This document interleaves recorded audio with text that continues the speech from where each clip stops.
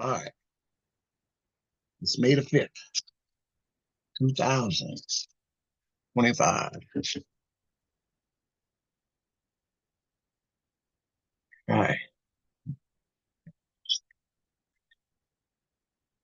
Real quick.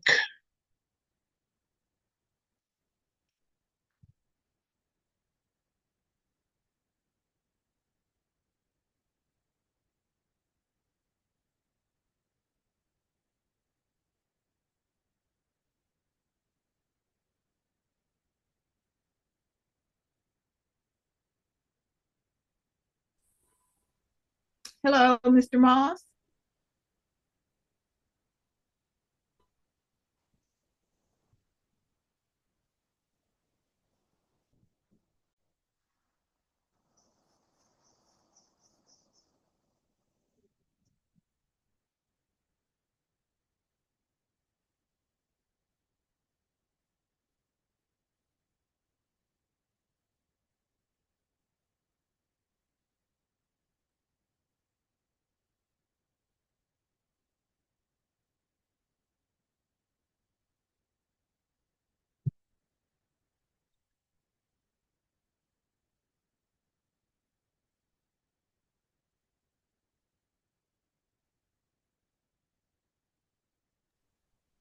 Hello. Oh, how are you? Okay, okay. Great, great. I'm from the Friday night group. Oh, that's so nice of you to come and Yeah, join us. yeah. I think you talked to us one other time, and I didn't get the particulars on it, but sounded interesting to me because I think your Mississippi is one of your focal places that you do ancestry. Yes, it is. As a matter of fact, when you really look at it, it's a lot of people, a lot of states. We just have to, we just have to, do our research in all of them. Right, right. But yeah, that's I live in Texas, but most of my family was from Mississippi or Alabama. So that's where I do most of my research. Yeah, well, I just got some of my family history and you go where it leads you. That's the bottom line. The That's true. records, and you just have to follow the path that they gave us. Some people think it's complicated, but like if you really focus and eliminate some of the distractions, you can find some of their path enough that where you can feel comfortable with. At least I do, or where they were, Yeah. Hmm. their history,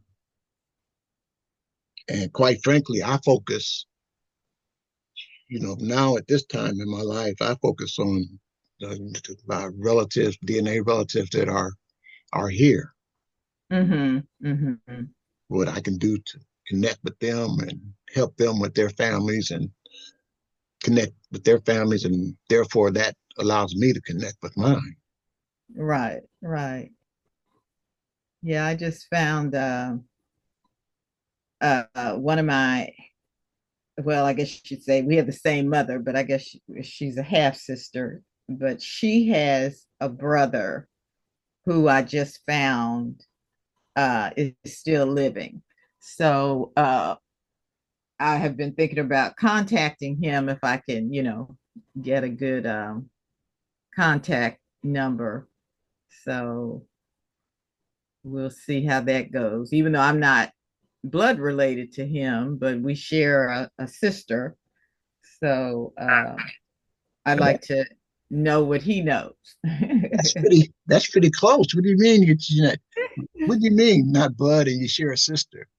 Well, as sisters, we had the same mother, not the same father, but he has the same father as my sister does. So, uh, yeah, different fathers, and he and I have different mothers. So How receptive has she been, Lillian? how what? How receptive to you reaching out to her? How receptive has she been? Oh no, it's to him that my sister passed away a long time ago. And I haven't I just happened to be looking through some stuff and about her, and then I had found another sister that she had, but she passed away. But then I found the brother. So I want to know if he knew her at all. And there's a pretty big gap in between us. So he may not have known her because I really didn't know her. Um, when she died, I was like 2 or something. So, Well, um, is he being receptive? well, Would you I say? haven't contacted him yet. I've got to get a phone number and see if I can get in touch with him. Can One you of the ways I've had a lot of success with getting in touch with families is through funeral homes. They've, of course, done a lot of work for the family. So I'll see if they can connect me with someone, or I'll leave my number with them and they could have someone call me. well, tell me about that. Uh, if not now, would you be able to give us a presentation on that at our meeting, of the process that you use? Because it sounds like it can produce some more information. Uh-huh. Well, it's just cut and dry like that. If you can find the information of the funeral home, which is usually on the death certificate, and you find that the funeral home is still in business, um, I've just had luck with just calling them and saying who I am and leave my number. And a lot of times they're just more than happy to give that information to a family member. So Well, it's see, it's now worked a couple of times for me. So now you've done it. You told us what the process was. That's pretty, uh-huh. that's clear, Yeah. because Yeah. we see that, um, on our death certificates, the funeral Mhm. homes, and even to the point find a grave, um, who the directors are. Right. So that's a great tool to use. Hmm. Thanks for sharing. Sure. Because part of my presentation, on one of the presentations, is going to be, we're going to discuss find a grave. Hmm. Hmm. That's in the same category. Yeah, that's a little harder because I haven't found my sister's grave. I have been there a long time ago when I was real young, but I have no idea really where it is in particular. But that was one of the reasons I wanted to get in touch with, this part of the family, is that they may know because it was on their property, and I have, I have no memory of where that was. So I'm hoping that they'll be able to, give me some information. Well, But that's yeah. the process. You are definitely doing the right thing by reaching out. Mm-hmm. That's that's one of the, that's how I built my family. What I didn't know, I I Mm-hmm. shared what I do know, and Right. reached out with my DNA relatives that I matched Mm-hmm. ancestry, and then we started building a relationship.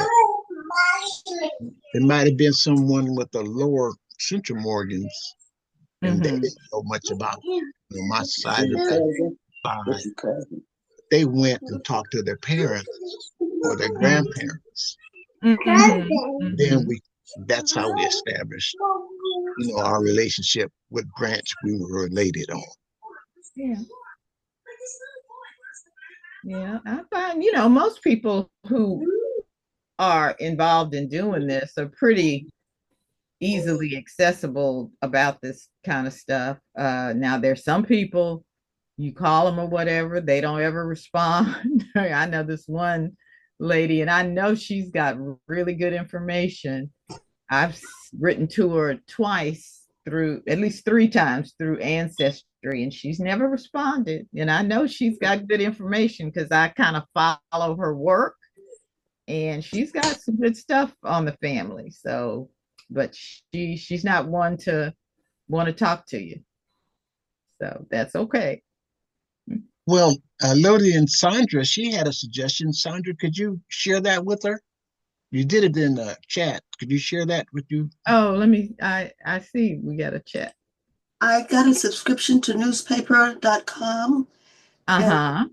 that helps me to find obituaries of family members.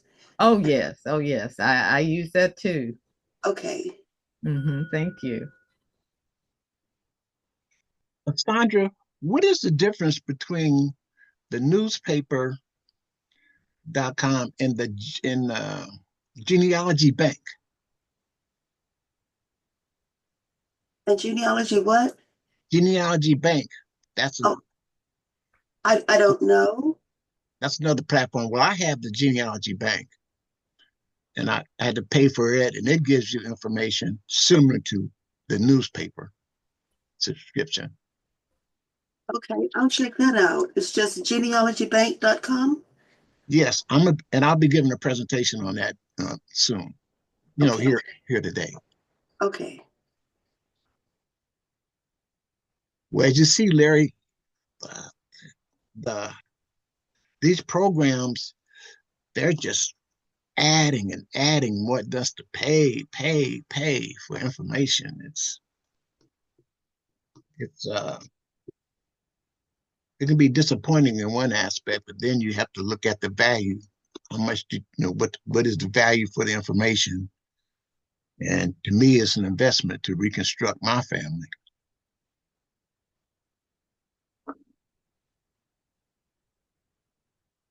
Yeah, it's pretty hefty. Sometimes, like right now, Ancestry is running a sale on its DNA kits for Mother's Day. So I think it's $39. Yes. That's what you have to do. You have to look for the deals, and they come around pretty often. Well, it's one thing to get the kit, but I'm just talking about the different platforms. Oh yeah, oh yeah. Well, they put those on sale too. Or if four people, if you have four people who want to go in with you on Ancestry, you can do that too.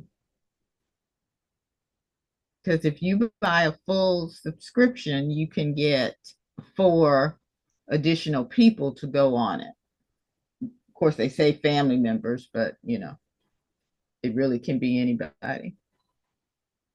How is that done? Like if I have a prescription subscription and I hmm have four people who are not, they don't have the subscription, how do I connect them? Is that Well, what you you're saying? you just add them to your account, Mm. and you make it, of course, you all have to make a deal with one another about paying if you want to, how you want to pay it. But usually they do it on a 6 month um, pace, or you can pay for the whole year. Or if I'm still, if I didn't want them to have to pay, but I wanted them to have the records. Oh yeah. Well, as long as their name's on it and they'll have their own account, you will have access to it. But they'll have their own account, and that'll give them their history. And let's say, because I had a group of friends and I had to take everybody off at one point. So I told them, I said, well, you're on your own, because I was paying for the whole thing. And I think one of them paid and got back on, because got her really into it, so she had to get back on. And but their work, whatever work they did on their own account, was still there, so they keep it for you. That's great. Thanks for Mm-hmm. sharing that. Mm-hmm.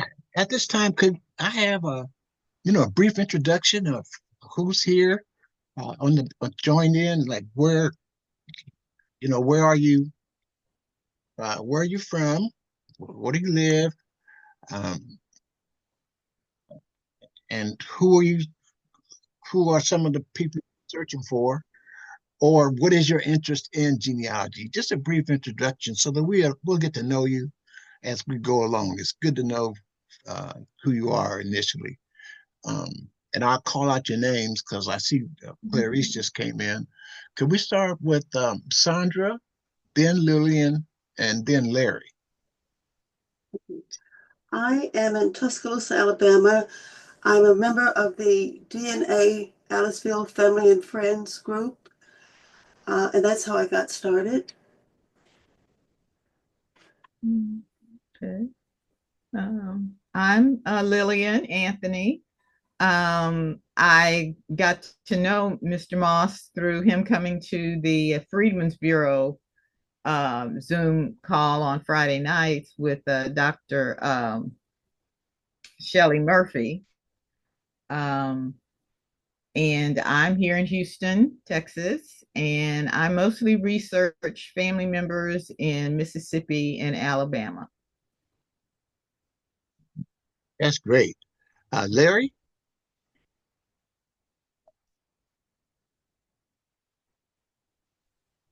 can you hear? Okay, I unmuted. Larry Trice, I'm out of Vegas. Um, what can I say? I've been doing this a while. Uh, really, I guess the most significant thing I found out about DNA is it don't lie, you know. I found out maybe 4 years ago, but I came to the conclusion that it was factual and that my father did not father me. And right now I'm on the path of, in fact, I sent a DNA kit out to who could possibly be my, I guess, half brother, you know. I mean, all of this is new to me. It's fascinating, you know. Turns out I know the guy. You know, when you hear the name, you don't pay nothing attention. And then when I saw his picture in high school yearbook, I'm like, damn, I know. You know, I left home when I was 17, for school. I went to school in Houston. And yes, my people and this new set of peoples that I is learning, uh, they're all out of Mississippi, you know, different parts of Mississippi. Uh, but anyway, hey, it's an ongoing process of learning, you know. And that's all I got to say. Well, Larry, thanks for following up. You asked for some information on the Freedmen's Bureau Friday, and I gave you that, and I saw that you participated. How did that help you? You pick up, okay, like yesterday, I was at a seminar at the LDS library in Vegas. You know, you pick up most of the stuff I knew, but there's certain aspects or tidbits of information. For example, I found out, hey, check the Freedmen's Bureau for 1867. The largest percentage of black males voted in that over 80% of black males voted. That was the first time that they were allowed to vote, you know, and you still had federal troops in the South. You know, I'm just saying, I just pick up information here, there, and everywhere. Hey, I wouldn't have found Grace Miller, and she's the one that helped me track this other family down if I didn't attend all these other groups. And yeah, really, they're all help groups. So that's it in a nutshell. Yeah, and you mentioned the is that the Latter-day Saints, that library? Yeah, yeah, yeah. Yeah, for those who aren't familiarized with it, that's one of um, the Latter-day Saints. They have family history museums across the country, and they're tied in with you with Family Search, they're with Ancestry, and they have a lot of records, and they help you with it. They help go in and they have counselors, DNA counselors, or research that help you with your family. So it is a tool that we use here in San Diego, and I've used it. It's very helpful. To build a rapport with the Latter Day Saints, and they have different family history libraries across the country. Thanks, Larry. Hello, Clarice. Clarice, and then Double R, and then Carolyn. A brief introduction, please, Clarice. Yes, my name is Clarice White, Clarice Collins White. I got introduced to this actually through the Latter Days, one of the seminars that they had maybe 8, 10 years ago. Then I had dropped it for a while on another platform. Reginald Double R, as we call him, Double R in the car, introduced me to this link with Jerry, and then through Jerry, he's got me linked up with some of my father's.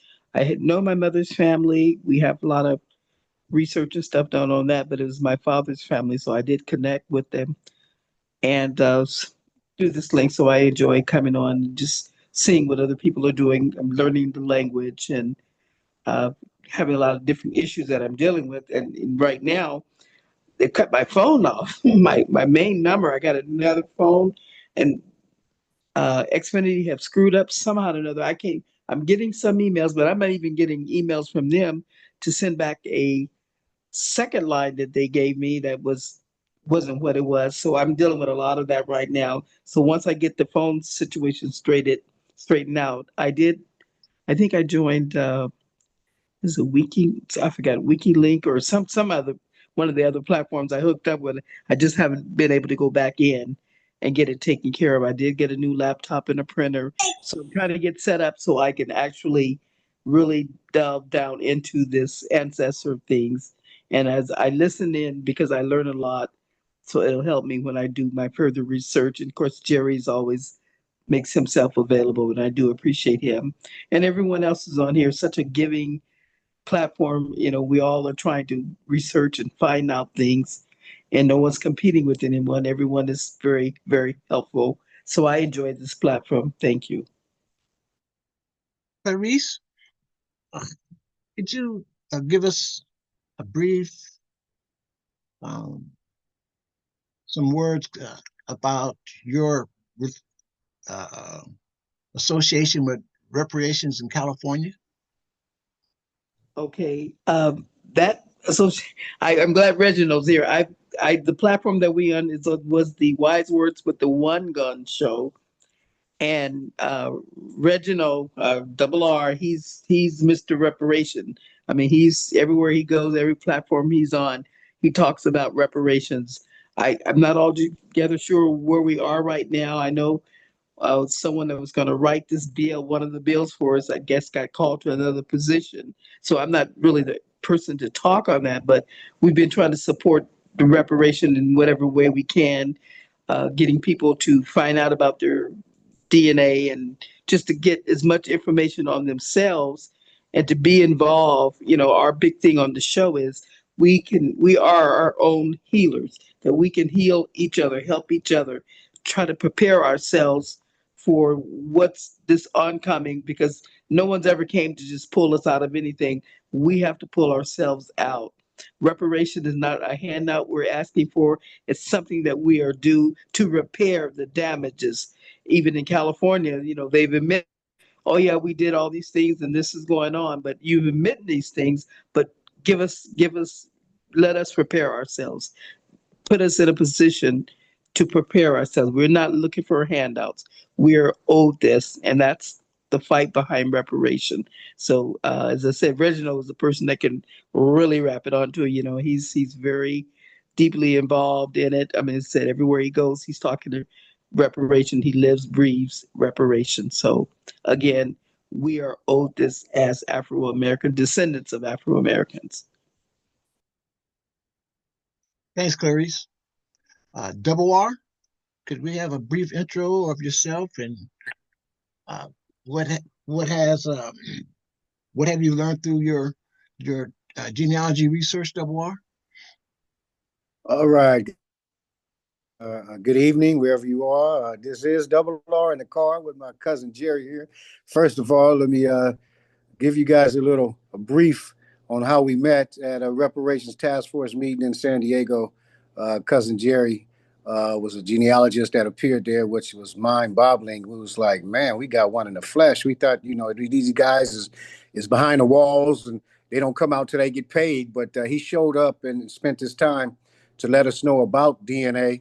And he had one test, and he asked us all who needed to test, and I raised my hand, and I was sitting to the left of him, and we still got this picture. He turned out to be my cousin, so we've been doing this genealogy thing together for quite some time now. I do the reparations part. I'm with CGAC Coalition for a Just and Ethical California. This is the #1 grassroots organization for reparations in California, and well, the #1 in the world, I guess, because we are starting this movement here in legislate. We are in the Capitol. Bills was there. August 31st got shut down. I'll fill you guys in a little later. But yeah, and I'd like to mention I appreciate the Freedman Fridays that we also be a part of, which is like from 4 o'clock, and I've been on there I think as late as 11:30 p.m. And you guys are just amazing. And this weekend I had a shop talk at my shop, Rare Essence Barber and Beauty Salon. And cousin Jerry came up, and I appreciate you and everybody still talking about you, my man. He passed out 7 tests for free, and we're looking forward for them to join us. But it is important for us not just to find out our relatives or anything, but to find out who we are as a people. You know, you got Nigerians, they're from Nigeria, Chinese from China, and but when I found out, the first thing I did was cry because I figured out who I was in my blood. We are a beautiful rainbow colored people. And I think that's what the world is going to end up to be. So nobody can call nobody nothing. And we all going to be one family. But 15 nations is in my blood. So, and I used to, talk bad about white folk, but I'm talking bad about myself. So I and Spanish people, I got that in me.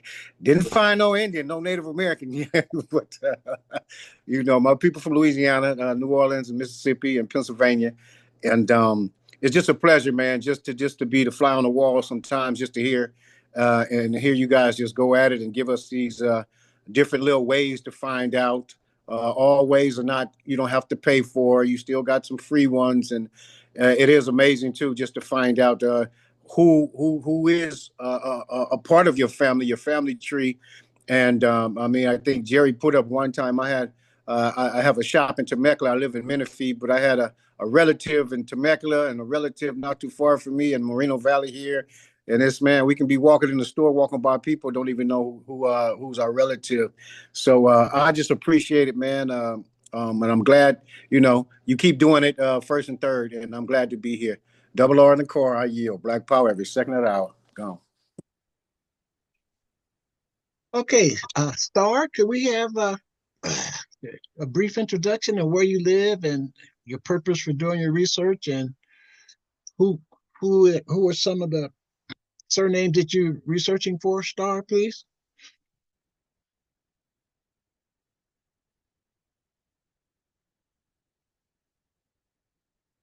I don't know if they got the message.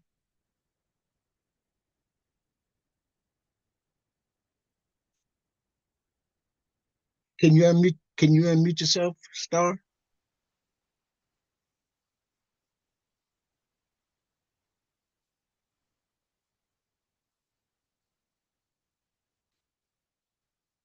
Can you hear me?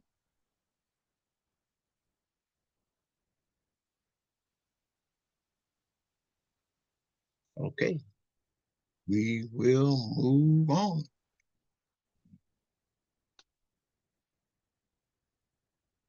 Does anybody have any questions? Oh, we have Carolyn. Carolyn, could you please, Carolyn, would you please give us a introduction of who you are and your um, your purpose and for uh, your interest in ancestry and what does it? Who are some of the people that you would like to find in your in your research? Well, greetings, everyone. I'm glad to be here today. Thank you, Jerry, so much just for being you. And I'm grateful to have met you. My name is Carolyn Essex. Johnson is my maiden name. So I am from the Johnson plantation, probably. And I would like to get more information beyond my grandparents. And my people are from Maryland mostly. Um, our family has stopped and started and stopped and started. We've run into a lot of barriers of certain people in our family that we didn't know if they were adopted or who exactly they were, especially my great grandmother, Ida Cohen. They said that she was a German Jew. So I would definitely want to figure out that puzzle. And so it's just like everyone else, it's a lot of puzzles, it's a lot of missing information. So I'm here to find out, where this is going to take me and hopefully I want it, of course, to go back as far as we can. I want to know who my people are. I know through DNA that we're Ghanaian, West African, Sub-Saharan West African people with European as well. A great like 30%. And so I would like to delve into that information as well. So that's why I'm here. And I'm excited to see what everyone else finds out about their family as well. It's very exciting. Yes, I met Carolyn last weekend at Double R's shop talk in Temecula. I drove up and gave a presentation on DNA and ancestry and how some of the tools that we use. And she was one of the persons who was really interested in finding her history through DNA. And so I did give her a kit. And since then, I've been able to activate her kit, and so now she's in the wings waiting for her results. And so she also has she's willing to give back to the community. She's interested in running for an office in the area in her local area. Could you tell us a little bit about that, please? I'm sure. So I live in Long Beach, and I've been in Long Beach now for 9 years. But I was born in Watts, California, and raised in Watts in the Inland Empire, San Bernardino, and went to school to private Christian schools as my mother was Seventh-day Adventist, and she was really invested in that religion. And so now that I am in Long Beach, to make a long story short, tomorrow's my birthday. I'll be 65 years old. And so I have been around, been around. And so I lived in Nevada. I ran for office there for state assembly, got my feet wet within the Obama campaign, was one of the first people in Nevada to campaign for Senator Obama, and really got involved in that campaign to the point where they called on me to introduce him at a rally at my daughter's high school. And then a week out from the election, they asked me to introduce his wife to my community in North Las Vegas. And that's something that I would never ever forget. And so that's how I got my feet wet in politics. So I ran for office there. I didn't come out of the primary there. I was running against a legacy candidate who her father was the first Black senator in Las Vegas in Clark County. And so it was a very rough race. Everyone thought I was going to win, but and so now that I'm back here in California, I am going to run again for state assembly. I am also a very close colleague with Double R. We met within the Coalition of Just and Equitable California, the coalition. We met through that, and I met him at the hearings that they had throughout California, attended many of those hearings. And I will say that the fight for reparations in California, we've never been closer. And I believe that we would have had a reparations bill if politics or politics, like Double R likes to say, didn't play a role in blocking us. But God has a plan. A seed has been planted, and now we are part of a political change team, Double R and I, that is endeavoring to change the landscape of what is going on in California. We have to have people who are going to be genuine and not get distracted by the system, to learn the system and make sure the system works for us, to make sure the system works for freedmen families. Because what I've been finding out is our representatives, they know where the money resides. They go through budgeting committees. They know exactly what they're working with. So what is happening is they're not prioritizing Black American freedmen families. And because of that, because we have discovered that, we have endeavored to run our own candidates from the coalition, because we know that these are the people that are going to fight for us and not switch up on us like the Black Caucus has in California. Very important.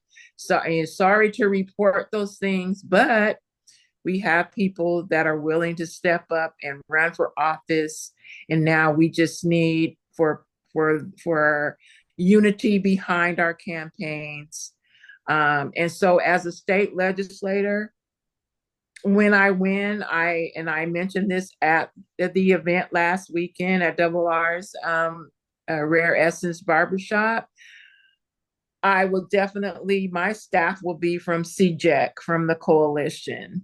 They have worked the hardest, and they have not given up on making sure that we have great policies that address the harms, policies with tangibles, policies that's going to give us real reparations, bold and transformative. So that is why I'm running for office. I hope that I win, because I cannot wait to get started. I cannot wait to speak truth to power when I am there. And I'm happy to bring my whole entire community with me. Now that I am part of Jerry Moss's group in the genealogy research, it is an outreach to more people. Everyone is going to be involved. We will not shut the door on anyone like it's happened to us just because we ask them to be bold and transformative and not give us weak bills. I don't know why that was a problem, but it became a problem because they are beholden to other people and not Black American freedmen families. Sorry to say, sad to say. But so I will be running for state assembly in my district of Long Beach, it's Long Beach, Signal Hill, Cerritos, Catalina, part of Carson, even Catalina Island. Yes. So that's 8069. Thank you so much. Thank you. We've learned a lot. And for those who live in other states and haven't, heard very much about the current status of reparations in California, you might not be in California, but I know you have relatives who are here, and they are going to be calling on you for some of the information that you have discovered about the family. So I see that my cohort Eddie Henderson just he stopped in. Eddie, we were just going through our introductions. Eddie has a meeting. He has his meetings there on the same platform. His are the second and the fourth Sundays in the same time, and mine are the first and the third Sundays. And what it is, we want to just keep helping people reconstruct their family, and as Malcolm X says by any means necessary. So my cousin Eddie, could you introduce yourself, please, where you live and what some of your um, some of the people you're researching, please?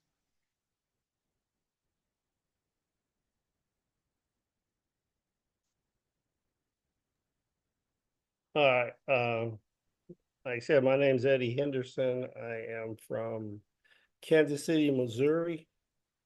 And I have, like Jerry, have meetings and I'm researching family members from East Texas.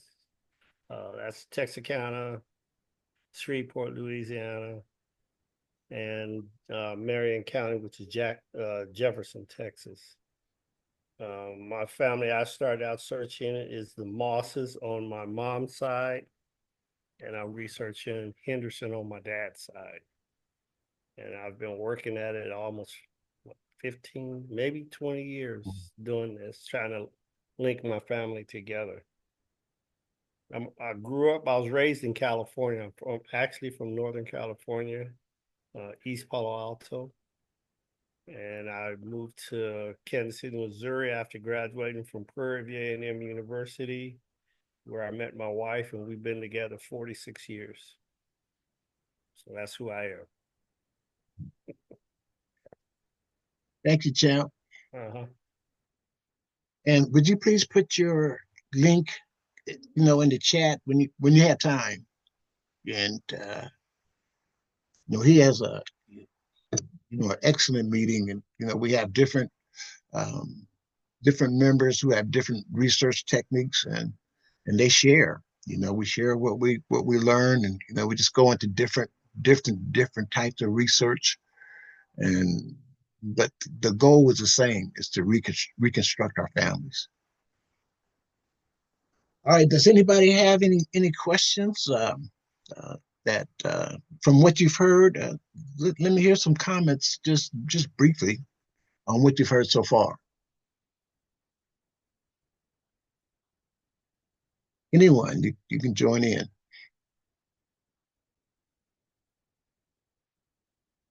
This isn't Freedom, it's Friday. Yeah, Double R has a question. Go ahead. Yeah, brother. I think that's brother Eddie. Yeah, I was I don't know if you got my email last time. I was looking to try and join one of your sessions on the opposite Sunday. So if you can, I don't know. I think I gave you my email, but I don't think I received anything. Are you? Okay, what was your email? Send it Or- to me again. Send it to me again, please. Okay, I'll put it in the chat. Thank you. Okay, all right. Okay. we're going to go to the agenda. And the first item on the agenda is find the grave. And I want to share some information on that. I'm going to share my screen.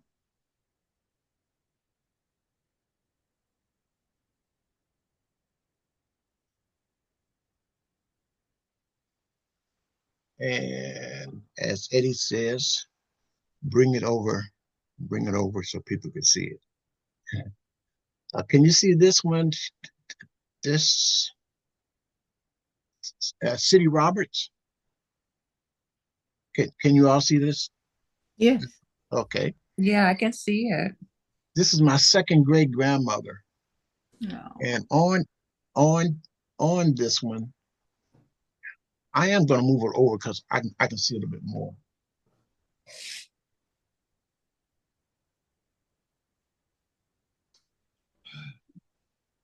Now, can you see more on the screen about her?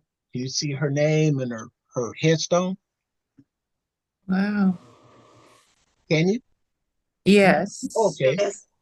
This is my second great grandmother, and on my father's side. And Find a Grave is a great tool to use. It's free, number one, and you sign up and you get an account, and you can start searching. You can search for memorials. This is her memorial. You can search cemeteries, some famous people, and once you get the information you from the person that you're searching for, you can add other people in to that account. And so this is my second great grandmother. I went up there about 3 years ago, and to Evergreen Cemetery, and it was quite an experience to go and visit her and her husband, which is my second great grandfather, Reuben Moss, because I have their story.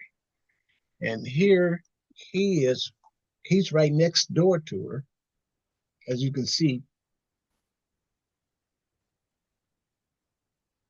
Can you see that marker? Both of them? Mm-hmm. Yeah, there they are. Yeah. They, Yeah. yeah, they've been refurbished, but Oh. they left Arkansas between 1910 and obviously 1918, because that's when they passed away in 1918, and they passed away 2 weeks apart. She passed away first. Can you believe that? Those are those are their markers. And also, if if if you are interested and you have information, um, and you are able to share and add information to these memorials, and that's what I did, because I I just, you see this, there's somebody, Don somebody is in charge of the memorial. But if I have more information, I can contact that person and tell them that I am more related to them and I have specific information, and then I can be, the manager of this memorial. But even so, I was able to add family members. And so these are the family members that I was able to add, these records. Josephine, Luther, and Samuel. Those are her children, which are my great uncles and aunt. And you can see I left flowers, and then uh, my dear friend Betty Cass, she helps me with with find a grave. That's one of her specialties, and she gave me some different tips on it. And so she's added a tree. So there's a lot of things that you can add and get from family on find a grave. And when you do that, you'll find relatives that you didn't know about. You'll find their history and the cemetery. And usually, when one of your relatives is in the cemetery, other ones are there. So then you search the cemetery for other relatives. And that's what happened here, for example. Um, Luther and Samuel are buried at this Evergreen Cemetery, and those are their sons. And like the mother and father passed away in 1918, and one of the sons passed away in 1951, Luther, and the other one, uh, my Frederick, 1956. And they're both in turn right next to each other. Their memorials are right next to each other in that cemetery. So I just wanted to share that with you. And they have different information on the side. You see, they have records, military records, but all this is from um, Find a Grave. So it's important to recognize and identify your family members and add to their memorials what you know, so that when somebody else does contacts or reaches out and does a search, there's some information they might not have, and then you'll have it. As a matter of fact, from from this memorial, I was able to find that there were relatives that were buried in San Diego by the name of Boykins. So now I have relatives that I didn't know here in San Diego that I can research and find them. So that's Find the Grave. That's what I want to share with you on that platform. Do you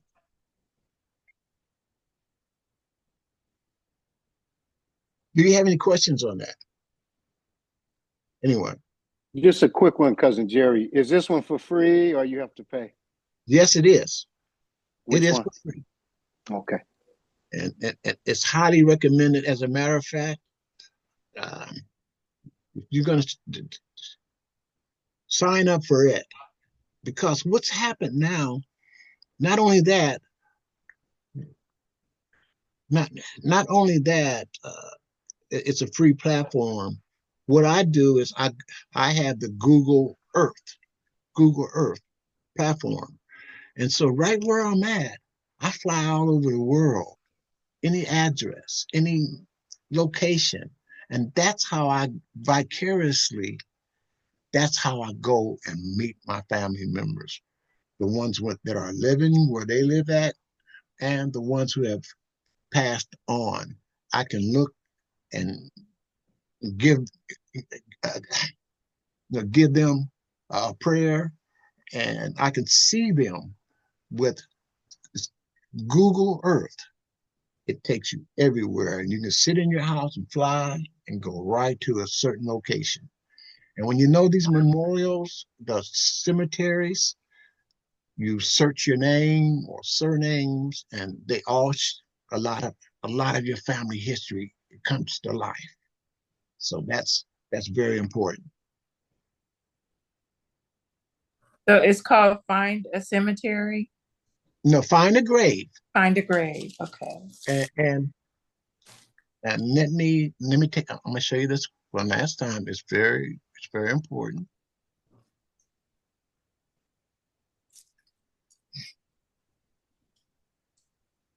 So do you see?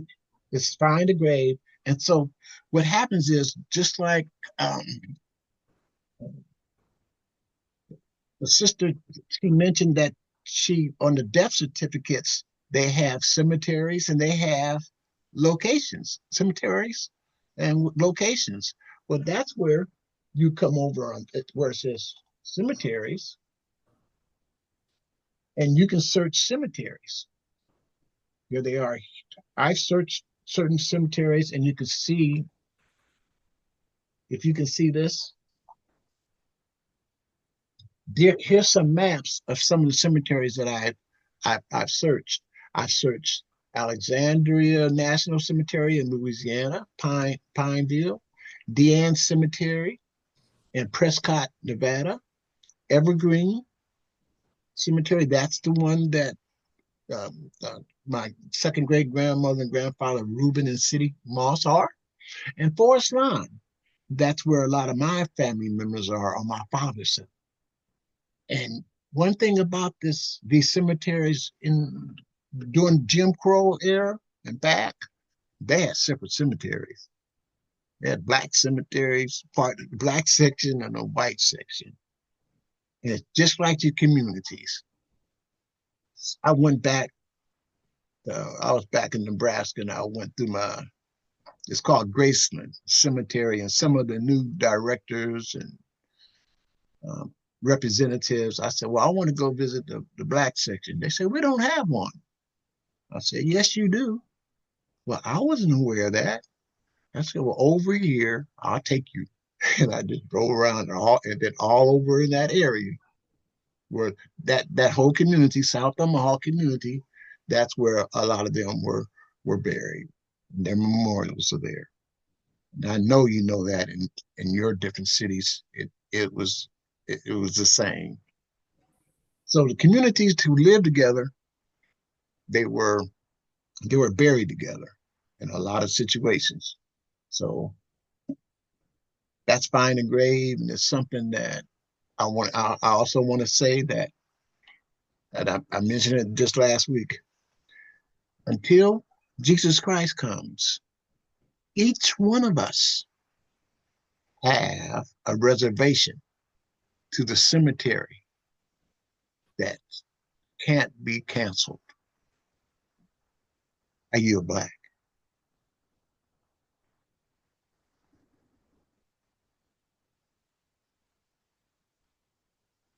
Okay. Any other questions on that? Find a grave? All right. Our next item is GEDmatch. That's another platform that we use. Go ahead, Eddie. Go ahead. I just want to add to what you was doing. You're talking about finding a grave. Finding a grave is a good tool, especially if for down in the South. If your family is from Mississippi or Georgia or somewhere like that, or Arkansas, if you have an idea where your family might be buried, it's good to do use find a grave, because if you got one family member in that cemetery, if you can do an actual search all over the cemetery.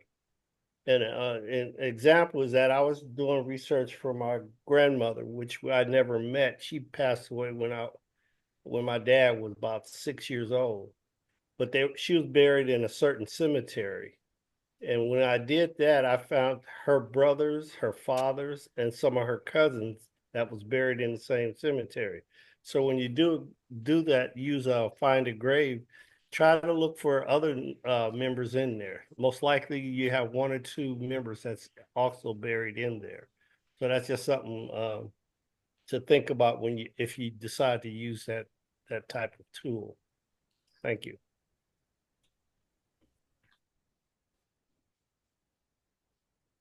Thank you. Go ahead, Delwar. Okay, yes, I've heard a lot about names being changed.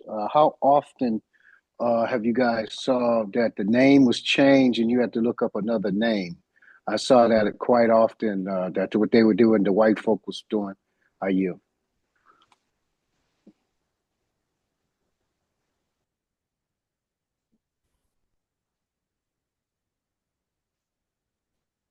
Are you going to answer that, Jerry?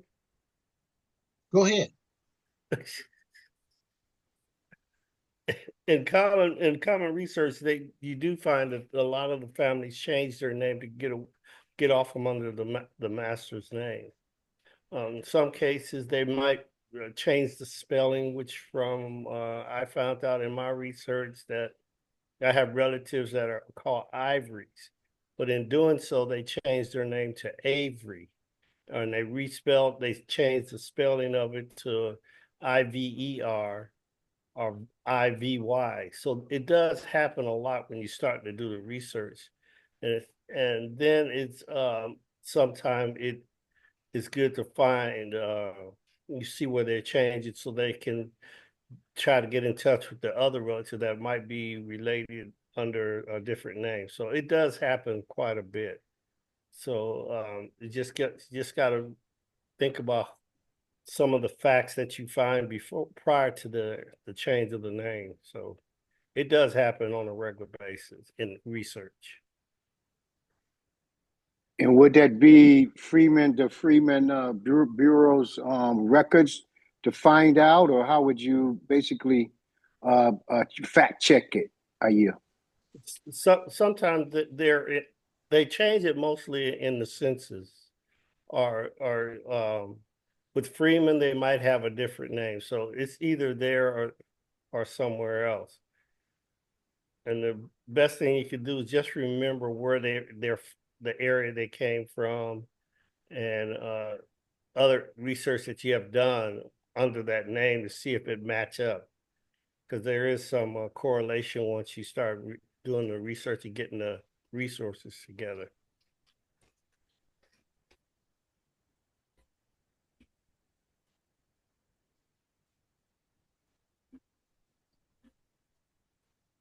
Did I answer it? Oh, yes, sir. Yes, sir. Thank you. Okay. Thank you. Thank you. Appreciate you. Yeah, yeah. I was just writing, brother. I was just writing. Sorry about that. Okay. What happened after the Civil War? The freedmen, they had a choice. They could change their name, their last name, or they can keep, the slaveholder's name and their last name. And based off of records, a lot of the freedmen kept the slaveholder's name so that they could find their family. They can find the ones that were sold off. They can find the ones who left, ran, and they could find the ones after they were freed, they moved, but they kept the name and the surname. And that's why we have these surnames. And we can use these records. The Freedmen's Bureau Friday, they have records. And then they started having the contracts. They had banks, they had land, but you had to have someone that had authority. And the person and the government agency that had the authority was the Army. The Army was in charge. It was in charge of the Freedmen's Bureau. And that's why we're having that same challenge here. We're in California with our reparations. We're patterning it off of some of the Freedmen's Bureau, but we have to have a authority, a government agency to where all this can be structured underneath. And that's where we're at in the legislature. The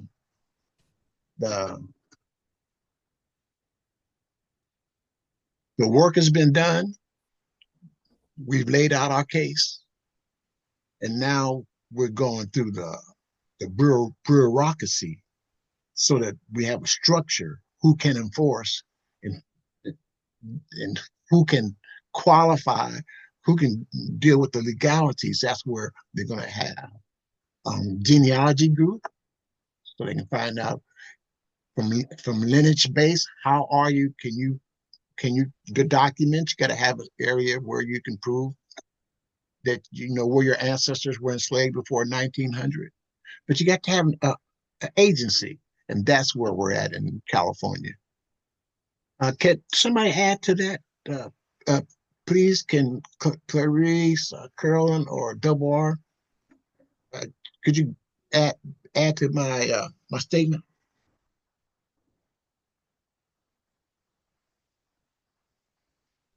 Yeah, you're absolutely correct, Jerry. You did say before the 1900s, if you had, that was a qualification if you had a ancestor who came from down south, which was a slave state. And two, what we did during the task force, we based it on lineage base. So that's why it has to be a descendant of slave. So I'm glad you mentioned that. And as far as living here for 6 months in California, that's another qualifications I yield.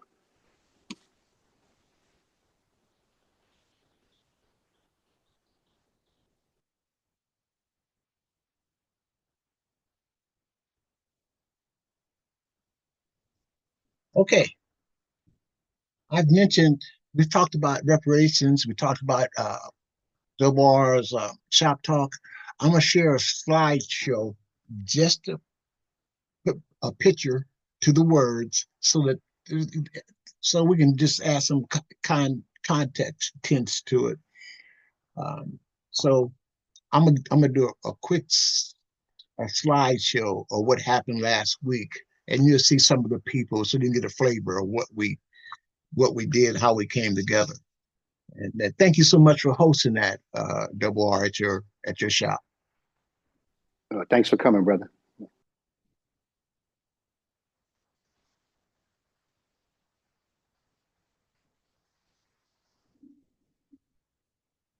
All right, I arrived up there. It was a 2 o'clock event, so I arrived up there, and that's can you see that that what says hair back there, hair and saloon? That's where Reggie's shop is. So here we go. Cube, C-Jet,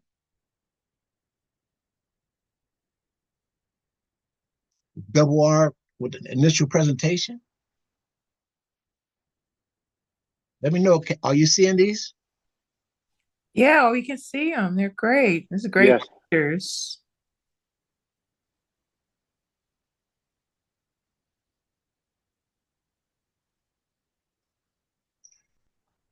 Here is another. She's one of the authors who helps with the documentation and the the writings for the different laws. And what's her name? Double R. Queen Raphael.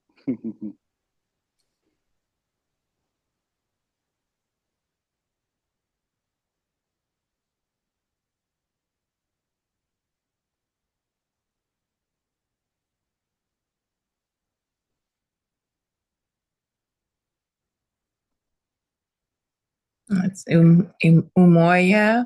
That's the videographer. A little history on him, please. Well, yeah, he's the ETM media. He's the one who's behind the camera all the time. He never spoke. This is his first time speaking, which was crazy. But he's always behind the camera. When you guys see the YouTube with ETM media broadcasted from Sacramento, he's behind that. I yield.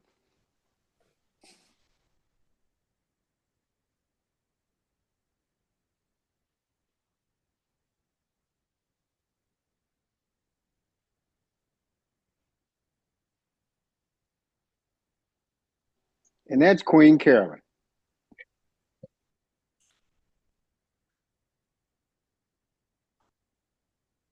So you want no princess?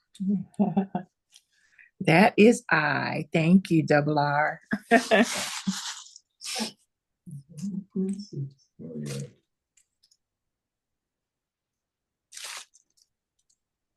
You can almost see her speaking, can't you? This is what she's telling us about, running for office. I think we were talking about some of the bills that we were supporting in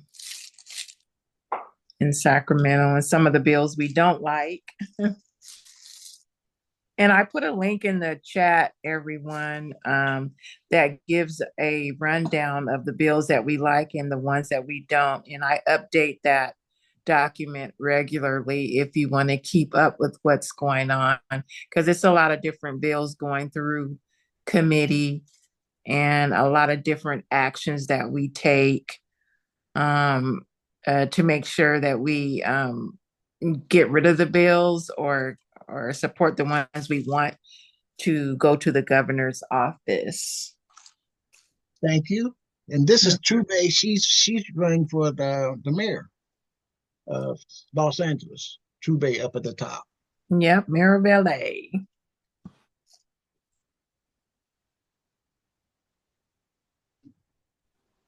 What was And I this? also add, oh, sorry about that. Go on, Jerry. Go ahead. I also added our website for CJEC. You guys can just go on there and you can look at all of the work we did, starting back with the AB 3121, the study, up to present. So that's the site, CJEC, Coalition for a Just and Equitable California. CJEC-official.org. Mm-hmm.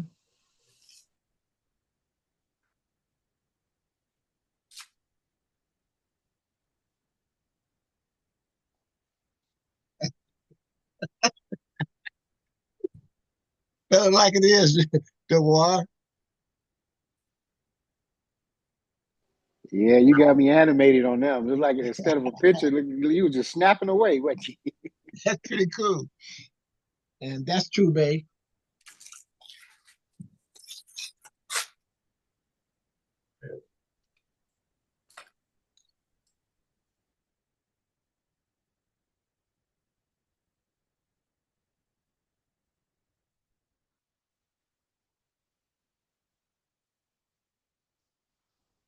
These are two of the people who I gave kits to. That's Tina and her husband Michael. Yeah, China and Michael Long. Uh-huh.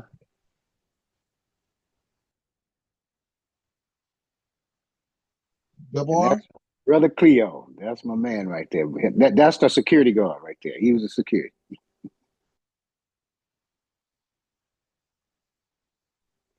And that's Levon's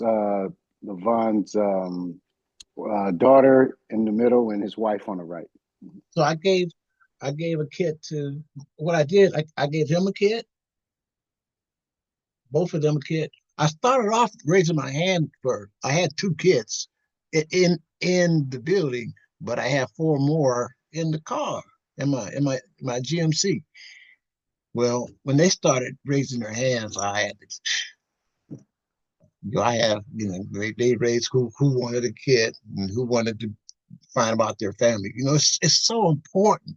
It's like a transfusion of finding your families and to hold on to it. I don't know what's going to happen to me one day to the next. It's better to give it away, let it grow. I'm a farmer from Nebraska. If I'm not planting, I'm not a farmer. And very much appreciated, King. Appreciate you.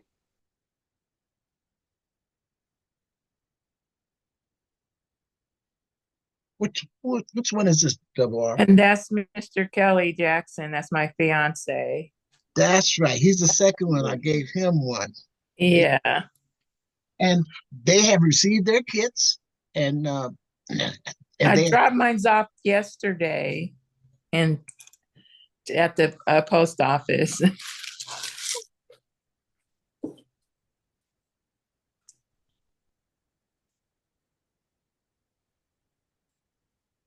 who is this? Is this who's this one? This is the brother. He's with Media too. I can't remember his name. He live streams. G. Okay. Gary, I think. I think it's Gary. Yeah, and that's Uncle Joe. That's Raphael's husband. He took a group picture of us. Mm-hmm. And that's Dr. Truth Bay and Raphael Plunkett and myself. Umoya is doing a documentary on the fight for reparations in California. So he was doing some interviews that day too for the documentary. This gentleman? Not him, the other one that was speaking earlier. I know what you're talking about, yeah. Uh-huh, yes. Yeah. Yeah, they allowed me to get in the picture and Oh, get yeah.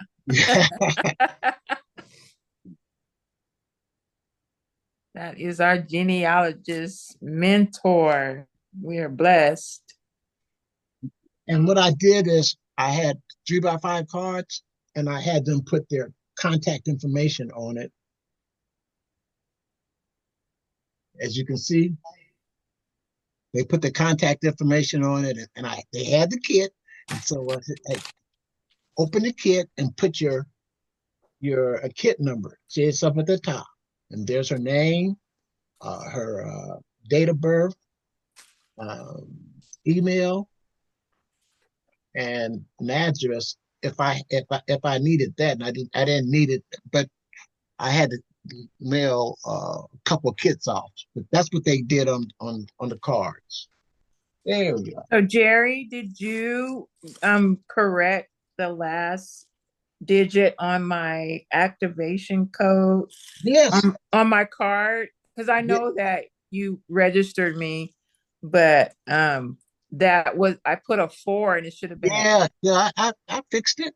okay. Or else I couldn't, or else I wasn't able to register it. Okay, because I just said, yeah, I just didn't want that card to still have the 4 on it when it should have had an 8. No, I changed it.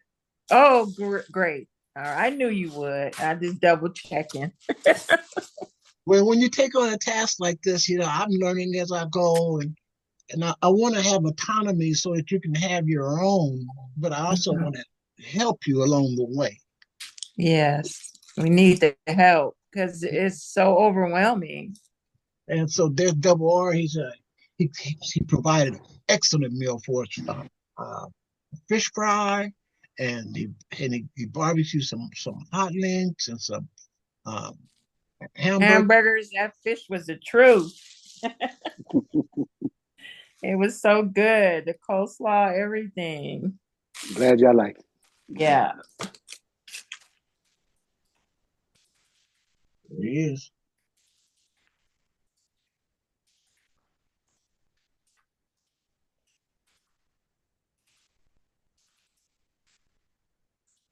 Peace, brother. They're great pictures, like a family reunion.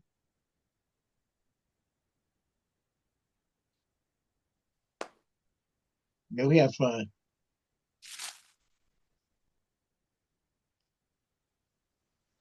And these are the chefs. Great guys who help Double R right there. What's his name? Double R? That's brother Levon right there. Levon. And the trend?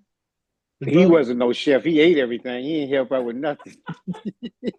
I told him, don't get the picture. You're not a chef. That's LJ.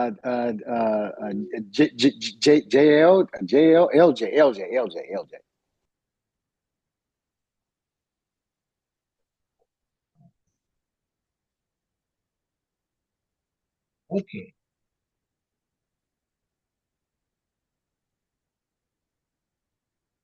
I just wanted to share those pictures with you because you see the people here, and so I just wanted to put a face to the to the name, and this is what we do. We help each other. We go. I went where they were, and they've been down here, and it's when you build a relationship, when you build your family, you can't sit on your ass. You got to get busy. You got to reach out. You got to go get it. It ain't coming to you. Okay. Any questions on the jet match? Anyone else? I mean, not on jet match, on you know what we did with the shop talk with Double R. Thanks for hosting that again, Double R. You're welcome, King. All right, so um, we got JoJo just joined in. I'm gonna keep moving here. Good day, Jerry. John is on his way in. It's Joanne from the Aliceville group. Let me change my name. Oh, that's great. Yeah. So, who's coming with you? Who else is coming? John Sterling. He's getting ready to log in. Oh, that's cool. Cool, You Ola. know the Thursday meetings? Oh yeah, I'm cool with you. Come on in. Now, where you at? In California? San Diego, HOE. Oh, You see them? You oh, see them palm trees? yeah. I got a bunch of cousins out there. They're gonna need you. They're gonna be knocking your door down when it comes to getting the information about reparations. Yeah, I got a bunch of first cousins out there, and they got kids, and they got kids, and they got kids. A couple of Who, generations I got out there. who doesn't have relatives out here? Yeah, the last time I was out there was a while ago, like 2008. So it's been a while. Well, we really, enjoy your meetings with John. I enjoy listening to him and his different techniques. Yeah. He might get on here. We might let him give us a little presentation. Okay, Joanne, would you tell me? Could you give us a brief introduction about you, where you live, and Okay. what you were So, researching, so the people but, here can be oh, updated? okay. Yeah. So, hi, everyone. Good evening. I'm from New York. Um, I Can't started researching. can't we tell? You can hear the accent? Yeah. Yeah. So I'm from New York. I started researching. Actually, I started back in 2012 when I logged into Ancestry, and I'm like, oh my God, there's a lot of information in here. I need help. Like, I didn't know what to do, I didn't know where to go. And so I just stopped. So, about, I don't know, 8 years went by, and something said, get back in there. And I got back in there and never stopped. Here comes John, and you've never stopped, huh? Yeah, right. So actually, it's been about 5 years straight now. So, you know, it's different levels that everyone is on. It takes time. You got to take time. It's commitment and just get in there and do it. And so, where are you living at now?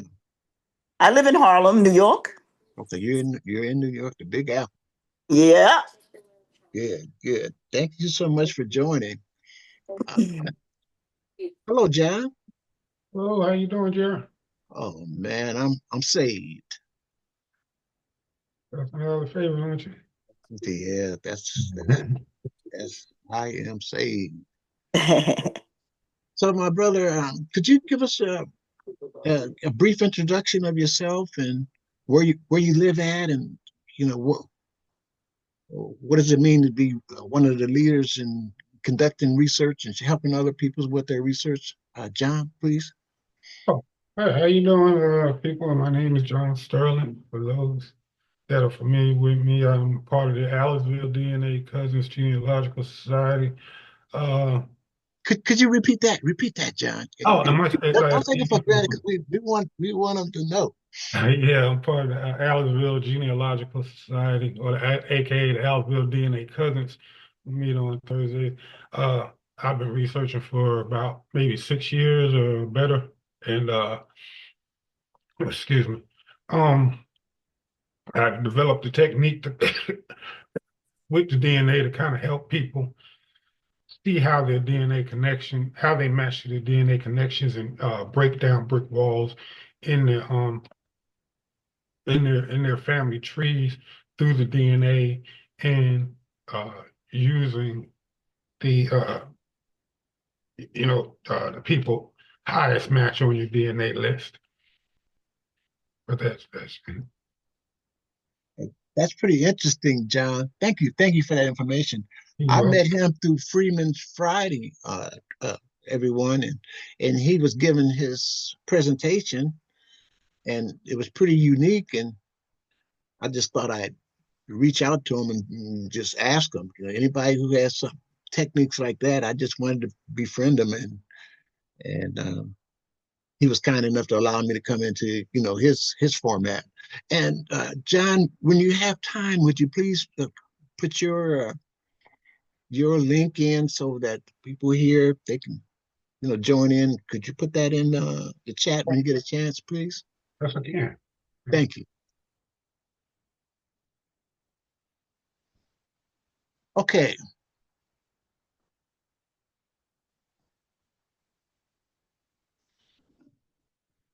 This part of the agenda is this is GEDmatch. We're going to discuss GEDmatch briefly.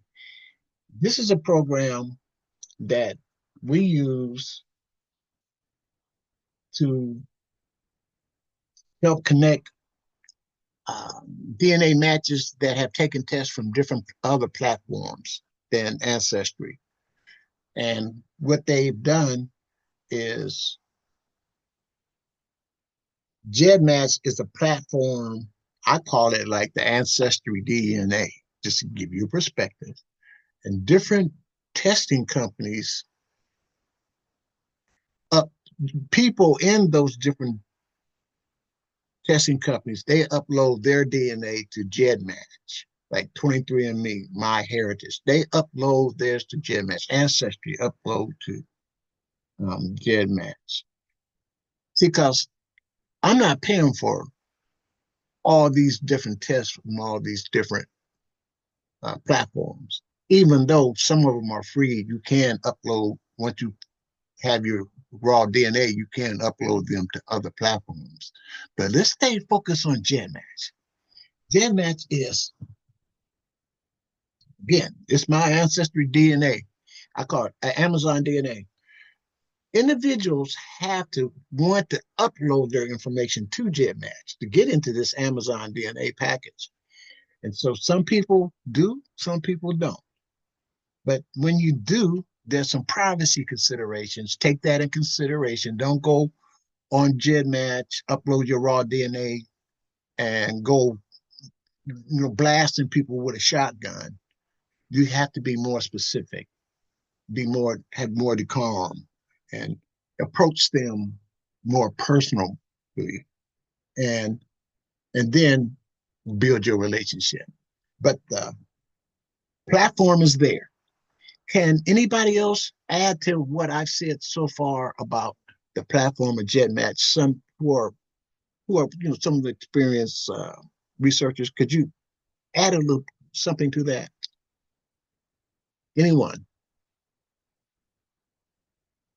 who has a GEDmatch, can you expound on what I've just mentioned? Yeah, if you give me a minute, I can come in.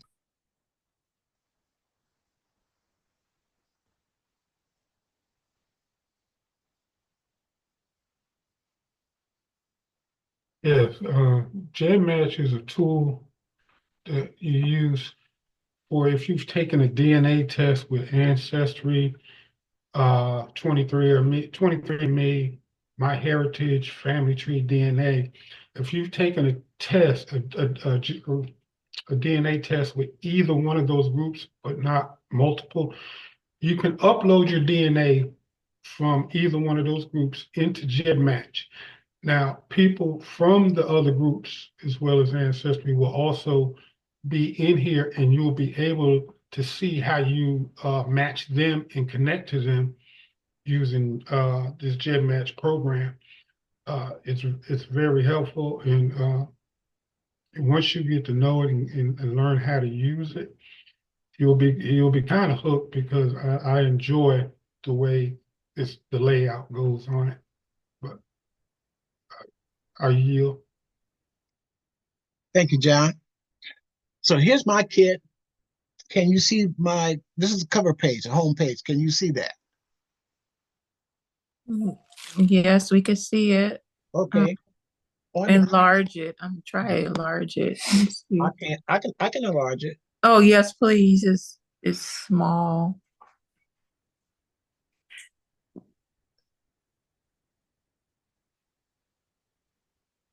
GEDmatch.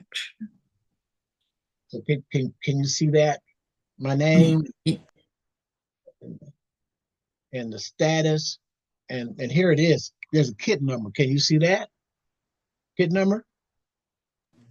Yep, I see that. Okay, that is my kit number. And when you upload your raw data, that's your raw DNA from Ancestry, you get a kit number.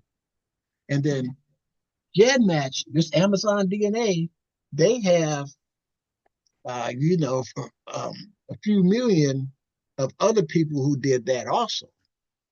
And then what they do is they compare your kit to their kit. And then you can find different relatives from other platforms. So that's one of the advantages of having it. But it also goes into a lot more research tools. We have a genealogy group, a study in GEDmatch, like Moss Genealogy Research Group. We have a study that's in GEDmatch, and there's other people who are they're comparing different families from the historical families, and they're collaborating. But just stick to the basics.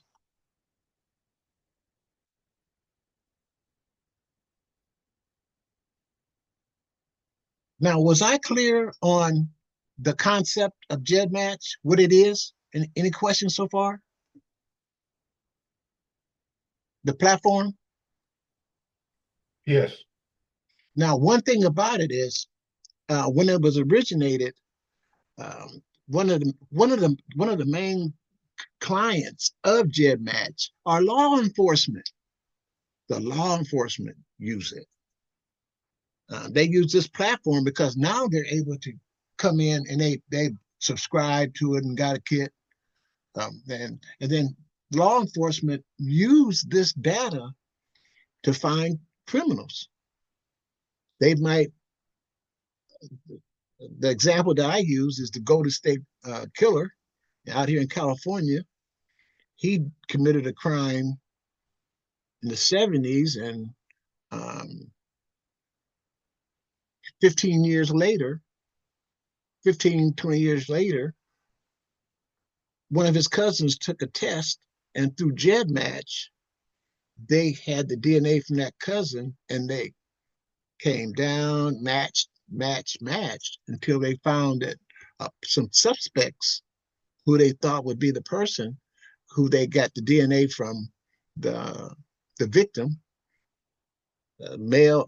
They got the male and the female DNA, and what they did is they waited till this guy went to a coffee shop, came out after he was through with his coffee. He threw his cup in the trash, and so the detectives got that cup and they did an analysis on it, and that DNA matched, and that's how they found the Golden State Killer.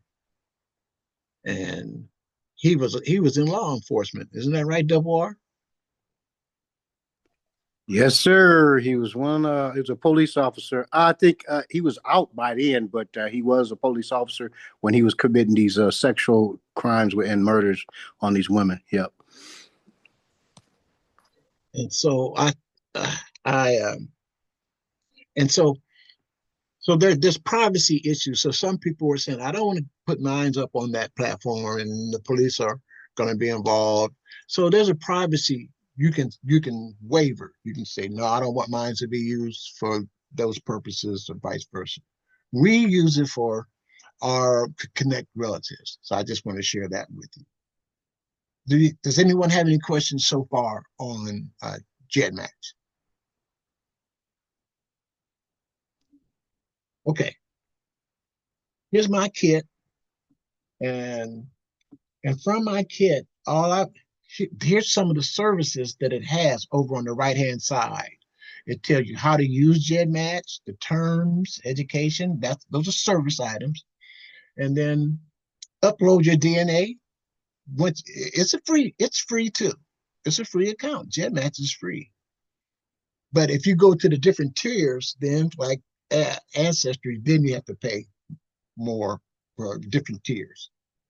So this is how you upload. You can upload 23andMe, FTDNA, Ancestry, and most others. You upload, and this is the tool that you use to upload your DNA.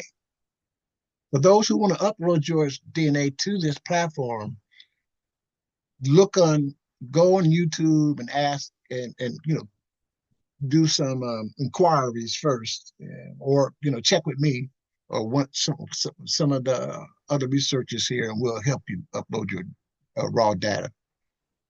So once you do that, these are free tools. One-to-many version, one-to-many, and you can compare two people who match 1 or 2 kits. See that?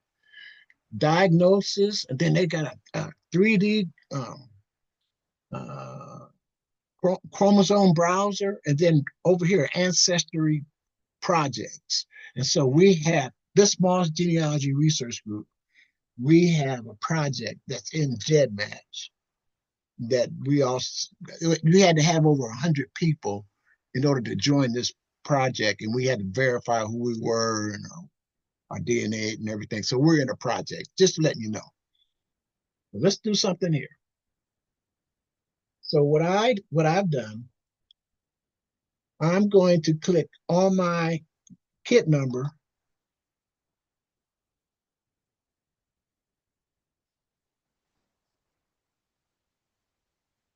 Let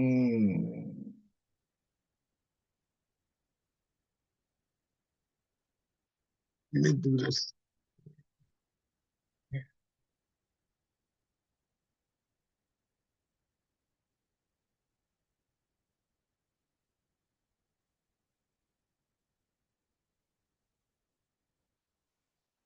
Okay, so let's see where we're at. Okay, so I'm going to do the one-to-many right here. So I'll click on the one-to-many. And can you see this here, GEDmatch one-to-many? Can y'all see that? If not, let me redo it. Yes. You can see that one-to-many? Yes, I can see it. Okay. One-to-many. So what happens is my kit number is going to match this database of all these matched DNAs in this DNA Amazon warehouse of DNA. And then they're going to give me the names of who matches me and how close they match me, based off the centromorgans. And that's like a measuring, just like a tape measure. Each one of us have 7,000 measurements of DNA, and our children have half, and our grandkids have half of that. My children who taking a test, they have like 3,500 in that area, and my grandkids 1,700. They have half. And this is how you can identify relatives, by how many centromorgans, how close they are to you. That's what it's called, centromorgans. It's measurements of DNA. So let's see who comes up when I do my match here. My kit number, there it is already, Jerry Moss Sr. And then I can, centromorgan size, it's defaulted at 7. I can make it lower. And Ancestry, they only go down to 8 centromorgans of people who match you now. It used to be lower. Can somebody comment on why Ancestry made the centromorgans cut off at 8 centromorgans? Who knows that answer? Can anybody comment on that? Ancestry, how they cut the centromorgans off. You can't find anybody related to you under 8 centromorgans. Well, you can. Why Ancestry cut it off? Because they were saying that, from my understanding, that anything under that 7 could be like a false, match, false DNA match. But for us, we need that 6 and 7. For Black people, I noticed that a lot of my 6 and 7s that were cut off are matching other people in my family at higher levels, and I know the direction that they're coming out of. So yeah, but Ancestry cut it off because they were saying anything under that 7 would be false in there. Plus I think they were saying that their database might not have been able to handle it. And I yield.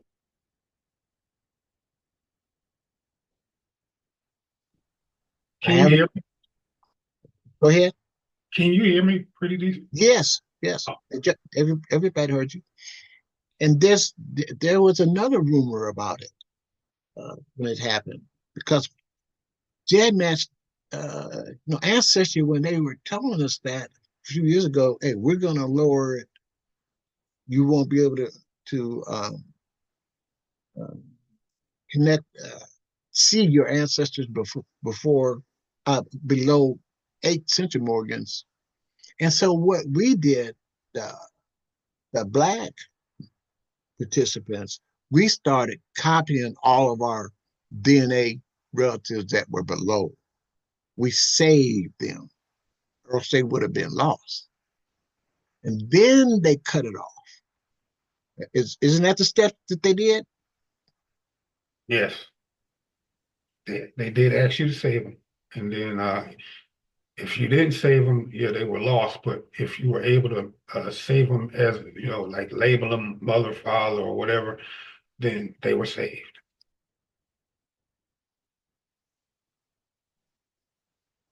Now, I'm not into gossip. You get a whole lot of speculation, but um, one of the other alleged reasons was that there were there were starting to become a lot of matches with white people. They started matching Black people at 7, 8, and under centimorgans, and the folks complained, and they wanted them to take it off, cut in order to see this is a business. Ancestry is a business. In order to keep all their people happy, and I believe this is during the pandemic. Even they agreed, and they stopped it at 8. Oh, I never heard that. Oh yeah. I never heard that. But to the contrary, I haven't, like the people that let me see their DNA fully. I can give me 1 second. I got my grandson just walked in. But yeah, you're still gonna match white people on your DNA, even above, 8 and above. So I don't see why they would have done that anyway. Because You match a whole lot more. yeah, because like I said, everybody that let me see their DNA or let me have access to their DNA, every Black person has white matches, and a bunch of them at that. So I don't know, why they would have done that, but I beg to differ. I'll yield again. All right. So I'm going to show you my results. You submit it, and it's going through all those Amazon. It's going through all those records, and it's coming up with matches for me. Let's see where they are. It's calculating them, and here they are. I'm going to make this the first. Can you see my screen here? The first one is they give you the kid number, the name of the person, their email address. Now see, now you're getting results. You see, we've done all this, uploaded all of our information. Now these are the people who are matching you from these different kits that you didn't have to pay for, but they're out there. See, you got a lot of relatives that are out there in this big ocean that you don't know about, that you're a DNA match to. Remember that. And so the first one here is young Moss. That's my grandson. His name is Delon Moss, and that's him. And I did upload his kit to GEDmatch. So that's why I know that's him. And so as you go through, look how many centromorgans it is. It says that he's a male. He's 1,900 centromorgans. Remember, I'm 7,000. My kids are 35, and my grandkids are 17, 18, and that's where he's at. This is my daughter's son. So he's 1,900 centromorgans, and they have the segments, 146. So he's in now. And then over here, look at this. We're a match, but now it says where the source is. Look at this. Ancestry. I gave them mine from Ancestry. Somebody else, just, you know, My Heritage and Family Tree Maker, 23andMe. You see those different test kits? So that's what I'm telling you. And they match you from the top centromorgans. Remember, the ones who have the highest number, and I showed you the tape measure, those are the closest relatives to you, and they have these centromorgans. And we use these centromorgans, these DNA measurements, to identify who's a half brother, who's a brother, who's a aunt, who's a first cousin. You just can't say I'm a cousin, and your DNA doesn't match what your DNA, the number of centromorgans to be a cousin. You see, so that's why DNA, we use that as a tool to verify, and just like Dr. Shelley says, and some of the other genealogists, you have to have records. You have to have written records. You just can't go on one source. You have to verify all your work. So that takes work and effort. So always have something that you can have in your hand to verify it. But that's an example of GEDmatch. That's an overview. I'll show you one more. This is one of the things that we use to find somebody from another. I'm gonna compare my kit with somebody else's kit. Is somebody else on this platform? Do you have a DNA kit that you want to share with me? The kit number, and we're gonna compare two kits and see who we're related to. Can somebody give me a kit number who wants to share the kit number? Would you like me to put mine in the chat or? Yes, please. Okay, let me see. You already got mine, Jerry.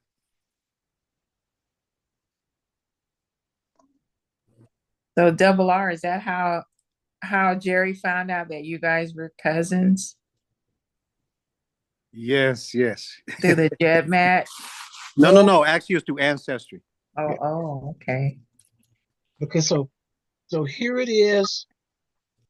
People who match both kits. So I'm gonna pick this one, and here it comes. People who match two kits, and my kit number goes in there, and I'm gonna look for John's real quick. Put it in the chat to you. Okay. Let me see that, John. Okay.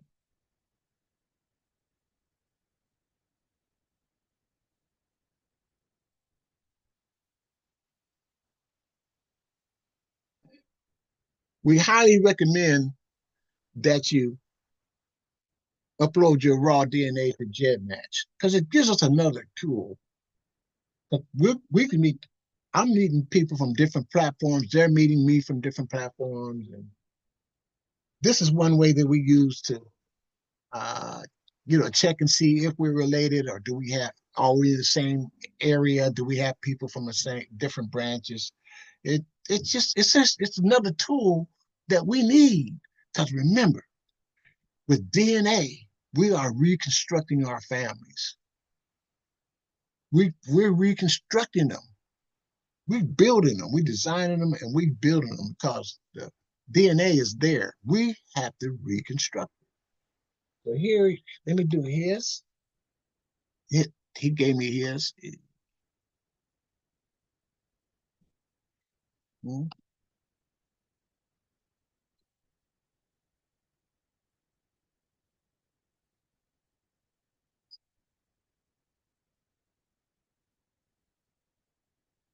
So this is his kit number and my kit number. Now we want to see if there's anybody else who's taking this test that we know that he's related to and I'm related to. And we're stopping it at 10 centimorgans right here. And I can lower it. And a lot of people lower that centimorgans down. And on GenMatch, you can lower it down to 3. But you can't do that on Ancestry. So that's one of the reasons why we use this. Now let's get the results. Here we go.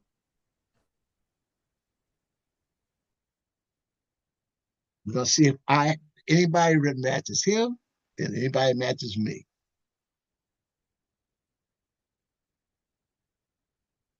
There they are.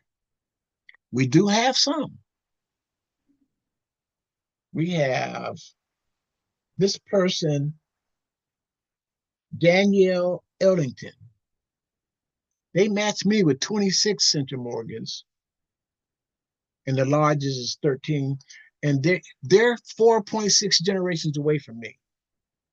Now, that person matches John also 12. See this line right here, you can see the line between the two right there. That's the line. So on the right side is John's, and on the left side is mine. So there's 4 people, and that person is 5.1 generations away from him. So that's one person, and they give the email at the email of that person. So this person does match John, and that person matches me. And then so what we have to figure out is, do I know any of those people, and does he know any of those people? And then he can say, oh, that's in that branch of my family, or that's in another branch of my family. And what I see here, I don't know any of these people right now. I don't know them. Do you, John? Yes, Miss Ty Pickens, she's a member of our group. She's out of Tuscaloosa, Alabama. And I, I tried to mention that to her. I haven't heard back from her in a while, but her, you and me, we're not that, we're about 4.8 generations away. We'd probably be like a third or fourth great grandparent, but we're not that far because of the amount of DNA that we share. But yeah, I do know her. Well, and here she is, this Caroline Pickens, here she is. She matches me 18 centimorgans and 4.8 away, but she matches John 24 centimorgans more, and she's 4.6 generations away. And then that's her name. And what side of the family is she on for you, John? She's on my mother's side. She's on my maternal. Well, see,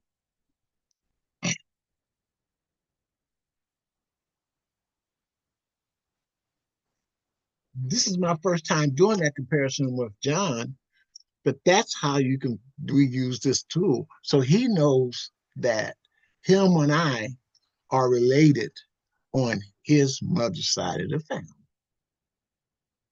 And so we have to work together and with these different names. And those are some pretty good numbers, aren't they, John?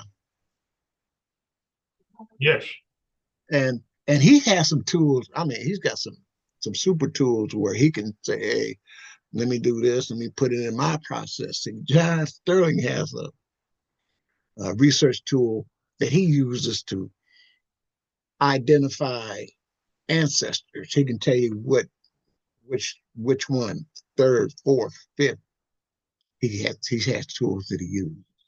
So that is ancestry. I mean, that's GEDmatch, and I just wanted to share that with everyone.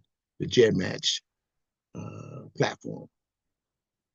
Does anyone have any questions? I have a question. This is Carolyn.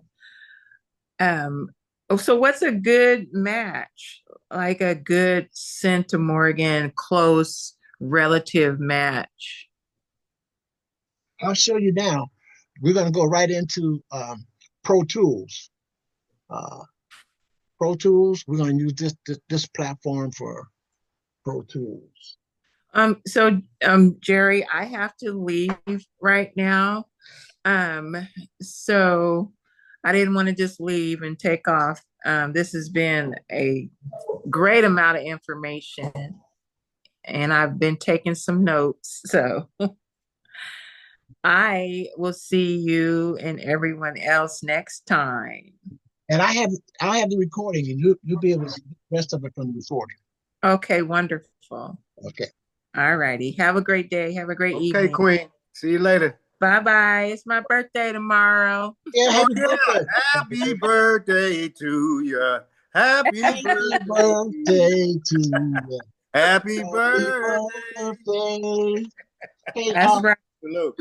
Carolyn, Bye-bye. Carolyn, wait a minute. Carolyn, just for a second. Yes. You still here?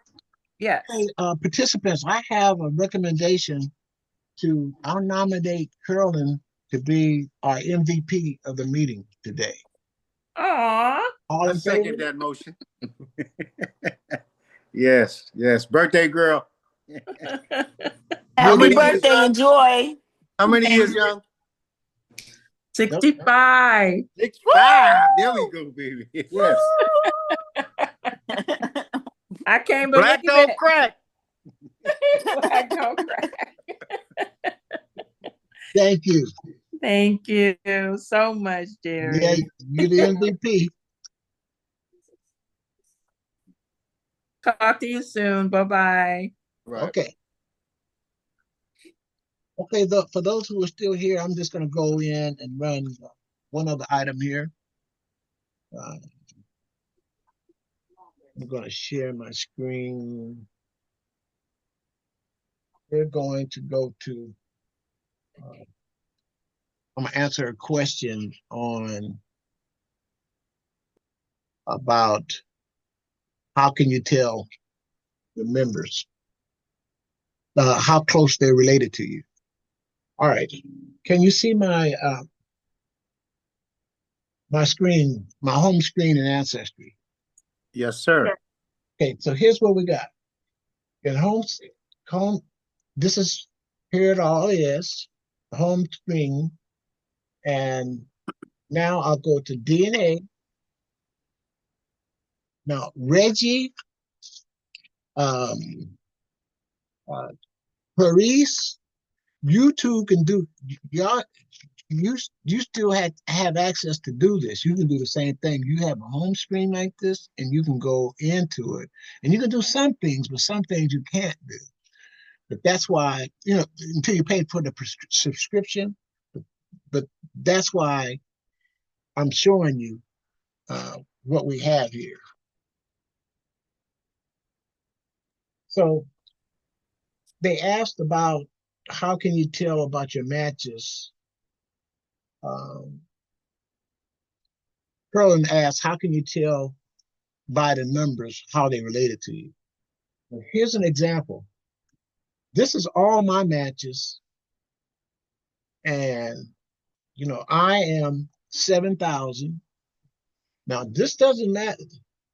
And they match me half. So here it is. Here's my son, Jerry Jr. He's at 34. Here's my other son, 34. And this is my daughter, Bridget, 34.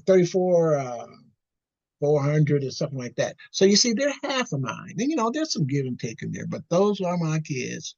And that's how they match. Now, Bridget is my daughter, and I told you about the young Delon. Okay, then next one is my brother Gail. My brother, he's 2600. He matches me 2600. That's my full-blooded brother. We had both had the same mother and father. Now, my half brother, we have different fathers. Here he is, Al. He matches me 1300. 1300. That's my we have different mothers. So and it says that's my half brother. So this program is giving you these are some of the answers. And what I've done, get as many people in your family tested. It's many. And do your best to get some of the older people's tests. Like your older relatives, get their tests, get them tested if they allow you to do it. Some don't. Some of the older uncles or older brothers and sisters, they said, no, I don't want, I'm good. I don't want to have that. So get in as many people as tested. So when I saw the value of getting tested, I reached out to my family and asked them. And I got a few raised eyebrows and the rest, but I was positively persuasive. And they eventually, some of them, I had, some of them, I had to do a little bit more persuasion, but they gave me permission to do their kits. And so that's why I have my family I have, and my brothers and uncles and nieces, not my brothers, because they were a little bit more. I got one of my brothers in there, but I got some of the kids. So if you get the kid, get the kid. If you don't get the brother, get the niece. And it's all falls in line. So here they are. And Dale is my brother, 29, 20,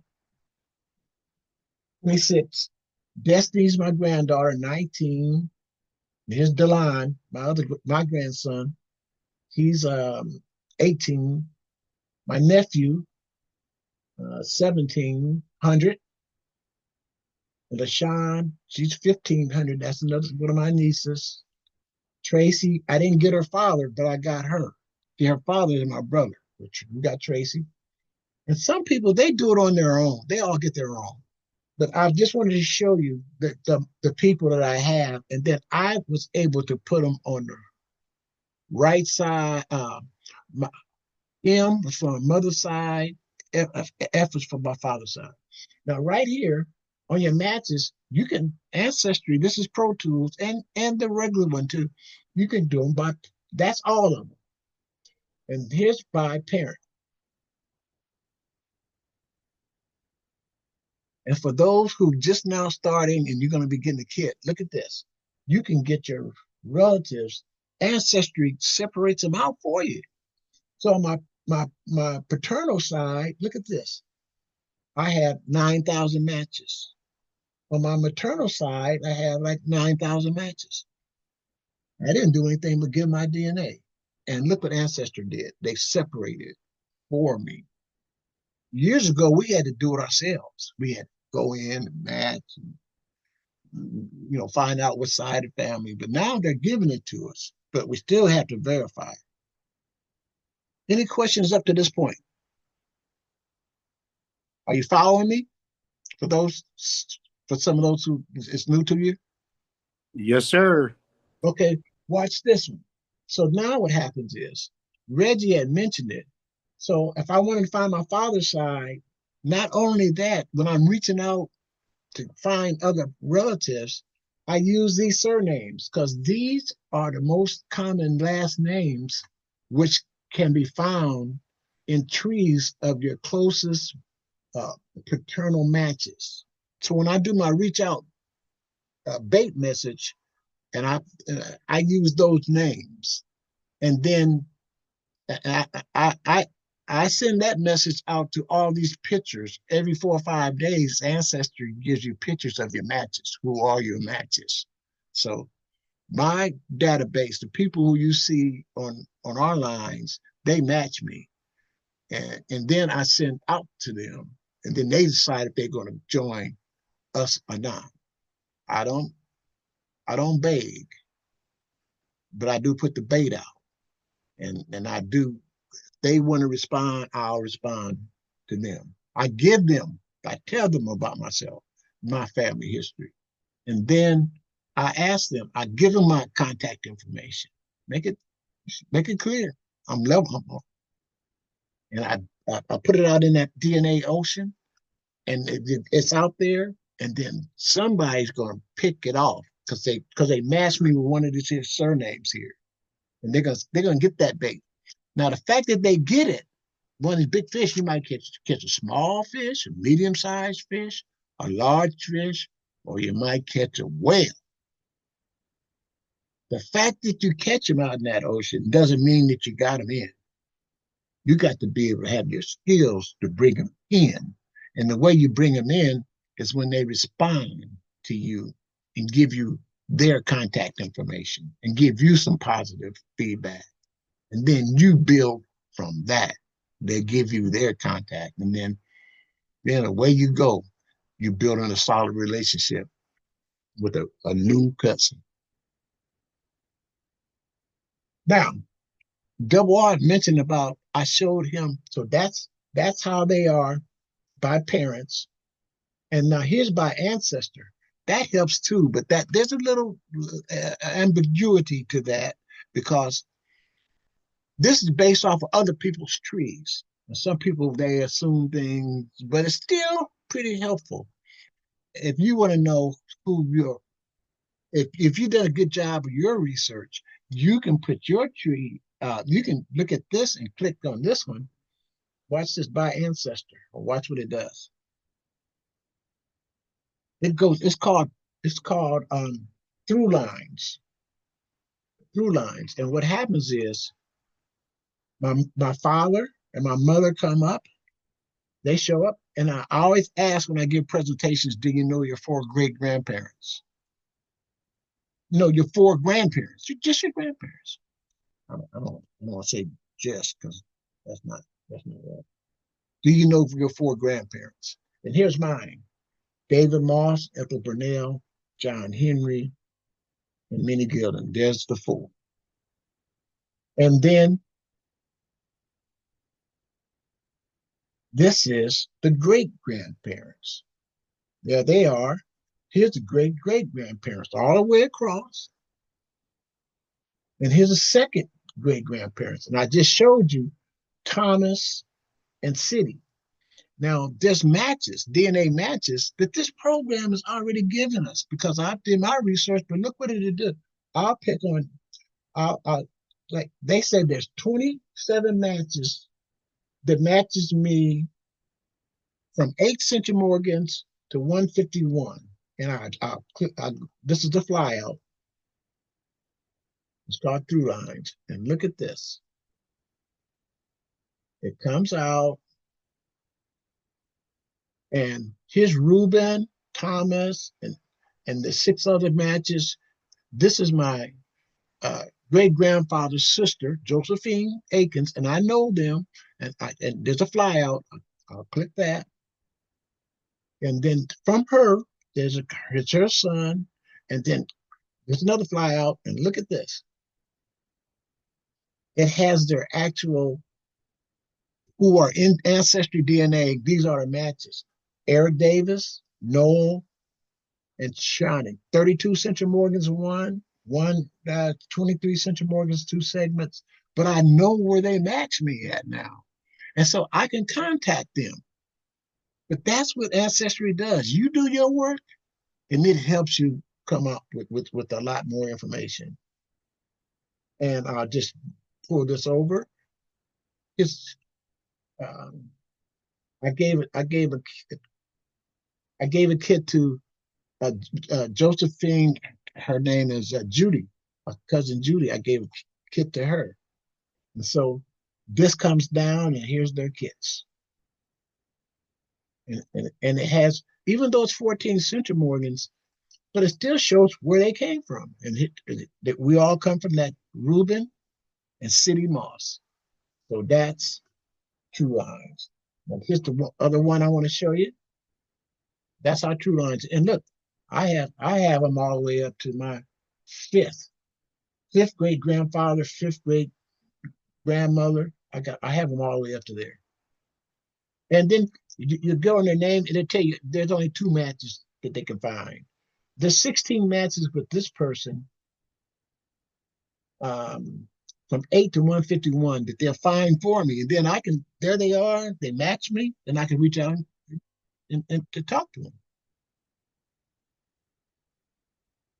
Now, Reggie, here's what you said. That was my ancestor. Now here's by location. Click right on here by location. And you know, all those DNA matches on both sides of my family. Now here they are on a map. And so they're breaking them up. So I'm here, and it shows their names. I live in San Diego right here. Can y'all see this map? You know what? I just Y'all see this? because I just went on this genealogy Zoom. And then all I have to do is pick on here. All right. That shows her name. Brother Marvell, hold on real quick, Jerry. Brother Marvell, how you doing, man? Can you mute your mic real quick? We hear you. Brother Marvell, how you doing? Can you mute your mic? We hear you. Okay. Thank you, brother. And so so in San Diego, here's somebody. I'm here, but here's somebody I didn't know lived in San Diego. And then I reached out to her, and she has relatives in Nebraska, Omaha, Nebraska, and so that's where we're building where my hometown is. And then you come over here. Look at this. Here's you're in Menifee, double R. Here's a relative I have in Menifee.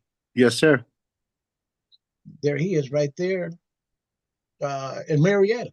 He's right there. Here's somebody at Lake Elsinore. Now I know her. She's a close family.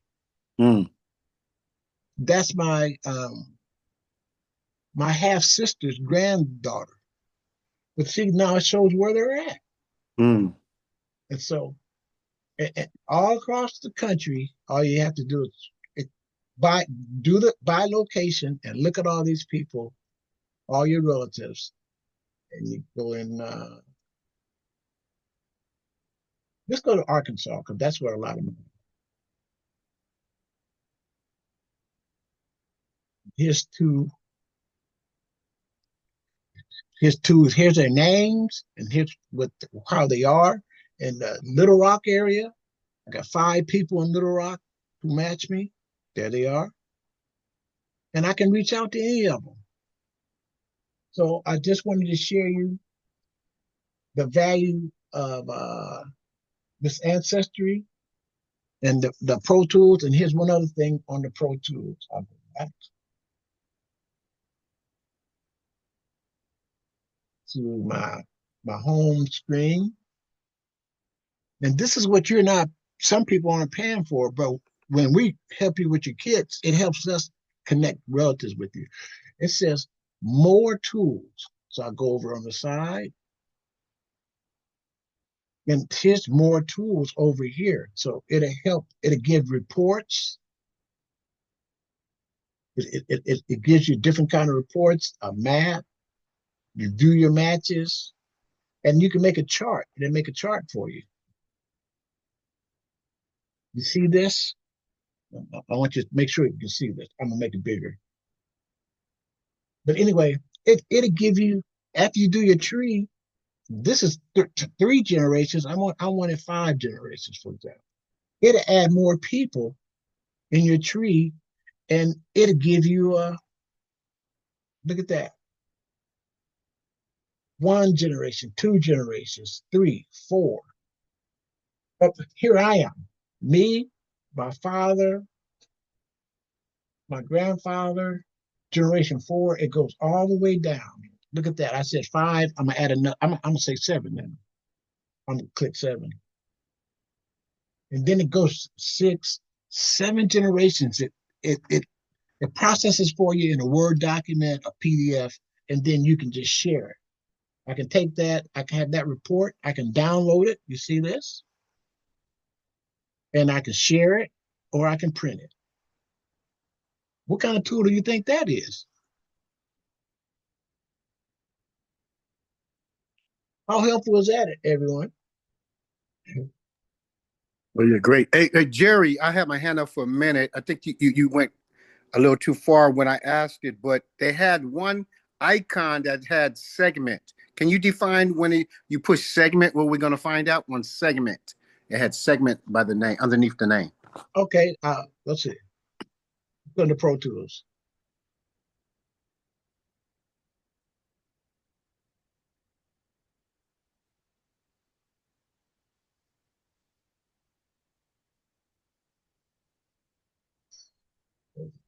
No, that wasn't the one. This is the it talks about the different surnames and what percentages on them. But which one was that? WR? That's when you went to, I guess, your great, and it went all the way down, and you had the centimorgans, but I think right next to it, it had segment. Okay, well, here's where they're at, just so you know. The segments, that's how you can really tell that you're related to somebody by the segments. When you do a DNA match, uh, like anybody, I pick Dale Jr.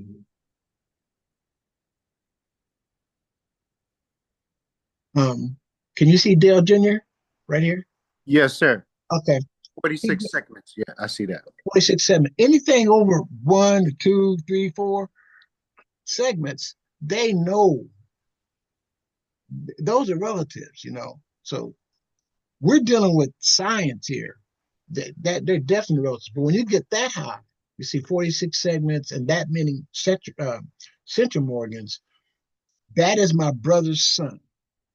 And I know him. As a matter of fact, Dale Moss Jr. there, about 3 or 4 years ago, he was a candidate on the Bachelorette.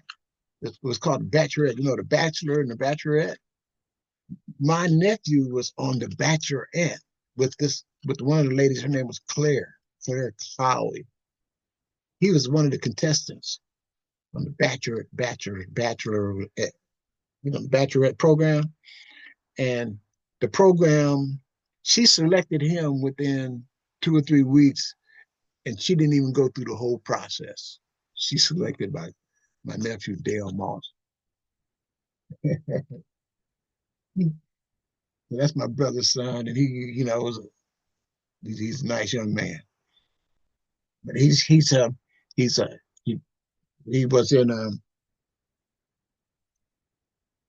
he came up in the Midwest, went to South Dakota State, and he played pro football.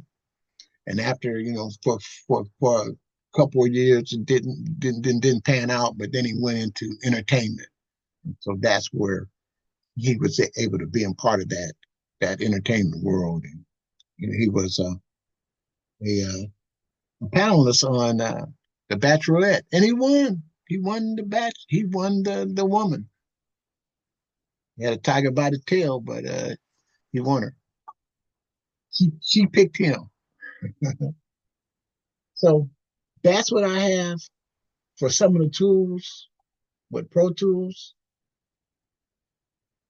And do you have any questions on that? Is that did you see the value of having the different programs that Pro Tool has? Yes, can we welcome Brother Marvell in? He just came in about 10 minutes ago. Brother Marvell. Yeah.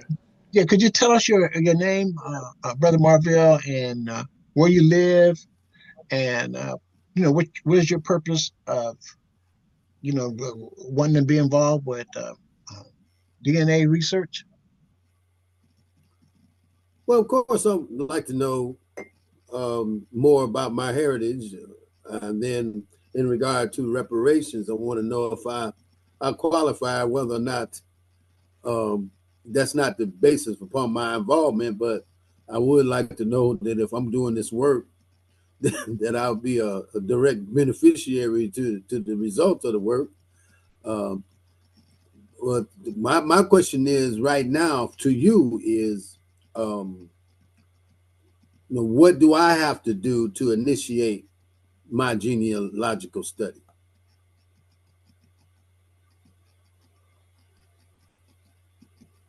John, I'll answer that. John, would you answer that? And Sandra? Well, I have a lot of noise in the background with them grants, but I'll try to do it. Number one, start you a family tree. I don't care where you started with, whether you started on Ancestry, 23andMe, or whatever have you. Take a DNA test if you haven't, because the DNA test will, hold on one second, give me one second.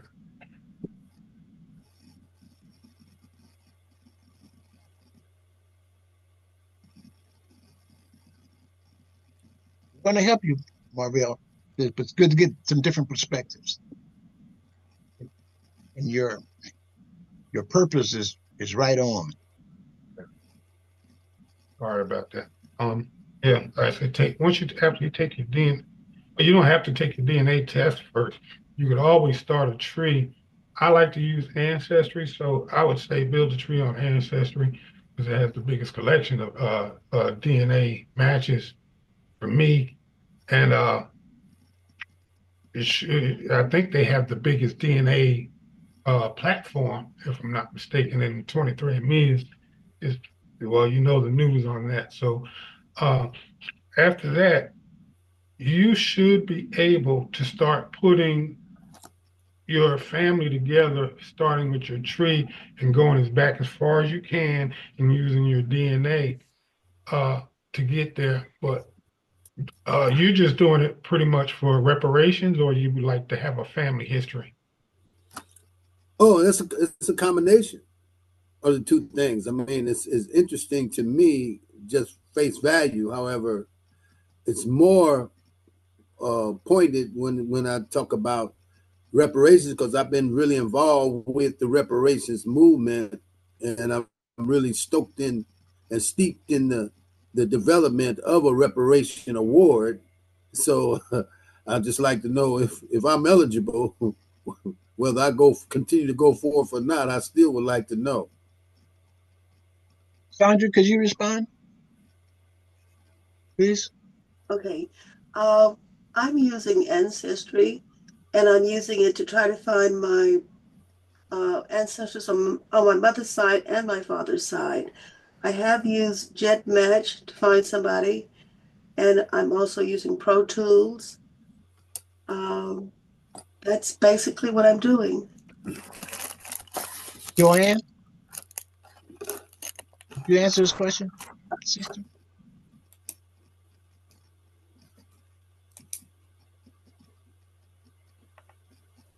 Maurice? I'm sorry. Oh yeah. Answer this Like question. John said, start off with building out your tree. Take your DNA test so you can see your cousin matches. Start out building out your tree and take it from there. There's different sites you can use to find information, like Family Search, Ancestry, Genealogical Database. There are a lot of databases out there with information on it. Um, you will hit brick walls. Just reach out to people, try to get help. Never stop, never quit. No. Yeah. Yeah. There are lines I worked on for a year or two and eventually got the answers. So you just never give up.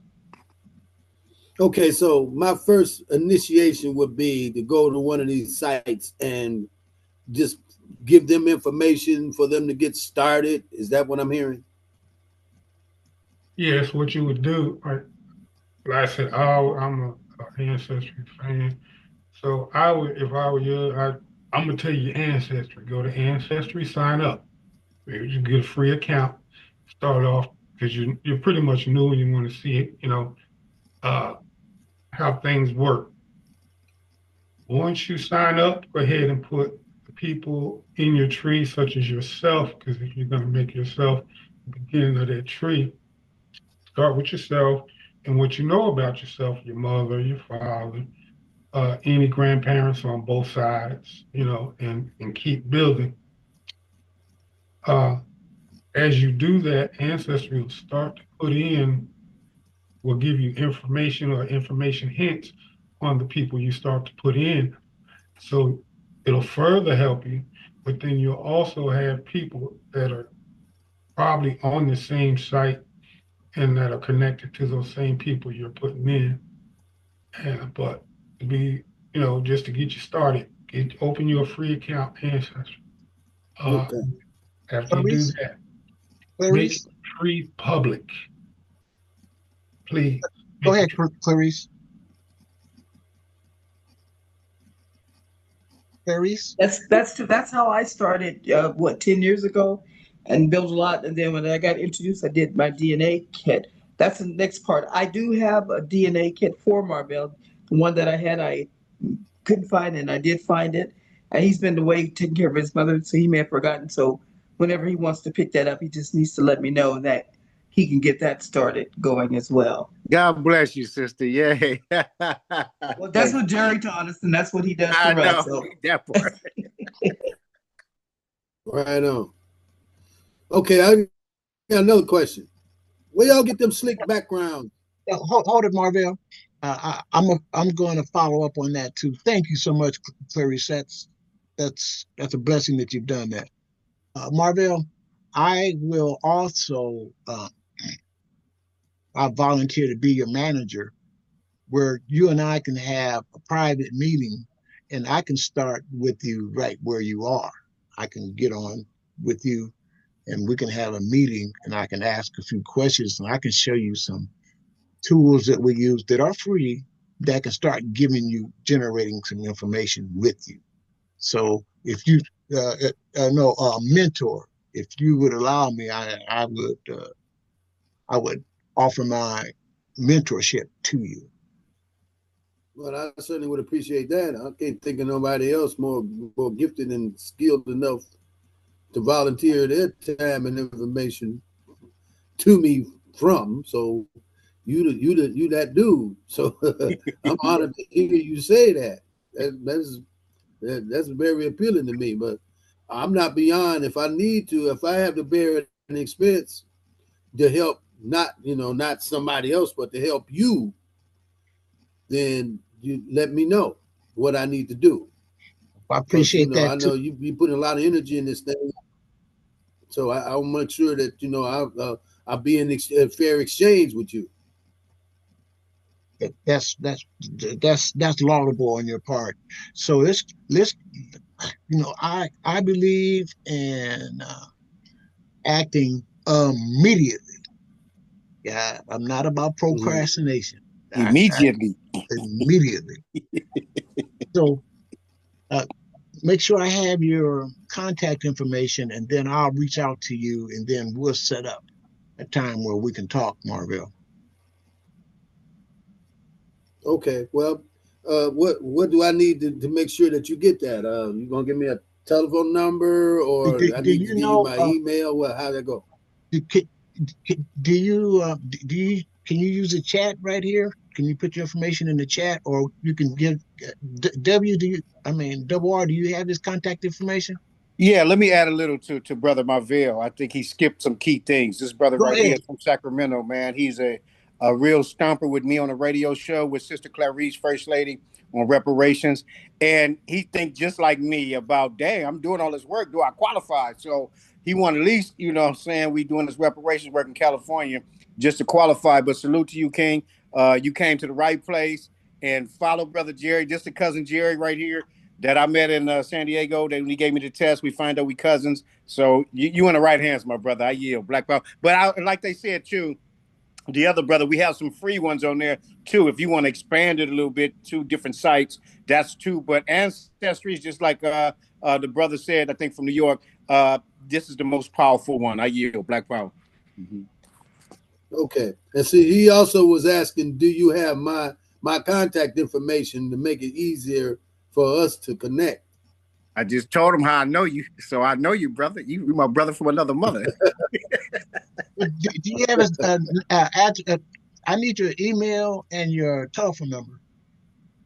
Okay, Those I'll what put I'm it in the. yeah, I'll put it in the chat. Hold on. Let me take a and shot at the chat. Hold on. and then I can get directly to you. All right, hold on. Let me take a shot at this chat thing. Okay, here we go. My message is.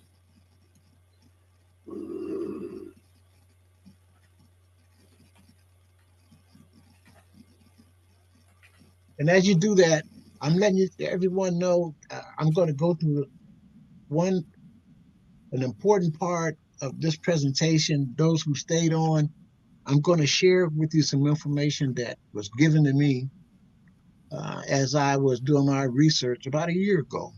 I was contacted by a kind woman, but about she was curious. She wanted to know about how the descendants of one of the slaves who was on her ancestors' plantation.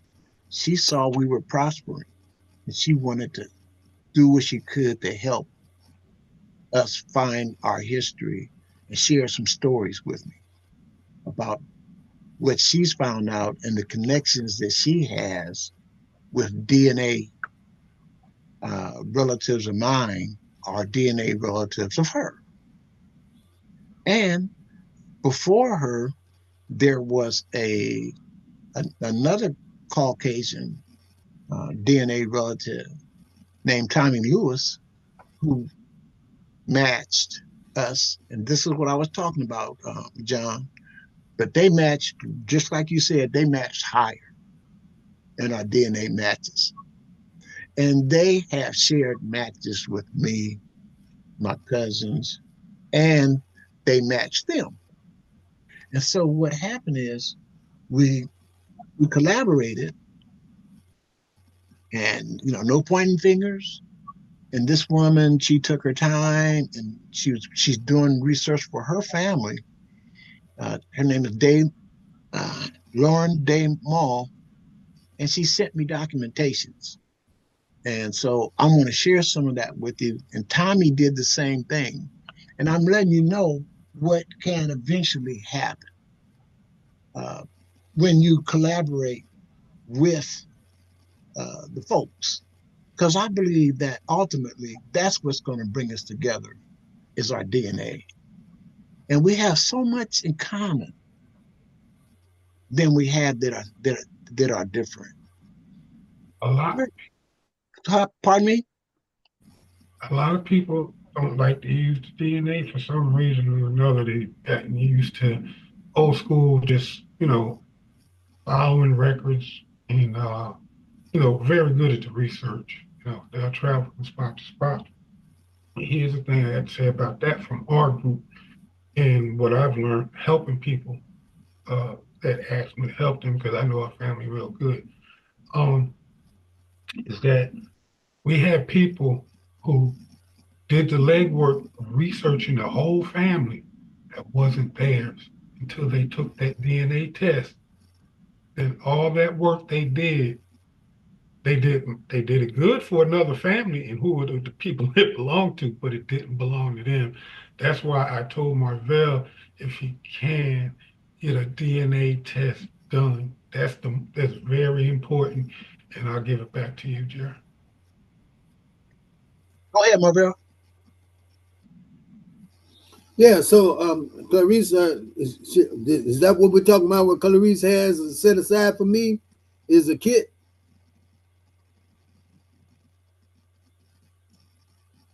Yes, I do have the DNA. I have an ancestor DNA kit. So whenever you come by and pick it up, or we get it to you, you just do it and send it in, and then you have the whole basis. And then you can talk with Jerry, and you could, like what I did, you could sign that information over to Jerry so that he can get in and help you. But since he's already helping you anyway, yes. So I have an actual kit. Right on, John. Yeah, bro. Let me So John, I'm ready to flow now. let me add this too. You don't have to pay for the monthly subscription when you give him authorization to go in because he has the monthly subscription. So you just get the test and do it. It's not going to cost you nothing for the ancestries. I yield, Black Power. Okay. Right on. And I just did that for what, eight people. A double R. It was eight. And I'll help you with the process on how to get that kit registered. You will have to take the sample, give the sample, get test sample, slobber in the, your test sample, and then mail it off. But I have to get your basic contact information, and then we'll take it from there. Okay, Okay? I have another question. Go ahead. How do I, aside from them attending this Zoom, I'm in a network of folk that if I introduce it to them, they may be interested in going through the process. Would it be strategic for me to have them contact somebody other than the Zoom? Because I've been trying to get on the Zoom for like, well, I'm gonna say when I was in Ohio taking care of my mom, but prior to that, I keep forgetting every time. I keep forgetting what day it is or what and I'm scratching my head and I'm kicking myself every time I say I'm supposed to be on there. I'm supposed to be on there. So, is there a way to urge people to consider this process aside from attending this Zoom? Go ahead. Because if there is some way, then I'm going to introduce this to we have a men's healing circle that we meet every week, right? It's 30 brothers, right? And I think this would benefit a percentage of them, at least 10% of those guys would initiate something, but to hold them to the Zoom attendance, I don't feel that confident that will be the methodology to employ. Go ahead, Clarice. Thank you, Marvell. Go ahead, Clarice. Okay. Once Jerry gets your information, Jerry sends out notices a couple of days before, reminder, and I think even the day twice he does. Is once you get on his list, you'll get a notification, inviting you to the current meeting. You'll also get the notifications of prior recordings of the meeting. So Jerry's very good with that. That would be one of the way, other than them putting it on their own calendar. But once Jerry sends them the initial invitation, once he gets their information, he sends the initial invitation. They'll get notices every time the meeting comes up. And let me add, it will be your email, Marvell. You got to check your email because it's email. Okay, I yield. Yeah, that's my point. See, that's my point, is that I'm perceiving that, and I've been clearly demonstrated that I'm not the only Flintstone in the bedrock that I kick it with, right? And the email thing is like, for me, it's okay, Marvell. Here's what we got. Let's just, I'll talk to you one-on-one. Your groups, we can go snail mail, we can go horse, buggy, whatever it takes to get the message across. Believe me, brother, let's just talk on the phone. Let's do what's the most simplest for you. It's the simplest for me. And you let them know that too. We can talk, we can have a group phone call, we can have conference call, or I can have a private meeting with just you and them. So we in this group, we accept you for where you are. It's going to be up to you where you go. Right on. Yep. Come as you are, brother. Come as you are. Thank you, Brother Jerry. To be honest with you, that's the same thing we do with Elville DNA Cousins Group. We accept you wherever you are because we know everybody isn't there yet, and then it's up to you where you want to go. Yeah, I like that. Yeah, dig it. All right, Now, so I'm go going to ahead. be. I'm gonna show you this. I'm gonna take this time. I gave you some background on um, these my Caucasian DNA cousins, and I want to show you just so you know, the people are people, and they're nice, they're cordial, and we got to build a rapport with them because ultimately, for reparations or uh, anything that we get, we have to work together. And I'm just going to show you some information that I was going along my way with all my resources. And then they started reaching out to me because they saw we were reconstructing our family and they wanted to help. And I think that that's a blessing. That's a gift from God. So I'm going to show you a couple of these here records. And then I'm going to go through them. And then like I did my slideshow, I'm going to go through them. And then we'll discuss them. Let me share my screen.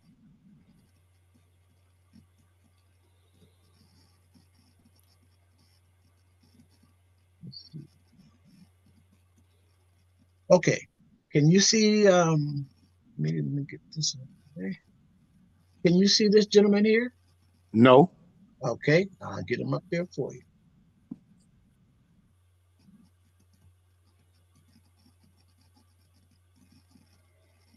Yes, sir. All right. That's my great grandfather. No, that's my grandfather.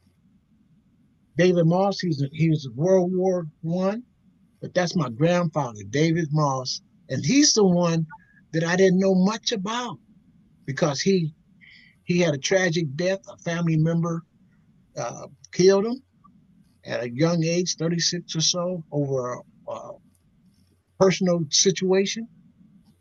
But I didn't know his family. I didn't know about our family history. I knew we were Mosses. I heard the story, but I didn't know if he had brothers or sisters. I didn't know who his mother or father was.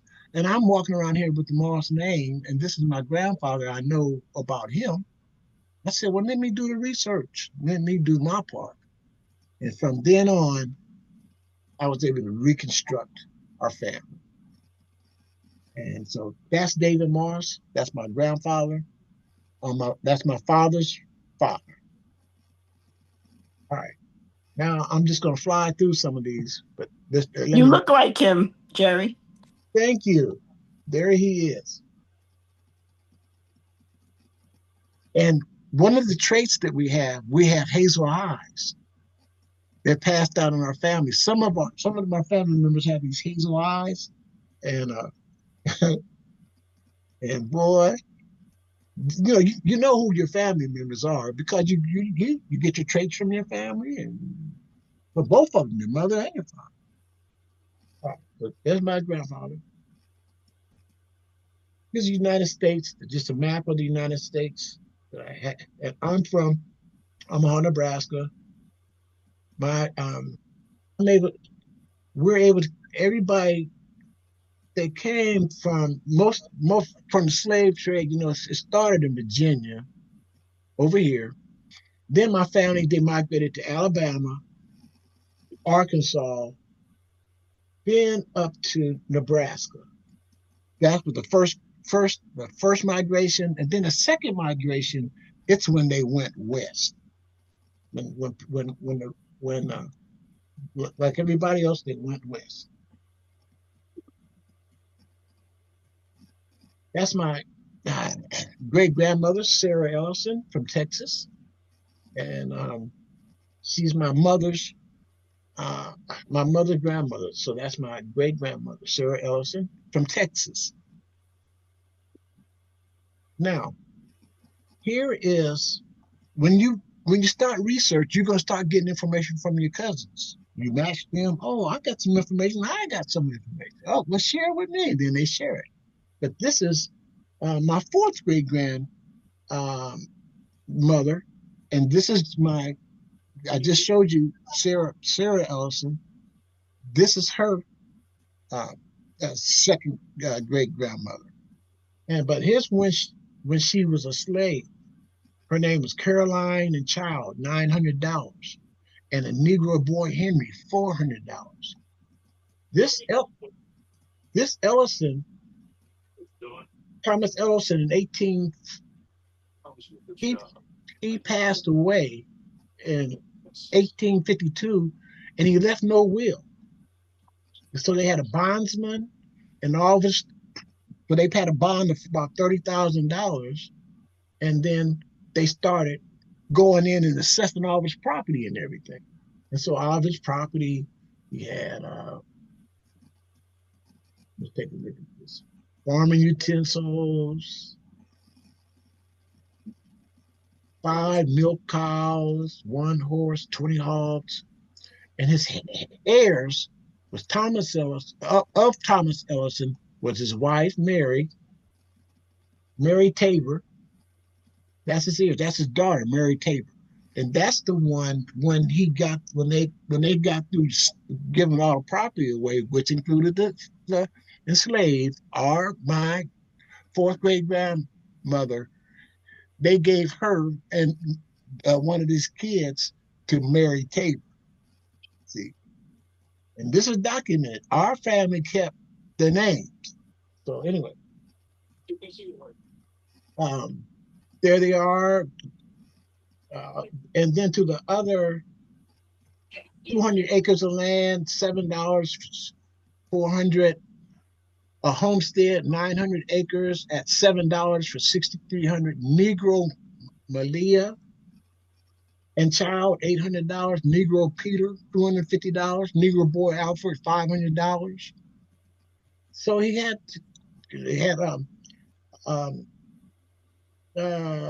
4 yoke oxen, 102 hogs, a blacksmith tools, $45 and all this.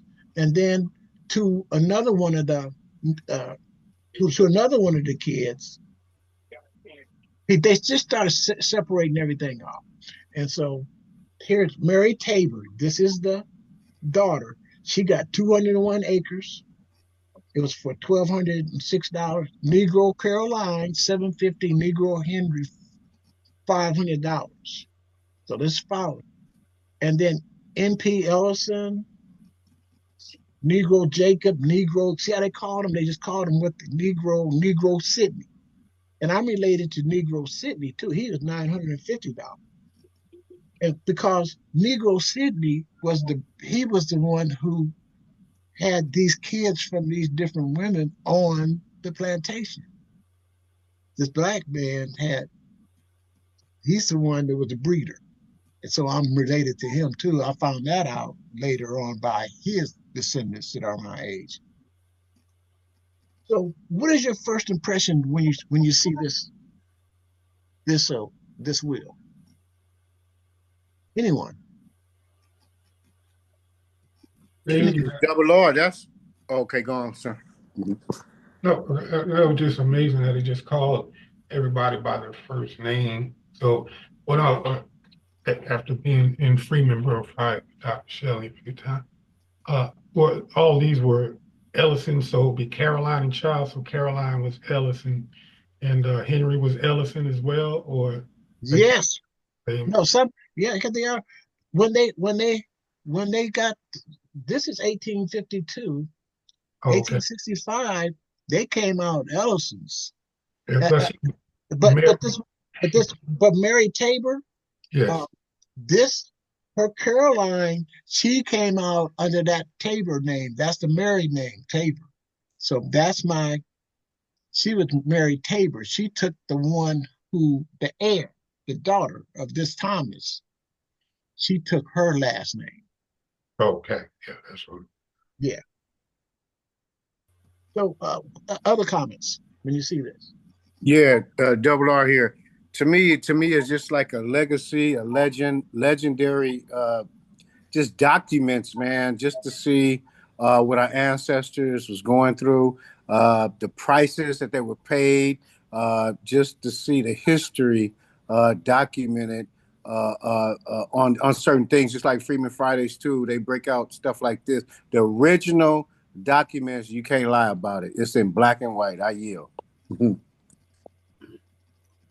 Well, I Jerry, where personally did you have find that at?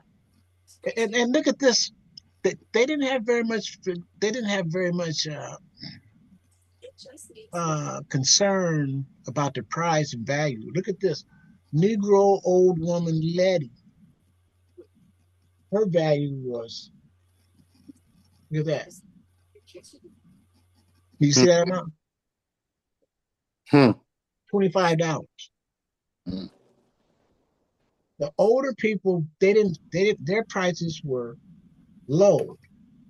But this Sydney, this breeder, Sydney, he's $950.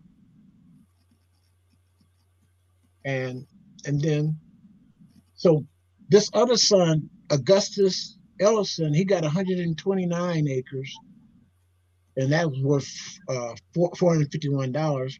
And Negro Sydney for $950. So and Jerry, where did you find this document? Negro Peter, $275. I got it from one of my DNA cousins in Texas who who live who who who who, who where our family where the Ellisons moved in Lockhart. This is part of our family documents. I got it from my cousin. It's a fact. It's one of our family heirlooms. This document, and then we start putting people to where they are, where they lived. There's This really helped. This really helped, right? Yeah. oh yeah. There it is. Nice doc. Okay.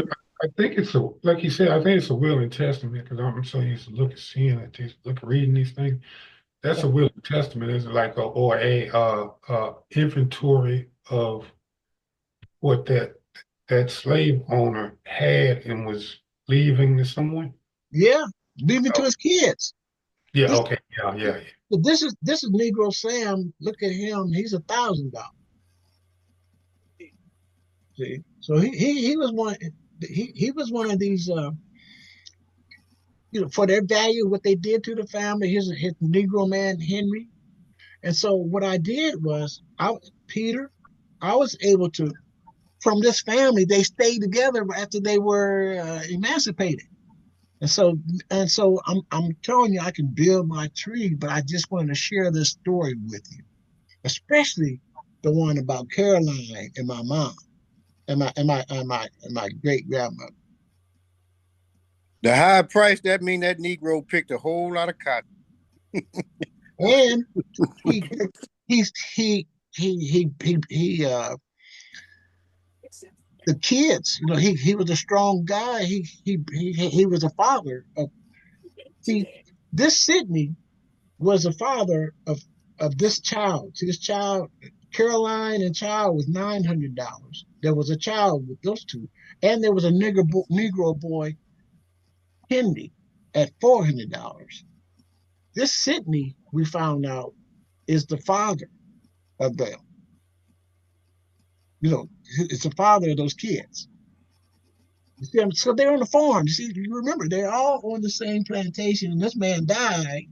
Now they got to separate everything's up in the air. So they bought somebody in to assess all the property, and then have all the kids there. And we start, okay, you get this, you get this, you get this, you get the land, you get this, you get that. That's what happened. Get these people, you get those people.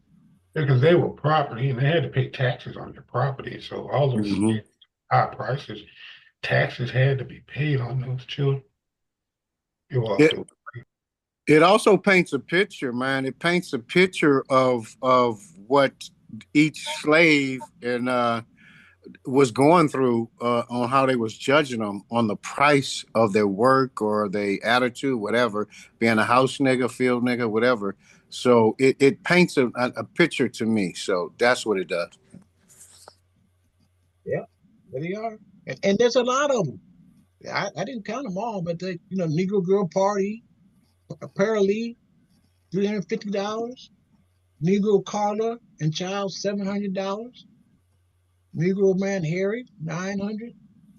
16 gallon of molasses, sack of salt, and corn and cotton, 500. You know, he might have, like that family had a lot of slaves too. He had a lot of slaves. And he had a lot of land. You Yeah, see? he had a lot of money. Usually the slaves went to the daughters and the land went to the sons. Well, they all got some here. Wow, that's crazy. Wow, good information. Wow. They all got Mm. some here.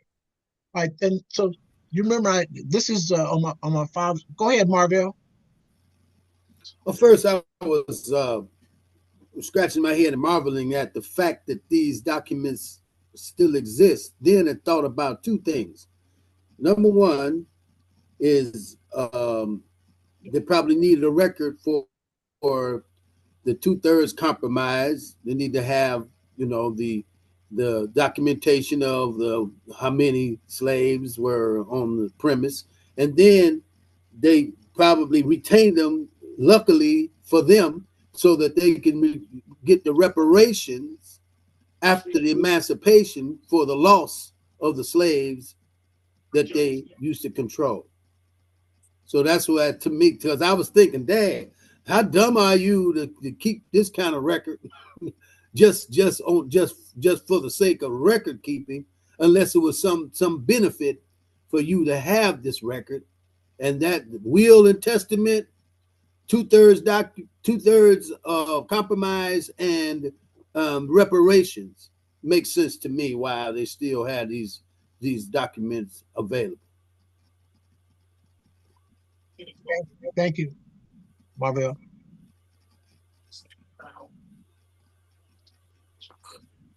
Okay, now this is my nephew. No, my young cousin from this Reuben and City Moss. He's one that went to the cemetery in Evergreen in Los Angeles a year after I did, and he wanted to know where the markers were. And so this is an example of our younger generation taking over. And so I he's a college student. He has some of the family history. He has some of the stories, and he shared his stories. And I matched his mother, his aunties, and that branch. And so now, when he was out there after he graduated from college, he went on a college tour. And part of it, he wanted to see his ancestors. And he called me and asked me, "Hey, where are they, Jerry?" And I told him because I was there a year before. And then once he got there, he shot the picture, and that's him at the picture two at those two memorials for Reuben and City right next to each other. And that's the oldest part of the cemetery. You see that? They 1918, and those are their headstones. That's amazing, man, to see a young guy like that too. And I salute you, bro. I remember you had one of your youngins on here, and that's what we have to do. We have to push to our youth to have the wisdom that I found out in my 50s, and I think it'll make a big, like the BSUs and everything else with this black movement. Our youth really have to, and not even having African American history through K through 12.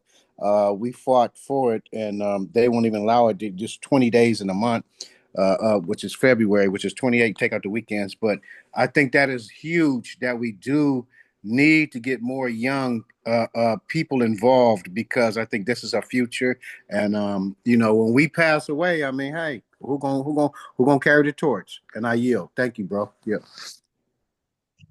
And this is his aunt. Thank you, Double R. And that's the truth. And when I found that he was interested, and I had more information than him, but to have him being really enthusiastic, you know, take care of him, feed him, bring him up, be careful, bring him into to the fold, and because they bright, they're intelligent, and they want to know about their family history too. And if I have the information, give it to them, share it as much as I can, and then we all got together. We're connecting, but see, we can do it through this format, through through Zoom, through telephones, the old-fashioned way, through writing. See, you ask me how do I get it? They share it, and you know what? we appreciate sharing and giving away. It was so good to hear Clarice say, "Hey, just calm down, Marvell. I got you." Hey, when that sister says that, you're good. Now, this is my cousin, and here's what happens. She's she's she's the auntie of that young man Jordan that you saw. And what happens now, and this is what I'm stressing. See, I'm seasoned. I'm seasoned. I'm really seasoned. And this is my crown.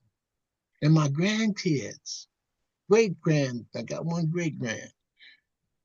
Those are my crown, my great and my great grandkids and my grandkids. Those are my crowns. And so what happens is on the cousins, these are my cousins. Y'all my cousins. And some of my first friends that I had were cousins. When you're treated like a champion. I'm freaking Joanne, yeah. When you first grew up in your family dynamics, you visit your cousins. Your first friends were your cousins. You can go to their house. You can say that you can do things with your cousins that you couldn't do with nobody else. They would protect you. You protect them. Cousins. Well, now what I do through DNA, with what God has allowed me to do, thank Jesus, is I am reconnecting with my cousins through DNA. And this is a DNA cousin now. And she's the one that had some more records and pictures. And she met me at Starbucks. She lives in San Diego. And so we met at the Fashion Valley. We had, Mutual Spot, Public, Fashion Valley in San Diego. And she bought her records and I brought mine. And so we had a great talk. But this is my cousin. And so what you want to focus on, talk to the ones who are living right now.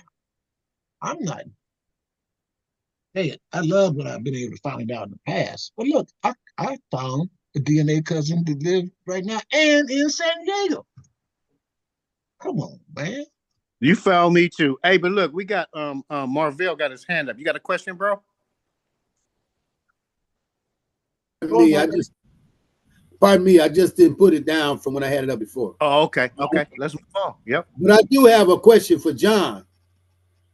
Where you get that slick background from? What'd you say? Say that again, sir? Where you get that slick background you got, man? Oh, I did them with AI. Okay. Can you share that? Share how you can do that? And you too, Jerry, you got a slick one going too. You're still moving. Yeah. Teach me how to As do he that. said, man, we Fred Flintstones, man. We trying to figure this out. Y'all older than us. We thought that we y'all the Jetsons and y'all older than That's us. what I'm saying, y'all. Yeah. We Flintstones meet the Jetsons on this one. I am about 50. I just turned 57 last month. Thank God. Okay, I got you by 2 then. This I is got you by 2. I'm behind. this is a degree of theology from my second grade uncle, my great uncle from Howard University. He got a degree in theology about the second class that they had in 1911, James Monroe Moss. And then he ended up being, he traveled. He's a traveling preacher, but he got a degree in theology in 1911. And this is his degree. They're one of my DNA cousins, they share with. And here's the brothers. These are my great uncles, and Josephine's the one that you saw at the up at Fashion Valley. She's the one that had all of her packet, and she had all these pictures. So I just took pictures of all of them. So that's why I have them. But these are my great uncles, and that's James Monroe right here. 2 of these brothers went to that college. That's James Monroe, Samuel, John, and Frederick. Look at these brothers. These are, this, and they ended up being, they were porters. Some were porters, and that took our community up to a higher economic level. They were able to be porters with the Pullman porters, and they were able to travel across the country. But these are my uncles. These are my great uncles. These are my great grandfather's brothers. Brothers. There you are. Boy, they clean as a whistle. Boy, they clean. That's a nice Clean. pic. Yeah. Yeah, and that's James Monroe, the one who got the degree, and that's his brother Samuel, and they were porters. You know how they. Here's what happened with that. I'll be brief. After emancipation, this Pullman, he's up in Chicago. They had the railroad was started, and he wanted to have like a hotel on the railroad. So he built cars and just like a railroad, I mean, like a hotel. So they called them the Pullman porters. So go ahead, Joanne. You got something on that? Um, so where were these two? Where were these two born? They were born in Ralston, Arkansas. Marvell, your hand's still up, Marvell? Is your hand still up or you done? I don't think he know how to take it down. No, Okay, no. I put it back up again, but I wanted Okay. to hear the young lady. I didn't want to interrupt her. Yeah, but they in Ralston, I had the documents on these brothers. That's a nice pic too. Pardon me? Nice pic too. Yeah. Go ahead, Marvell. Yeah, I wanted to share on the pictures themselves. Frederick Douglass, W.E.B. Du Bois, and George Washington Carver were aware of how important it was for our people to be captured looking crisp and civilized. So they started grooming and contracting with professional Black photographers to make sure that we were captured in this essence. So We that were was always sharp. it wasn't no casual thing. They were serious about making sure that we look dignified, because the commentary about us was that we were primitive and uncivilized. So they made a genuine effort to make sure that they had professional photographers, black photographers, to capture these type of pictures for our heritage. Yeah, and two, if you can see one sitting down and one standing up, it's a symbolism. I was always told that the one sitting down was the elder, the older one. So they have like different things that they do. It paints a nice a picture on how they have these pictures to let us know certain things. I yield. Okay, and one moreover is that in capturing these pictures, it helped dignify our ability to make eye contact directly into the camera, because we have had this tendency to have to look down all the time, right, and not make eye contact. But this gave us opportunity to get groomed in making eye contact and looking, let our souls be projected through our eyes in these photographs. And that's exactly what Frederick Douglass wanted. Frederick Douglass, George Washington Carver, and W.E.B. Du Bois, they all recognized that, and they all made genuine efforts to make sure that they contracted Black photographers with their expertise to capture pictures like this. Thank you for all those comments.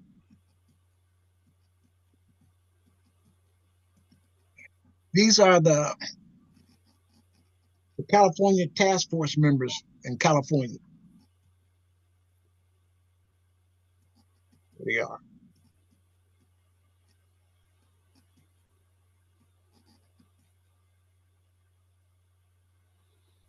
That's the new board? No, this is the board. This is these are the originals. Okay, they're still there. No, No, it's only one task force. This is this original. This is only the one task force that happened that ended in 2022. and these are the members, the 9 members. And Okay, this, I remember them. I was just wondering how many still are going to be active. well, I know students, It's but over right now. yeah, but they still involved in the process. Their hands are involved. Well, only 2, and I said that at the meeting. Only 2 is Senator Bradford and Madam Chair is the only 2 that's stumping for the reparations bills that we going on now. Yeah. But they still involved in the process, is what I'm saying. Eventually, there's going to have to be some coming together. Well, no, because well, I think I'll preach on it later. But about Tamaki, he went against us on our bill 1315. So, like I said, there's only 2, Camilla Moore and Senator Bradford, that is okay in our bills to the pushing. I see.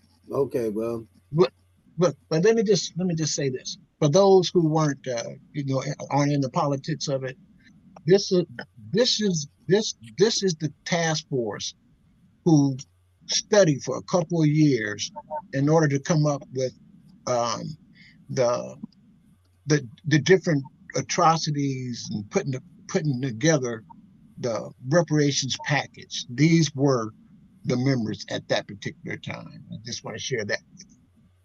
Is that the reparations package for California or something? Yeah. Oh, okay. And this is the California task force. Oh, okay, yeah, California. Okay. The task force members. Okay.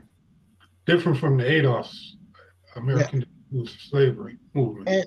And one of these task force meetings on the 27th, 2023, is when I met Double R, because they were here in San Diego, and that's a state college, and they had a reparations meeting at San Diego State.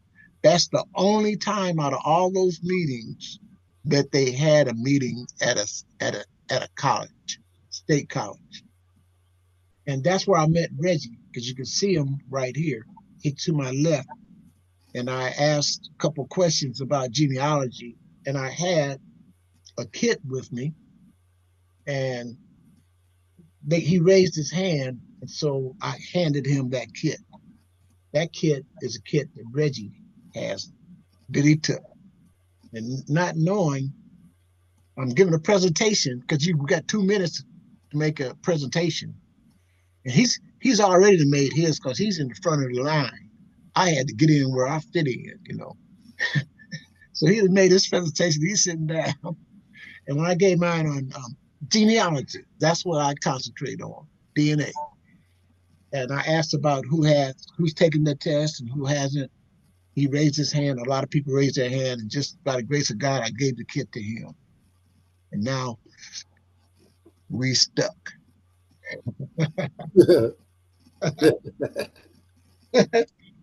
This is one of my DNA cousins. This is I met her, and that's what I'm talking about, live cousins that I met that I never knew about. This is my grandfather's, his sister's daughter. So just like I'm the granddaughter of my grandfather, this is my great aunt, my grand aunt. This is her granddaughter, right there. And I've talked to her. Same features. You and her maintain the same features. And on my grandmother's side, Reggie, this is the side of family that you match me with. Is the Burnell side. Wow. Oh man, I got to take a screenshot of this. Okay, thank you. These are the Burnells. My grandmother Ethel Burnell, and they all remember when after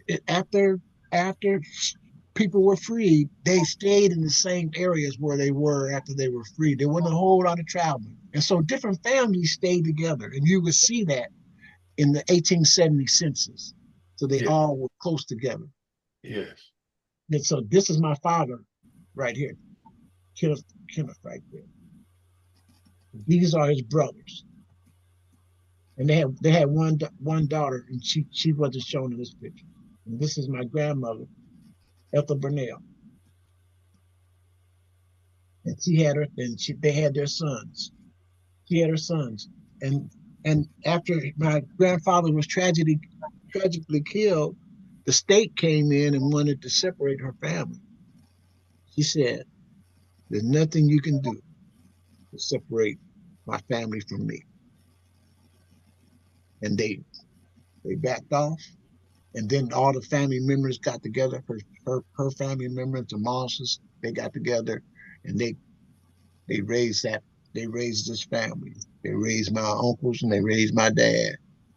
With my, they came together as a family, and that, that's we weren't separated. So these are my uncles. And that's my grandmother. Brother Marvell, you got a question? Oh no, let me take my let me take my head down again. Hold on. This is my mother and father in 1969. Kenneth Moss, Lois Gildon, 1969. Oh, look at here. That's my brothers and me during Christmas time. Wow. How old was you? What? Oh, what is that? Like maybe 3, and Wow. he's 4, Wow. and my Man, brother that's classic. Marvin 2. That's classic. Yeah, Wow. we ragtag, but we together.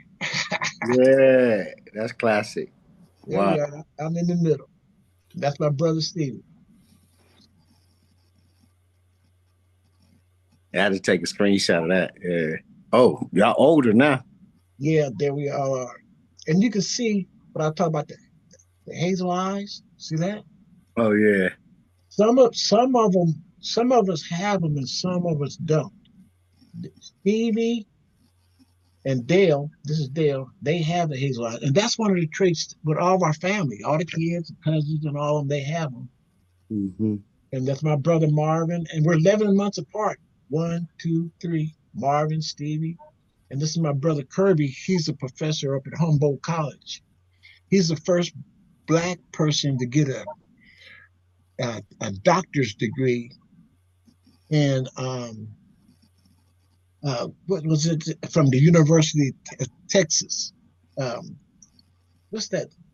Well, anyway, first one to get a doctor's degree in one of them. I can remember. But anyway, these are my brothers Hmm. as we was older. Oh, and when I was 17 years old, we were in the boys club early, from 13 years old. You know, the boys club, the different groups, YMCA. Yep. And they sent us out. They selected my older brother first. He went to Colorado Outward Bound Leadership Program, a leadership program for 30 days. It was a survival course.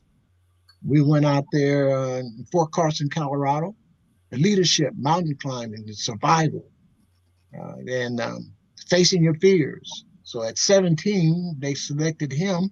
He came back, and then they selected me to go. I went for the 30 days. And then my other brother Marvin, he went for the 30 days. So we're the only 3 Black people. Well, I guess I don't think there was 3 brothers who went 3 times in a row besides us. And then that's where I'm at 14,000 feet. It's called Snowmass.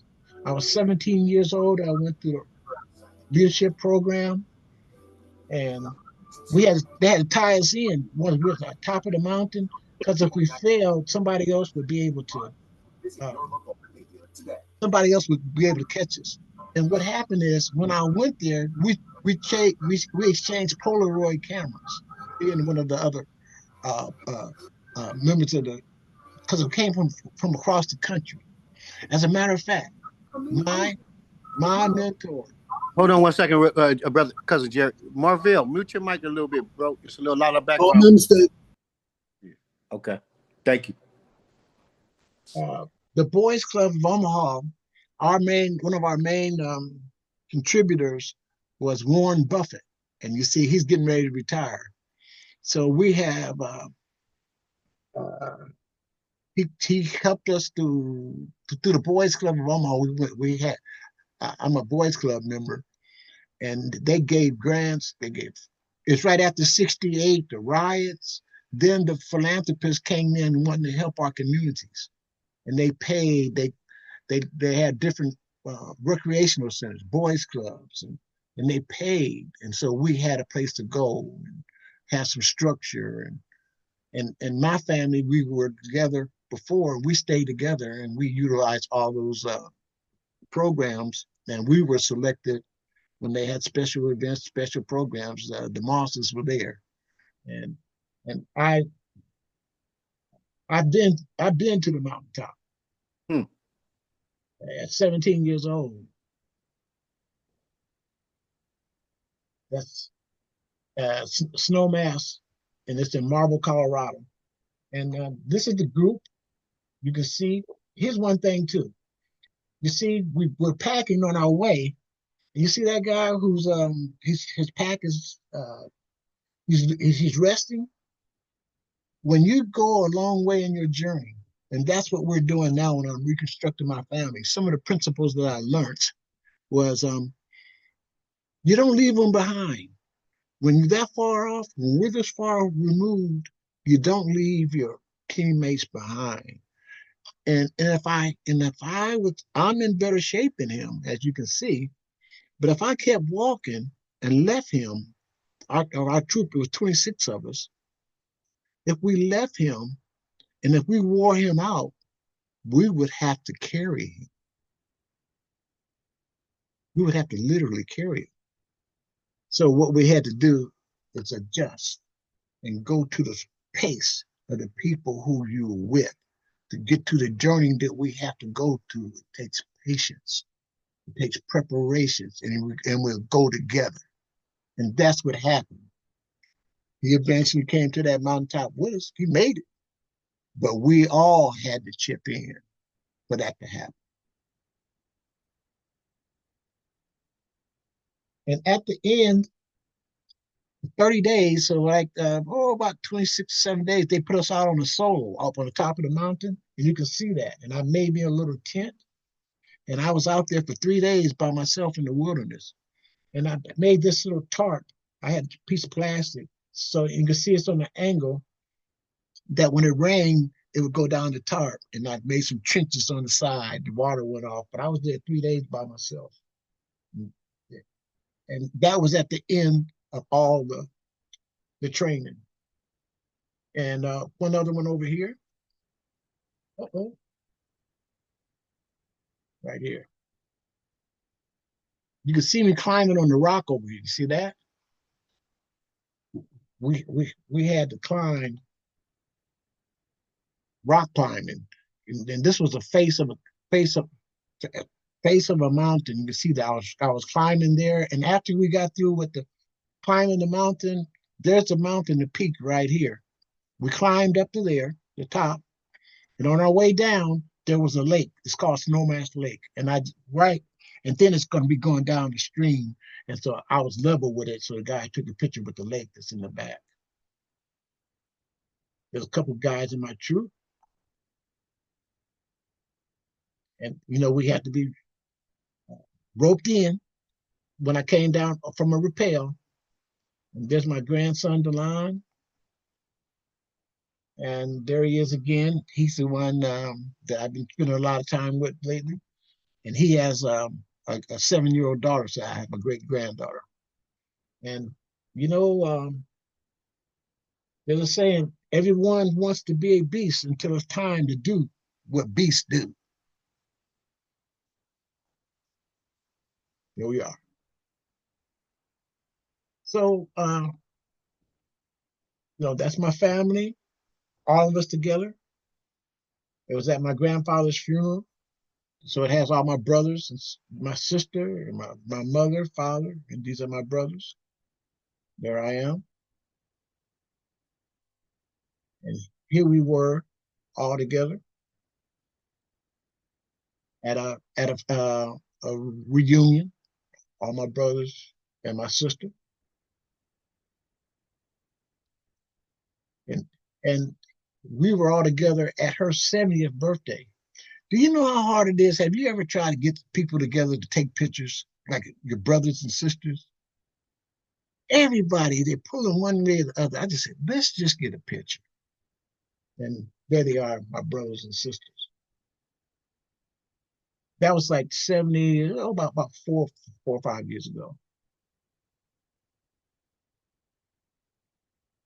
And this talks about my brothers and sisters, though, all of them. These are our migration patterns. We were from Omaha. My half brother went down to Texas. I went to San Diego.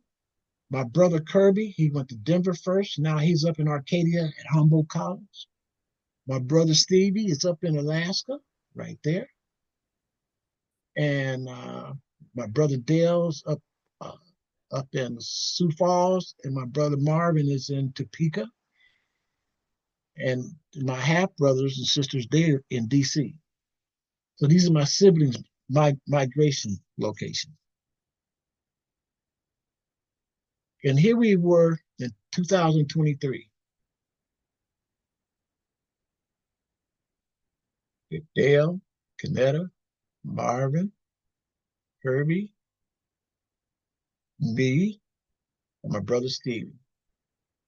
We were at a hotel there. We had a reunion for a week, all of us together. And these are our nephews and nieces. But they got us all together for a family picture. And when we went there, I had the genealogy. So my daughter and I, Bridget and I, put together this genealogy banner. This is the banner. What 6 feet by about 6 feet by about 12, 15 feet, a banner. But we had T-shirts made out of this, and I used my history, and now all my family members, they know our family history. And you see this QR code. If you go, this QR code on the left side, on the right side is my grandmother's, my mother's side of the family. And you see, I call it the Moss Gildon Genealogy Research Group. So this is the Gildon side. And if you put your camera up to that, you will get a PDF file of the family history, about 8 or 9 generations. No, not 12. No, not that many. At least about 9 generations. And the same thing on daddy's side. If you Moss genealogy, if you put your camera up to that, somebody who has a computer, do that. Who has a computer that can see that? Somebody has a computer that can put that, put your camera up and see if you can get that QR code. I'm waiting for it to load now.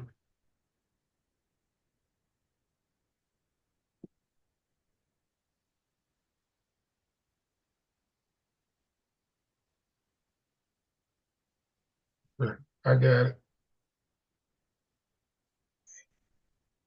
It says at the very top, descendants of William Jack Moss.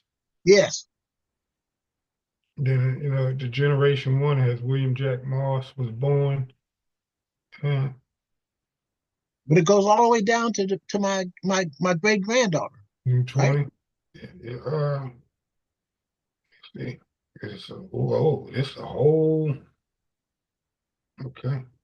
So they all Generation 8, the DeLon Brent Moss. Delon, that's the picture of my grandson, Delon. That's him, Delon Moss. He's the one that I'm sure. Yeah, that's Delon Moss, my grandson. You've seen pictures of him. And he has a daughter named Kalea. And so that's an example of that. And here's what my daughter Bridget and I put this together, and there's the banner. You see that? So at the reunion, we had this banner. Look at that. And we had these T-shirts made up. And all people would have to do is call the T-shirt maker, that we contracted with, and then they deal with them directly. We had the pattern, and we gave them the design and everything. All they just called in how many they want and paid, and it was a black T-shirt business, and they called that business and got however many sizes they wanted and paid them, and then they had their T-shirts for our reunion. And this is my wife Barbara. I might add, this is Delon, and this is Kalea, my 7-year-old great granddaughter, because he's my grandson, Delon. And this is my wife Barbara. And I'm just thankful to say that we've been married for 50 years. 50. I outmarried myself. There she is. Wow. Salute, King. Salute. Congratulations, Steve. That's a long time. And as you see, a blessed time. There's the family. At that reunion, there they all are. They ordered their shirts, and this is all, brothers and sisters, nieces and nephews. And as you see, we're a blended family. Oh, and this is my daughter Bridget right here. There she is. That's Delon's mother. That's my daughter Bridget.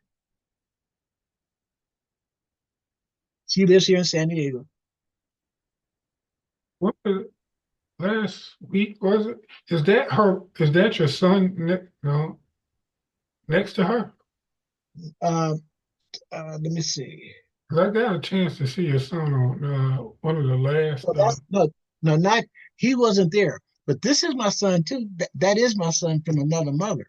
That's Donnell. It looks like him. It looks well they better. That's Donnell. That's my oldest son, Donnell, and that's his sister. That's my daughter Bridget.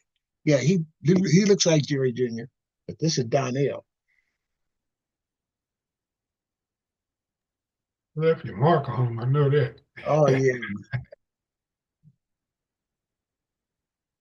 And here we all are up at Bridget's house together with the family. Now here's Jerry. This is the one you saw. That's Jerry right there, Jerry Jr. And we all together, Donnell, my wife Barb, my little granddaughter, and my sons Jerry and Trish, that's his wife, and my granddaughter. There's Delon and Kalea. Daughter Bridget and me.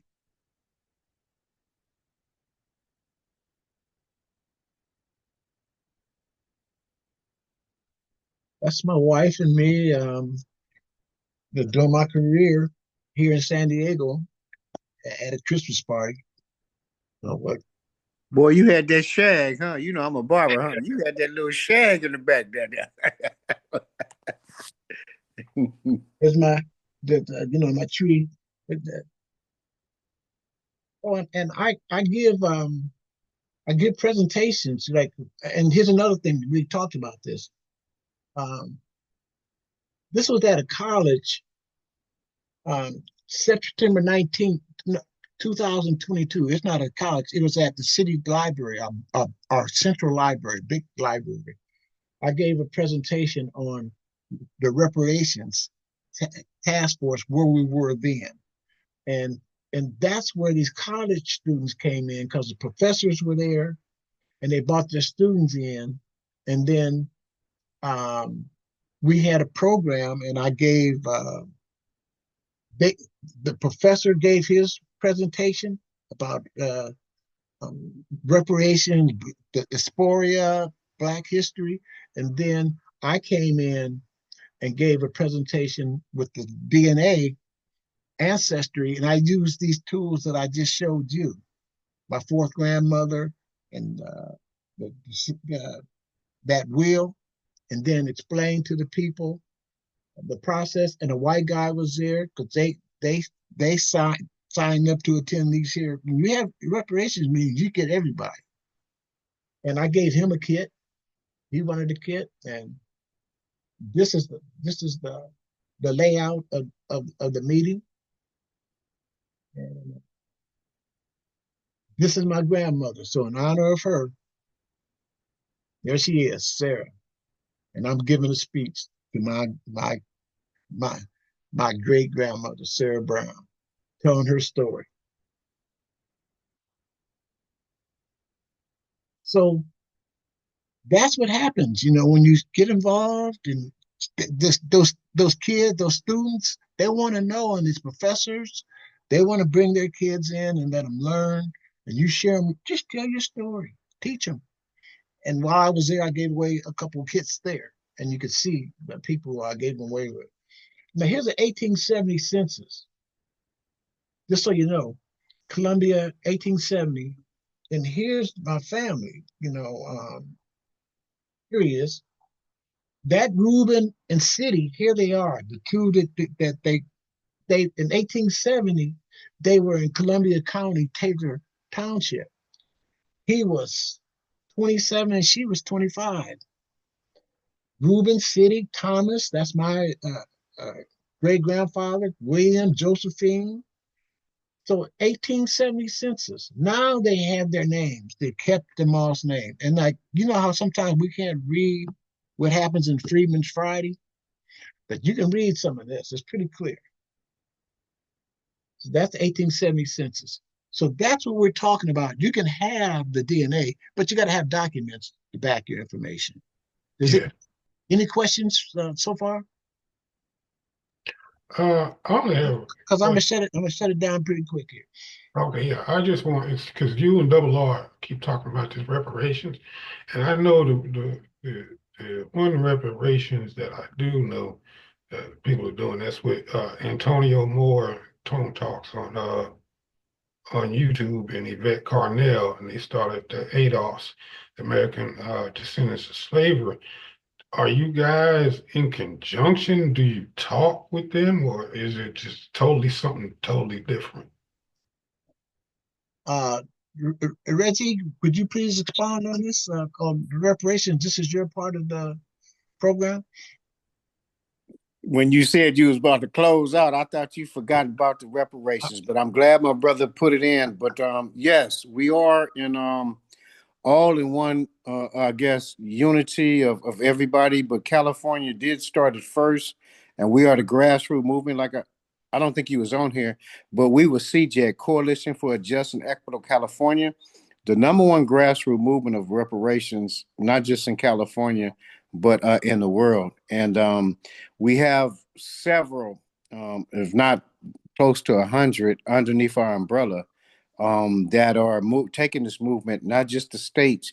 You got New York started up. You got Chicago. You got well. Let me backtrack and give you a little information about Chicago. Chicago said that they started it first, but theirs was nothing but a raffle. If you guys follow the news and everything, they gave 25 or 50,000, whatever, and put it out of a hat to those who owned a house and put it to the correction of their house or to a down payment on a house.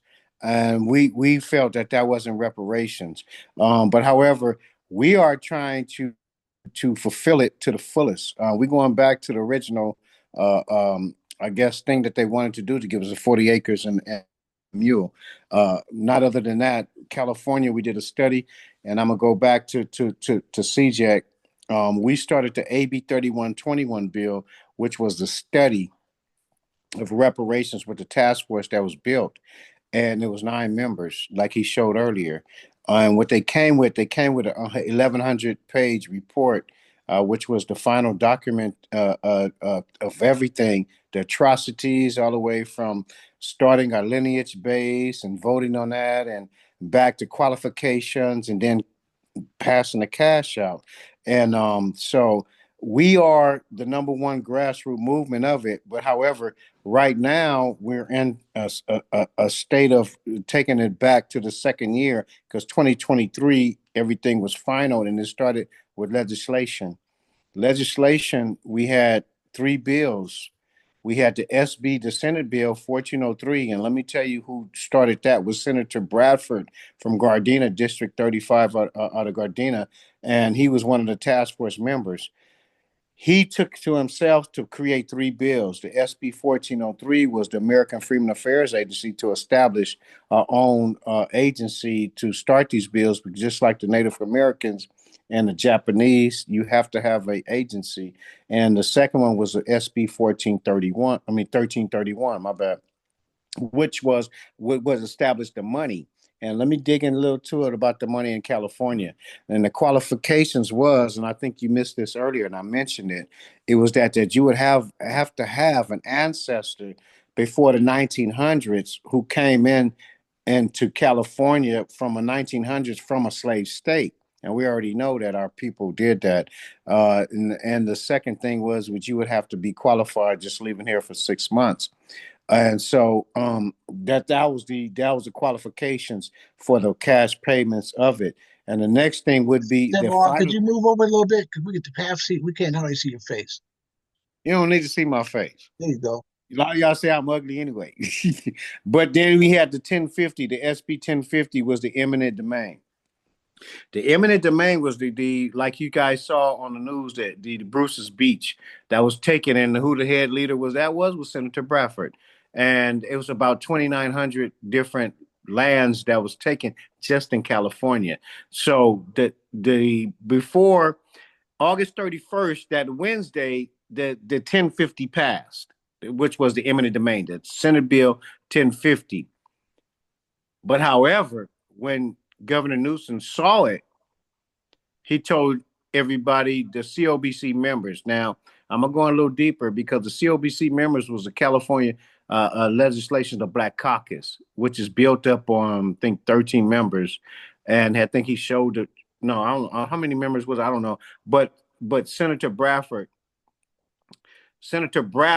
got voted against because Gavin Newsom told them to stop our power bill, which was the 1403 Senate bill, and then the 1331 was the money bill. And understand, the money bill is not just from California. And let me dig a little bit in that, because California has four reserve funds.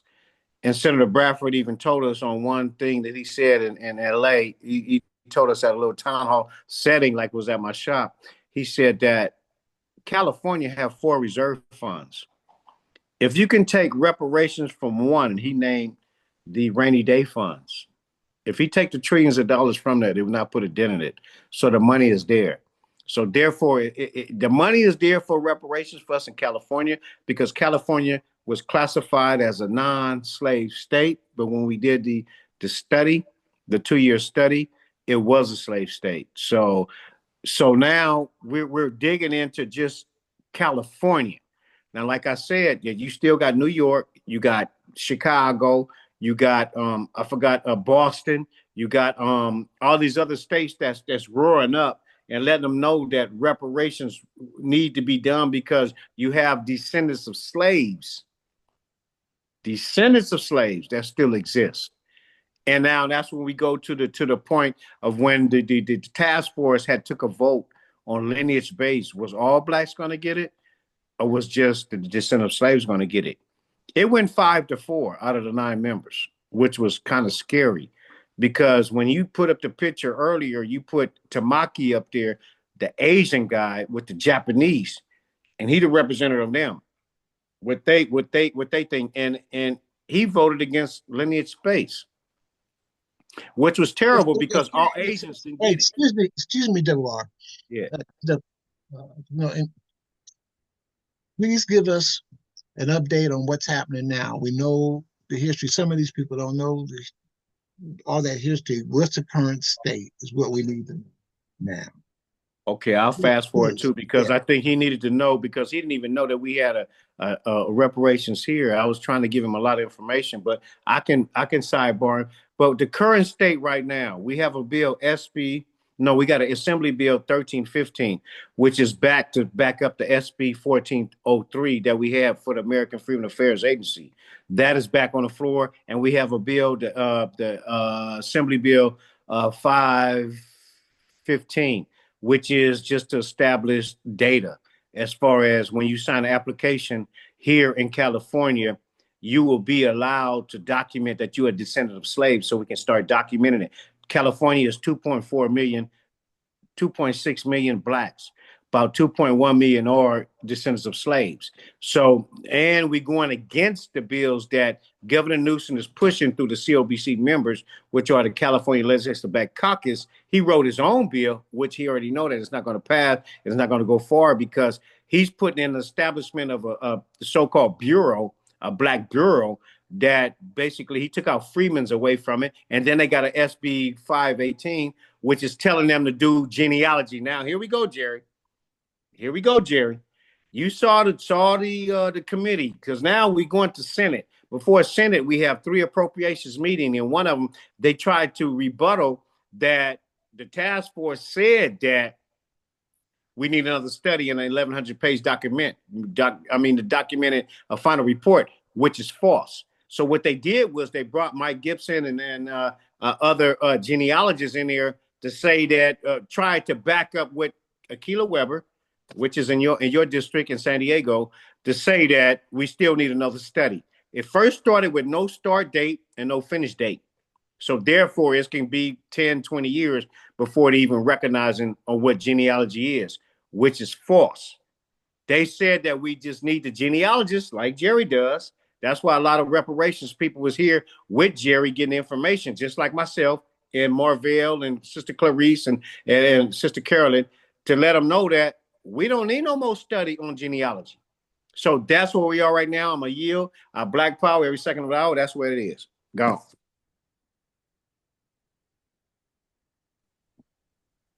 All right. Hey. Well, John, does anybody have any questions for Reggie? Okay, as a follow-up on what Reggie has, the information that he has shared with us was very thorough and informative, and thank you so much for it. The current state now is when we mention the Freedmen's Bureau, that was an agency, and it was ran by the Army. And so what happens is, where we're at with this reparations, you got to have an agency within the state to actually govern and run the reparations program. You need a genealogy department. You need some more who has some teeth, who can enforce whatever decisions are made. You need a bank, and you need to put a bank for the funds who can manage it. Yeah. And so these are coming. It has to be underneath the state of California. So these are some of the details that they're working out, man. Oh, let me add one more thing, Jerry. I'm glad you mentioned the word bureau. We're not looking for the word bureau because bureau is allowing the DOJ, the Department of Justice, to take our information, and like everybody has these clauses that are respected, and then you can't share your information, but it's given the DOJ just your information through the DNA that they do. So ours is an American Freedmen Affairs Agency. At the meeting, if you caught it, Brother Moye mentioned the difference between an agency and a bureau. Bureau is weak, agency is powerful. I yield.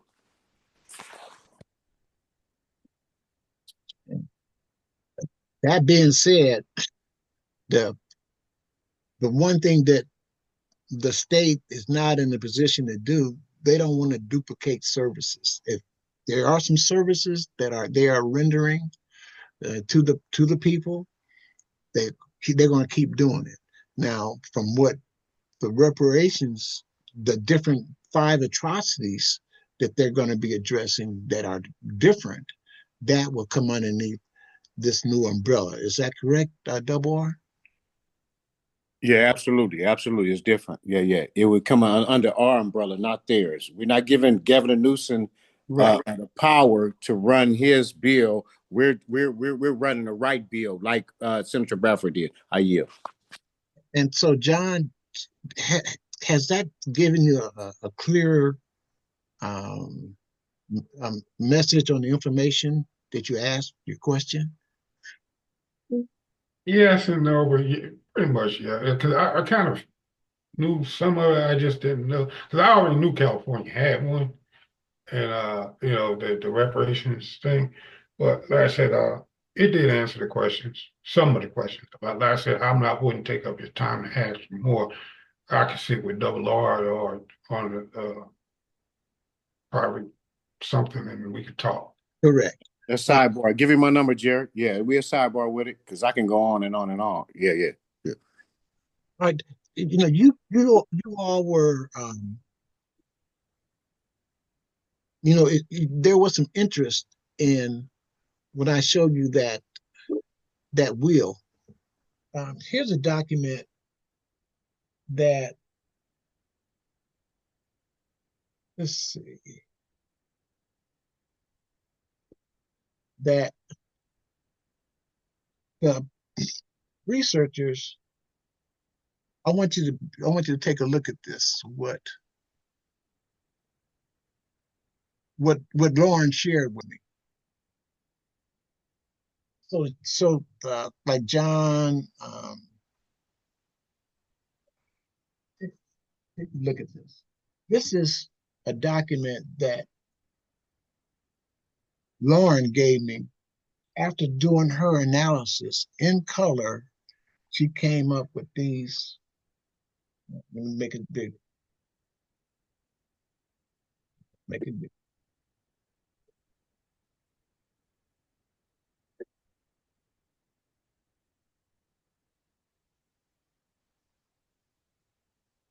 Yeah, in 1850 to 1860 and some of the early 1840, they had slave schedules, and that means that they had documents. Your enslaved people were property, and they were taxed off of those for those people.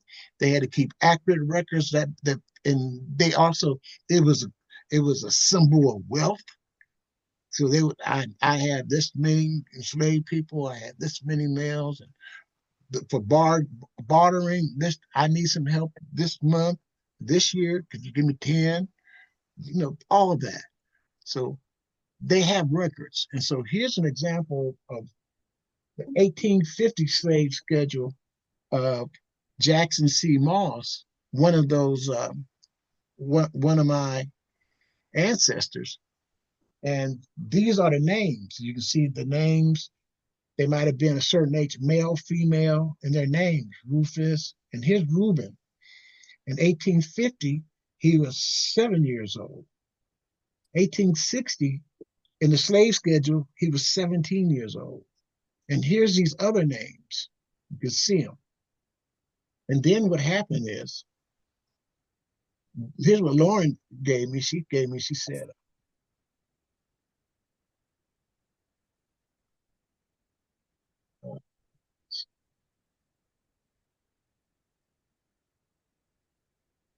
descendants of people who were probably formerly enslaved by Jackson C.C. Moss.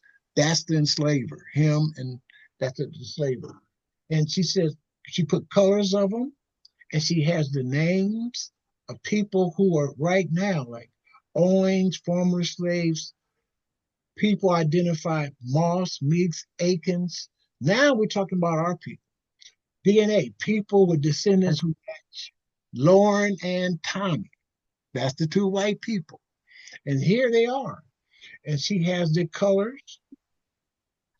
Rufus Moss, she has who they are, Caroline, DNA, and she goes right on down and gives the information. And this here, Marquise Anthony, she matches 99 Centimorgan's DNA matches Tommy. Also match other descendants. So you see that? She's given this here, Lynette Hobson. I've heard that name in some of our research. 25 Centimorgan's DNA match with Lauren and Lane. So she has her DNA and she's matching them with our DNA and she's putting it in this here form. Rufus and Caroline, and she'll tell you how many DNA they match her. And then she goes through the records and look how much information she's given. So she's given this information. Now here's Reuben T right here. And here's where I come here. Reuben T and City. Reuben and City, here they are. Those are the two that I showed you where they 1870. I showed you where they're buried at. And so Alice is one of them. And then here's Thomas. And here's where I come in and my name, Jerry. I match Moss descendants, black and white. And so she's put this information together. This Joshua Davis, she matches 14 centimorgans with Lauren, also with other descendants. SM, 16 centimorgans. So the message is. Yeah. Jeffrey, you ain't go to sleep yet? The message is she shared that kind of information with me. And how often do you get to see that kind of information from one of your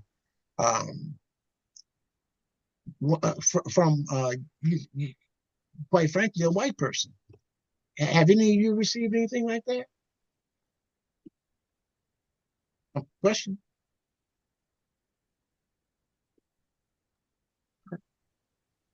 I have, but not that detail. Yeah, in that color, colored out like that.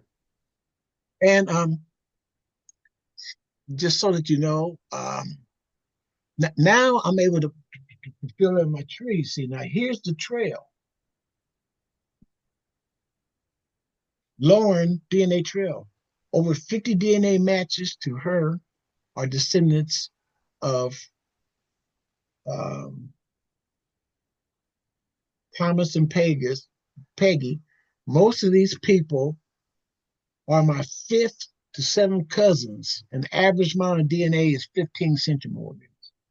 12 matches are from Jackson C. Moss. That's the son. 5 matches are from Reuben. That's me. At 8 to 14 centimorgans.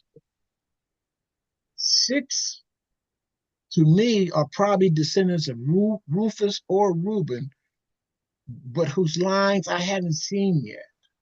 Almost all descendants of Rufus Moss and Reuben Moss are also DNA matches with some of each other.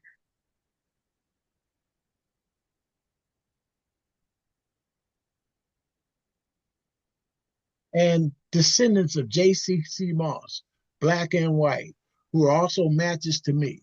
So we definitely are related through the Moss family.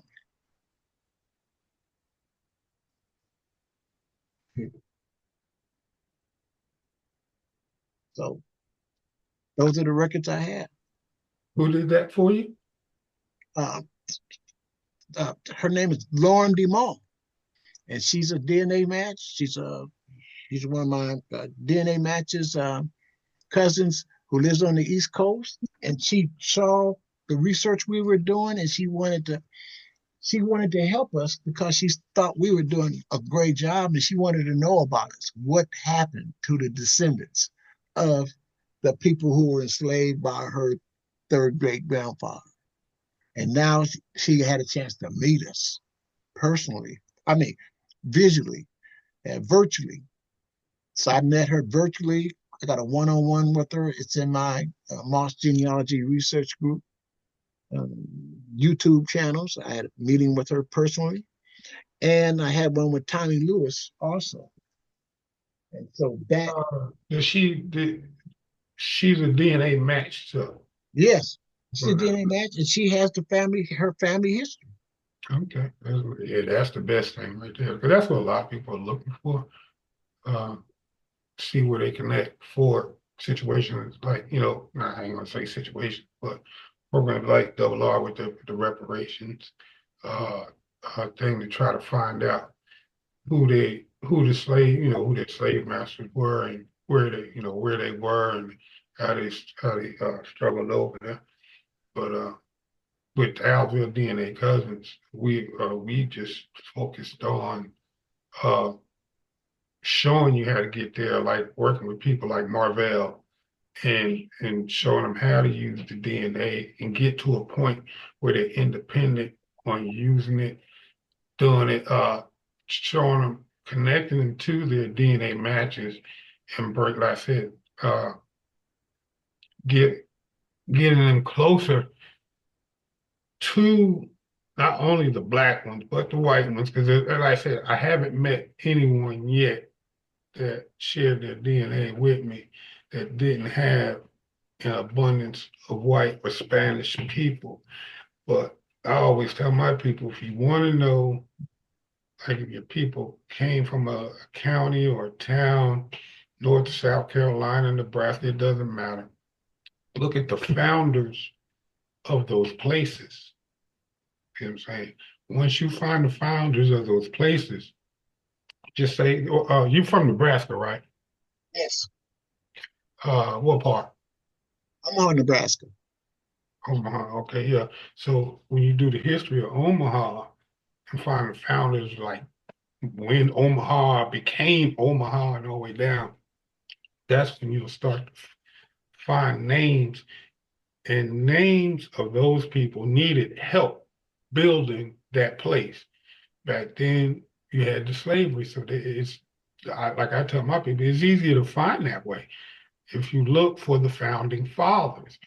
After you look for the names on the founding fathers, uh, see if you have any in that area, white or black, with that last name. Take a DNA test, see if they're in your DNA. Now you're really working with something, as opposed to just, I got a will and testament or a tax document or something else like that. But Well, here I definitely understand that that tool in areas where it was where people were enslaved, but up in Nebraska we weren't part of that. In Omaha, yeah, I didn't know that. yeah, we weren't part of that, and so let me. I showed you a will of my mother's side. That's my Sarah Ellison. Now this is the will on my father's side. This is Thomas Moss, and it has the same kind of information as you see. So I have them on both sides. I have this information is the same. It talks about them, their names, their price, and this is his will, Thomas Thomas Moss, and that's why I know where I got my name Moss is from him and this family, John. So here they all are, and it just goes on and it goes into the same kind of thing, but this has been translated, and he gave to his son JCC Moss all my landline east of something and all this stuff, and Negro Ed and Randolph. Also give my son William and he to destroy note he has against me. I give and my beloved wife my carriage during her life, and then to become the property of somebody else. But I have the same thing for my on my father's side. So I just wanted to let you know I had these documents, and that's what I'm going to be matching up. I'm going to be matching these documents along what I have. Go on, Double R. Double R. All right, thanks, cousin Jerry. Yeah, I want to rewind a little bit because I heard Brother John speak something about what 23andMe. I think it was on like a negative kind of point. I mean, we already know that they're going through a lot of negativity on the news and everything, but as far as our information being on there and people that have prior accounts from there, what would you say, Brother John, about the status of 23andMe? I yield, Black Power. I don't think, if it was me, I wouldn't remove my stuff. They're gonna rebuild. They were making money. They're just in a slump right now, and they caught themselves in a bad situation. I would keep all my information. I wasn't talking negative about them. I just don't have a thing with them. And anybody I match with them, I only find through Jed Match. You got to excuse my voice. I'm a cancer survivor this year. Been 1 year, but and I had throat cancer, so I talk Praise God, homie. Yeah. and I have trouble. Well, anyway, uh, no, I just say what I was telling Marvell about doing ancestries because that's all I used. Uh, I never I thought about doing a 23andMe, but never got around to it. Ancestry has been giving me all the, everything I need to help people that have taken ancestry tests and 23andMe tests. Um, Once you learn how to navigate it, it's a lot easier and it's a lot better than then it's like I got my DNA on my heritage, and I don't have a full thing on my heritage, but my heritage is good.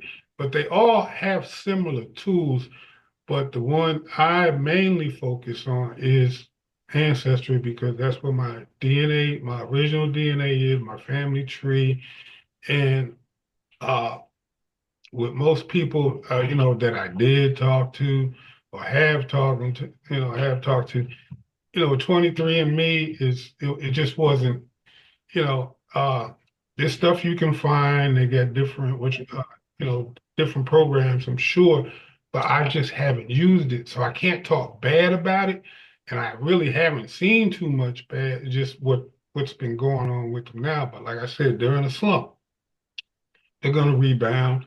Keep your stuff out there. Everybody's like, pull your DNA from them and do this and that. No, they're a company that was making money. They just, like I said, they just got to downsize and re-strategize their program. That's like you guys with the reparations. You know, certain things happen. You just got to re-strategize certain pieces, and that's all they're doing. That's all. Okay, well, I've been on the Freedmen Bureau's Friday, and you got your brother Shannon on there, and I think you all know Shannon that's on there, and he gave an update on there because they asked him for it. I don't know his title inside of the 23andMe, but he said to me, and I'm a quote. He said it's just like any other platform that was been sold and bought again. That all they doing is just because 23andMe didn't make money. They did it at a low cost or whatever, and they wasn't trying to make money. But they got somebody in house that's going to buy it, and it pretty much just like the privacy clauses that we was talking about earlier. They're not, I mean, because people are fearful of using them because I think the news here in California was kind of saying that I don't trust them. As Shannon broke it down, and he said that no, ain't nothing wrong with using them because you had two or three other prior to that that sold their platform, whatever, but they can't give their information out. So that's all I'm saying. That's the information I got from Freeman Fridays from Shannon that was on there, and everybody thought he was replicable, and I think so too. So that's all I'm just trying to say that why it was a doubt because I heard you Kim gave a little bit of a thing on 23andMe, but okay, we on the same page then. I yield. Black Power. Yeah, like I said, Ancestry was bought like that. A lot of people don't know, but it's the same thing. They went through their little, 'cause at the time when they were coming up, I don't think nobody was really, besides genealogists and people that were were were not into it. Now that the DNA parts coming in, uh, they're getting an overload of people taking DNA tests with just about any company that can. But like I said, they're just restructuring themselves. They're a company. Yeah, that's one thing I look at it like that. They're a company. So, of course, they're going to have their downfalls. They're not saying that Ancestry won't have its downfall. See what I'm saying? It might go through something like that. It's just not going through it right now. So, I don't. No, I wasn't down 23andMe. Like I said, anything that's a company And in these day and times, like I said, I maybe could look for an ancestry that might be going through something. We don't know what actually is going on with them. But until then, that's, I can't say nothing bad about them. I can't say, I don't use them, so I can't say too much good about them because I don't use them. I just got people that have family that's taken DNA, taking their tested their DNA, and I get to talking to them, and there's not too much of a difference. It depends on what you're really looking for. Now, I know some of you, I took a DNA test with 23andMe. I took a DNA test with it and don't understand DNA. Like Jerry's talking about all these DNA and all these, what you call, yeah, people just taking the DNA test and don't even understand DNA testing because they can, and they're like, well, I got a cousin here, I got a cousin there. Well, how does that cousin match? How does where does he fit? Is on your mom or your dad? There's people that don't know and taking DNA tests. So I can't, like I said, I can't down the company for people, taking the DNA test and not knowing. Because, and then I have people that's taking the DNA test that didn't know mother nor father. And were adopted at birth. There's some that have contacted me because we share DNA. And I said, I know my family because mine was together and on through like Jerry. And I can tell them, but if you match me, first of all, I'm gonna ask you, how do I match you? Or do I match you on your mother or your father's side? Right. Then I'm gonna ask, after I find out if I match you on your mother or father's side, and then I'm gonna ask for a few names, and do you want to share your tree with me? Because I share my tree with you with no problem. I share my DNA with you with no problem. Well, are you willing to do it with me? And we can work together to find out how or who possibly that person can be, depending on how your DNA matches me. So if you're like I like to use 15 and above, which really doesn't matter, but we can go all the way down to the 8. I already know the 8 is gonna be a third or fourth cousin, fourth grandparent. So from there, I start looking in that area. If you don't have that built, then I know we have to build up to that area. If you don't know your mother and father, then we have to take it from what's your highest DNA matches and start putting them together and start building out a tree for you. After we start building out a tree for you, and I ain't gonna do it, just do it on the side that I'm on to you. I'm gonna do it on both sides because you're gonna need to know. We always talk about, the diseases being passed down, like black people, heart disease, high blood pressure. Well, like I said, people that shared their DNA with me have a lot of white people. So what are those diseases that the white people have? There you go. You know what I'm saying? Everybody forgets that part. You know what I'm saying? Yes, sir. We all can run it. We all can run the black disease. Like I said, I just said them. High blood pressure. Give me one. Double R. You know one right off the top of your head, probably. Mm-hmm. Diabetes. Uh, uh, you know, and the list goes on. But you got a lot of white people that are in your DNA, and you have that because that DNA is your blood and what are their diseases? Right. But the reason I asked is because it's a key thing in legislation right here in California.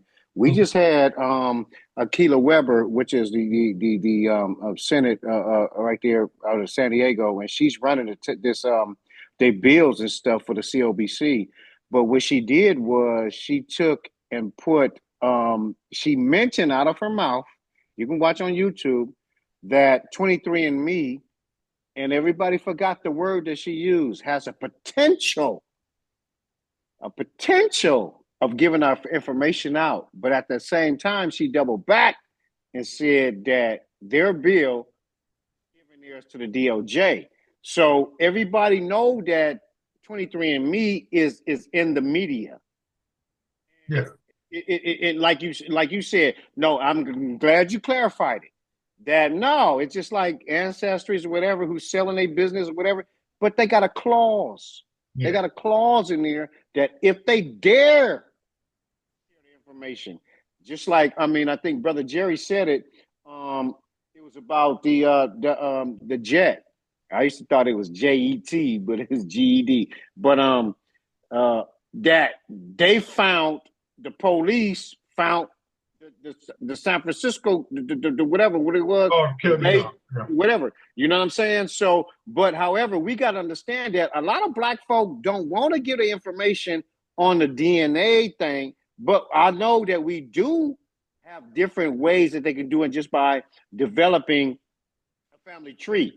But I think that just like you said earlier, and I was keen to it, you said ancestries is very much head on to the pinpoint, and they can go back far and far in the history of them. And we know that why they did it because they were searching for the 144,000 that was going into to the heavens or whatever. And so you couldn't be a Mormon unless you gave your DNA. You know what I mean? That's what I heard. So I know that they're accurate and they save that information, and therefore that's why they're. But a lot of the Native Americans, they don't have theirs because of certain rituals, for respect for them, maybe for the money that they don't do. Because I'm Creole, so I thought that I would have a little bit of Native American in me, but I ain't never found none. I yield. Black Power. You know, you're not gonna have that. Well, I ain't gonna say you're not, because there's some people with 100% of it. It's very rare. I'll tell you that. I'm gonna let you know that. I wasn't even looking for like you know when I took mine, you know, back in the day, I would say my second great grandmother, third great grandmother, but she was alive. She was born 1892. She was alive when I was young, and I got you know the blessing to meet her and got pictures and stuff of her. And they were gonna put her in the paper because she lived like 7 generations of her family when she was living back in the 70s. So everybody, the word through the family is that she was full-blooded Cherokee, blah blah blah blah. You know, that's the Indian part runs through every black family somewhere in the line, but it's always grandma. Uh, you know, it's usually the great grandmother or the grandmother somewhere around in there. But as doing my lineage through my DNA and finding people that are falling on that side, she has a lot of white people and a lot of Puerto Rican people on that side. So back then, like I said, she's got some black in it because not only is that side covered with white and Puerto Rican, but I found black people attached to those white and Puerto Rican DNA matches. So if you've seen her, yeah, she could have passed for white. She was a very light skinned lady. And so back then, yeah, of course, they would have considered her Indian, you know, just by sight. Our people weren't the most educated, not all of them, you know, and if they, you know, Indian was the first thing being passed around. Some of us, you know, were slaves to Indians. You know, we were slaves to other black people. There was black slave owners, you know, and nobody wanted to really talk about that, but there were black slave owners. And but the Indians took us, but they gave us a little bit more when they freed us, especially the ones that moved out west. That's why I would like to I come to these things to learn more about the personal experience. You know, you hear uh people that do documentaries, they'll talk about in general the Indians, the blacks that lived here. But like Jerry lived in Nebraska. I don't talk to a person from Nebraska on a daily, but I don't even know what too much. Like Nebraska's foreign to me. You know, I'm living in Alabama. I don't know nothing about that. Raised in New Jersey. So to hear him talk and show his family and see how black people of that time period and era, I could hear it on a documentary, I could see it in a movie all day long, but one on one, I don't have no. Well, I do, but I don't know. I know on the DNA that Nebraska or wherever have you, but I'm not personally speaking to those people, so I don't know what life was like there.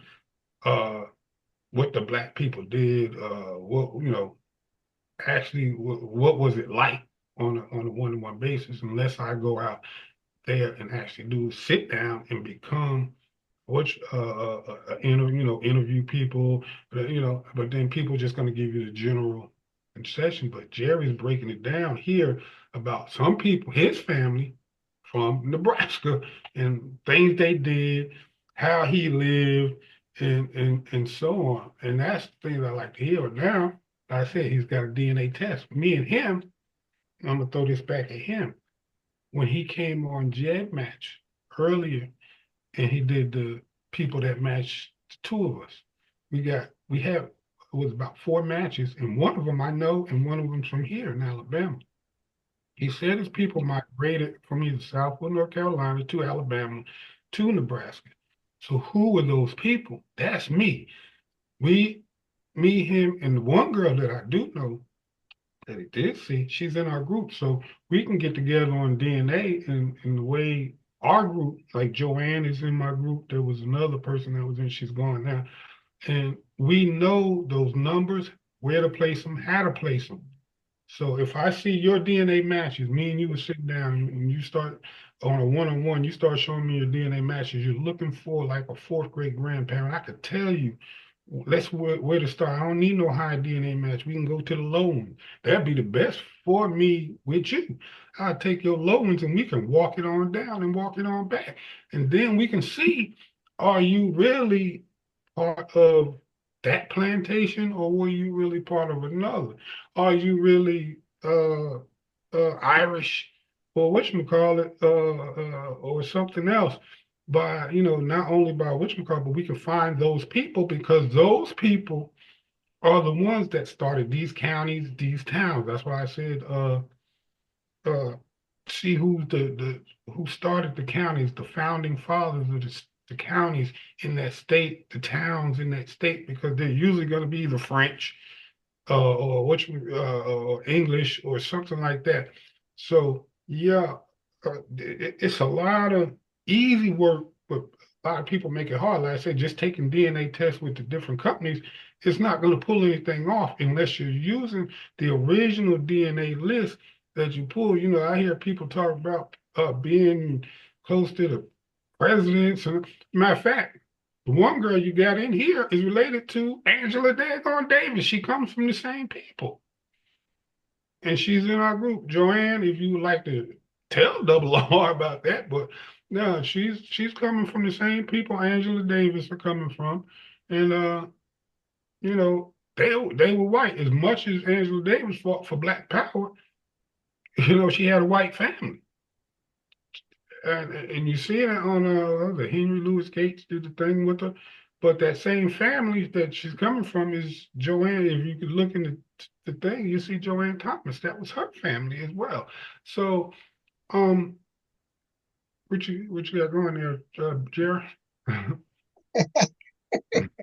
But yeah, I know it's. No, let me just say to the brother, man. Look, I left my number in there, man. We gonna talk forever, bro. But let Jerry get back to his thing. Maybe we got to turn this to a Freeman Fridays of when we start at 4 and we leave at 11:30 p.m. You check the chat, man. I love it, man. I love it, bro. I left our group's Thursday sessions that we have in the chat. Yeah, I don't know if you were in here, so you should be able to see it. And we meet the first 3 for sure. I'll get it. Yeah, for sure. First 3 Thursdays of every month. I don't care if you're white, Black, Spanish. I don't care what it is. If you DNA connect to me, you Black. Know why? Because 98% of my DNA is African. I have 1% Irish, and I know where that comes from. And I have 1% Wales, which yet I have to follow, but it's right there next to Ireland. So it's not going to be hard. So 98% of my DNA is African. And then, for as long as I've been on this earth, and like I told you, one of my grandmothers is Puerto Rican and white and Black. She's like a trifecta.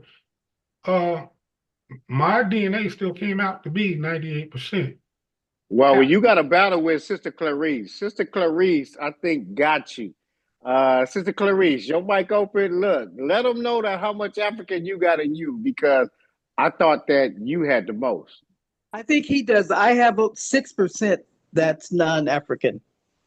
Yeah, I got so that puts me at 94%. Yeah, like I said, I got 1% Irish, and I know where that came from. Okay, he got you, Sister Clarice. He got you. 1% comes from Wales. The other 1% comes from Wales. Now, like I said, but that's on my dad's side, but I already found out how through that lineage of that grandmother I told you everybody thought was Cherokee, where my father intercepts my mother. You know what I'm saying? So in the very beginning of that lineage is where mama and daddy is shooting to come from. So you know, were they related? Yeah. Early on, you can't take a whole bunch of slaves from we'll just say Cameroon and expect none in America to be connected. You done took about 100,000 slaves from Cameroon. You brought them over, Brazil, the Jamaica and all that. It doesn't matter, but you brought at least 10,000 of them here. Now, if if 2,000 were men, and at the time that they were having babies, and like Jerry had a breeder, and one guy can make about 20 something kids, you know. And so you got a bunch of men from Cameroon. So yeah, there's a lot. We're a lot more connected to people than we think. And then you got everybody it just leaves their mind that California, Texas, and all that was originally Mexico. Mexico has the first black president freeing uh, black slaves if they could make it there. And then if they made it, they were free. They could do lands. So they could do lands in California and Texas where Mexico was a free land for black people who had the first black president. So it's crazy, and I always tell my friends, cousins and friends, Juanita, I said, man, a lot of people like to chase Kunta Kinte. I don't chase Kunta Kinte because why am I chasing Kunta Kinte? I got 20,000 DNA matches, and I don't know if I had to uh, give you 100 of them, then can I share my screen with you, Jerry, real quick? Go ahead. Okay, let me share something with you. Let me go to my DNA here. Man, why are you sharing this, man? I love this. I think we taking over Freeman Friday. Thank you, Jerry. Oh man, because it's gone.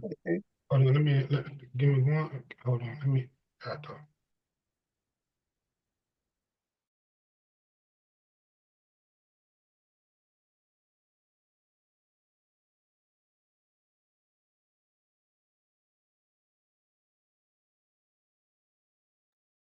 Yeah, okay. So here's my DNA matches, my sisters, my nephew, and all that. Cool. But here's the filter I like to use. I like to use my unviewed matches. Let me shut this down here. Share DNA matches. Look at that. I got 20,000 matches, 18 close matches, 19. Okay. That's cool. Some of them I've already done, like you can see my sisters, I've already labeled them and know who they are in the whole nine. Now, my unviewed matches, look at this here. Hit the apply that filter, and I have 103 pages. Well, now I have 103 pages because I work on it. But I go to some, and I'm not going to even say, I'm going to show you what I mean in a minute. But if I break it down to 50 pages, I got 42 pages left. I work Wow. on these, I work on these constantly. Why? Mm. A lot of people don't understand. If they're your DNA match, this is your bloodline. Just like you spilling blood on the street and or anywhere else, all these people are your natural blood. Yes, Wherever sir. they were, that's where your ancestors in your blood was. So just say Gabrielle, she looks kind of white. I know y'all can see I'm not supposed to be, well, it's a small little group, but she's more like kind of white. And then you got Ace Nicole. Both of them are on my paternal side. So what is the commonality between the two if I don't never look at them and never try to find out? Now, here you see all these that I just opened. These are people that share their DNA with me, and then there's more to them. There's more of them. So, and then you got people that, trees, create manage trees. And look, Brother John, can you zoom it in a little bit more to make it a little bit bigger? Because I got my glasses on. I can't really, I still can't even see it. Yeah, thank you, sir. Appreciate you. Yep, yep. like these are all the people that shared the tree with me or shared their trees with me. And like I said, there's different things that I'm looking at to them because some of them connect to me, some of them don't. Then some of them will do the craziest thing. They'll give me their tree and I'll never hear from them again. Like, what do you want me to do? Who are you looking for? You know what I'm saying? So you don't know out of all of these people, I'm gonna go back to the unviewed. No, let me go. I know one, she's not gonna say anything. She don't care. Okay, I'm gonna get one that DNA match. Shut it down. Okay. Let me go to her filter and let's look at her unviewed. So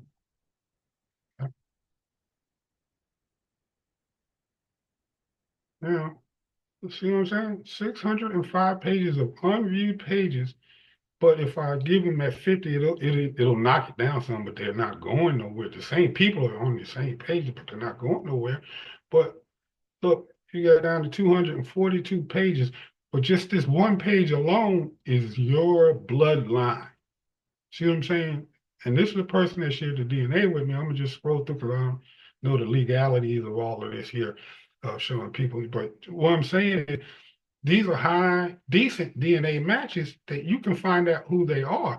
And I got a lot of that going on with people. Oh man, you look at my DNA, but then never hear from you again. So I don't know. I know what I'm looking for and what I can find with those people for you. But what are you looking for? And Jerry said I don't know if he was telling Marvell or somebody. He's like, I can show you how to do it and what know when to do it, best times and all that good stuff, but it's up to you. What are you looking for? What do you want? You looking for that slave master? He's in your bloodline. If you were on that slave master's plantation, you best believe one of his slave hands or one of the guys he had watching y'all, or he himself slept with one of your ancestors. Or one of his people did. So he knows somebody that did. And they're going to show up in your bloodline. There's not one double R right now. I can check. I can just look at the color of your skin, your light skin. Guarantee I'm gonna find a bunch of white people for you. You know what I'm saying? And it's not nothing out of the way. I find it in the darkest person. Hey, watch that. Watch that. No, you're right, because I got about 46% of Caucasian in me and 50 other of African and one Spaniard. You know what I mean? 3% Spaniard. Oh, So yeah. I looked up my great grandmother was a house nigga. yeah. She was light skinned. So And let I me hear. get to Clarice. Let me get for just for Clarice's purposes. On the DNA, I got my summary. And Clarice straight Mandingo. She Mandingo. see right here. I show it all the time in my whatchamacallit. All this is Africa, Central West Africa, Senegal, Mali, Western Bantu, Ivory Coast, Cameroon, Benin, Togo, Nigeria. 1% Wales and 1% Ireland. I'm 1% right here in Ireland, and then the other 1%, if I go back, is right next to Ireland up here in Wales. You can't tell me they're about the same people, but that's it. That's all I got for that region is 1%. See what I'm saying? And I'm holding on to that kind of slightly because the Wales kind of bounces something. It was never even showing when I first took the test. Now it's really like 1%, but the rest is all African. That's 98%. I can't, how much more African? This is me all through here, mainly here in Western Bantu, but we already know our people are Bantu people. That's a whole nother story within itself. And then you got my highest Nigerian. So anybody that got Nigeria, 25%. Wow. so if anybody got Nigeria in their bloodline, You can't tell me, and if we go to Nigeria, look at Nigeria past and Nigeria now, you keep picking up people from Nigeria. You're going to tell me if you bring any of them to the United States, we ain't going to match? If Hmm. you got Nigeria and I got Nigeria, and we know where it's coming from, Nigeria at a certain point in time, you're going to tell me we're not cousins? Man, you bumped your head. Benin Togo, same thing. That's 24%, right? Which is right. You're here. Whatchamacallit, it's going to be the same thing. So why are you trying to separate yourself from your blackness? You know what I'm saying? I can't really, and Ancestry just told me, you're 98% African. You're about African if we never had brought you over here. You know what I'm saying? You would have been a whole African. Yeah, but see, look like yours say you got 25% Nigerian, and then you got the Benin Toga, and then the Cameroon 14%. But that's just like you said, trying to nail it down to one slave master. Like in my blood, it was several. You feel me? So because I got 16% France at the most, and then like I said, 46% of European, even Swedish, Ireland, and so I had a high percent of more than one slave master. I yield. Black power. Yeah, I got that. I have that. Yeah. But see, the good thing about you, Joanne, I don't know if Jerry knew, you're coming off the original founders of America. I forgot hit, hit, Mayflower. the Mayflower. Yes, her people are coming off the Mayflower. The same people that are connected to Angela Davis, and we overlook it like. No, let me correct you. It wasn't the Mayflower. It was 1619. It was called the White Lion there in Virginia. So Mayflower, that was a lot. I yield. What was the name of the person? Well, see, they're going back and forth because Virginia want to claim they came first, then the Mayflower people want to say they came first to Massachusetts. So they're going back and forth with that. But the name of the person. Oh, you got your buddy with you. Angela Davis. So Angela Davis shared the same 10th grade grand I had. So we boiled down to about 11th cousins, me and her. What's your baby's name, Jerry? You muted. You're on mute. Your mic is muted. He's a 4-year-old Yorkie. His name is Lexus, like the car, Lexus. 4 years old. I got him second pick of the litter. Okay. He cute. Mm-hmm. That's his buddy. You can tell. Look at him. But yeah, I just tell people, man, how in the heck are you gonna have, like if Ancestry had kept that 6, all the way down to 6, anybody that had Nigeria in their blood and we matched, come on, now. I got that. I got Nigerian, Cameroon, Ghana. I got all that. And I about guarantee you, if you look at if Ancestry will let you look at all your matches from Nigeria, plus let me look at some of mine only from Nigeria, I guarantee you we're gonna bump heads for it because they would have had to come around the same time the other Nigerians came. It's nothing. I mean, it's not brain surgery for me. It's just like that's a common sense thing. Well, let Jerry share you my information, and we gonna connect. Let him share you mine, and we'll connect. I'm on Ancestry. Oh, okay. Yeah. Yeah. Well, Do you guys Madam watch Yes- Finding My Roots? Mhm. Hello? Yeah. Oh no, going backing down. Yes, I do. Yeah, so that'll teach you a lot too. You listen to how they do their research. Yes. That'll help out too.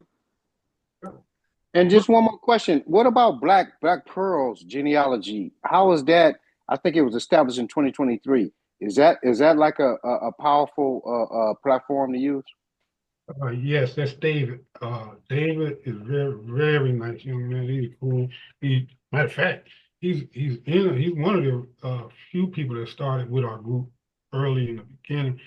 And he moved on and he's done great. I mean, he's done some great things. When he started that site, now me and Joanne left some pieces, some information for him on the Mexican thing for his site. But Black Pearls, what he did, he grabbed all the information for Black people that are looking for Black people and put them right there, wherever you can find it on the internet. He just put it in on that website in certain spots. He did the Freedmen Bureau, certain parts of the Freedmen Bureau that pertain to Black people. He was interested in helping Black people, the research become a lot easier. Matter of fact, David, not too long ago, texted me, but he's done amazing things with that site. But Well, when you say about the Mexican side, is that going back to the I guess it was the Florida Maroons who became I guess it was the native what was they called? Seminoles. Seminoles. Yeah. Is that going back to when they went to Mexico?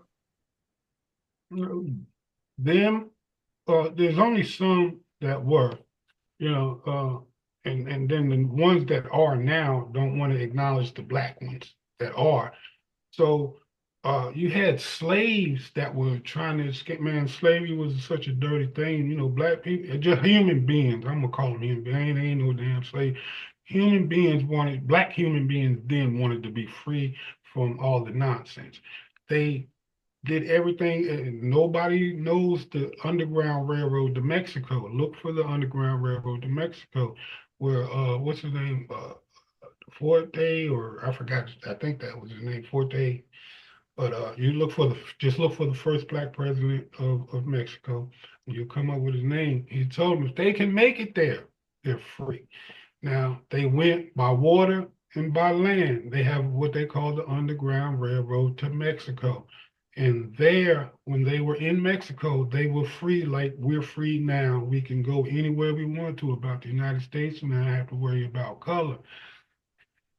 Which the problem is, at the time, Mexico was California was Mexico. All that Texas and all up in that general area was all Mexico.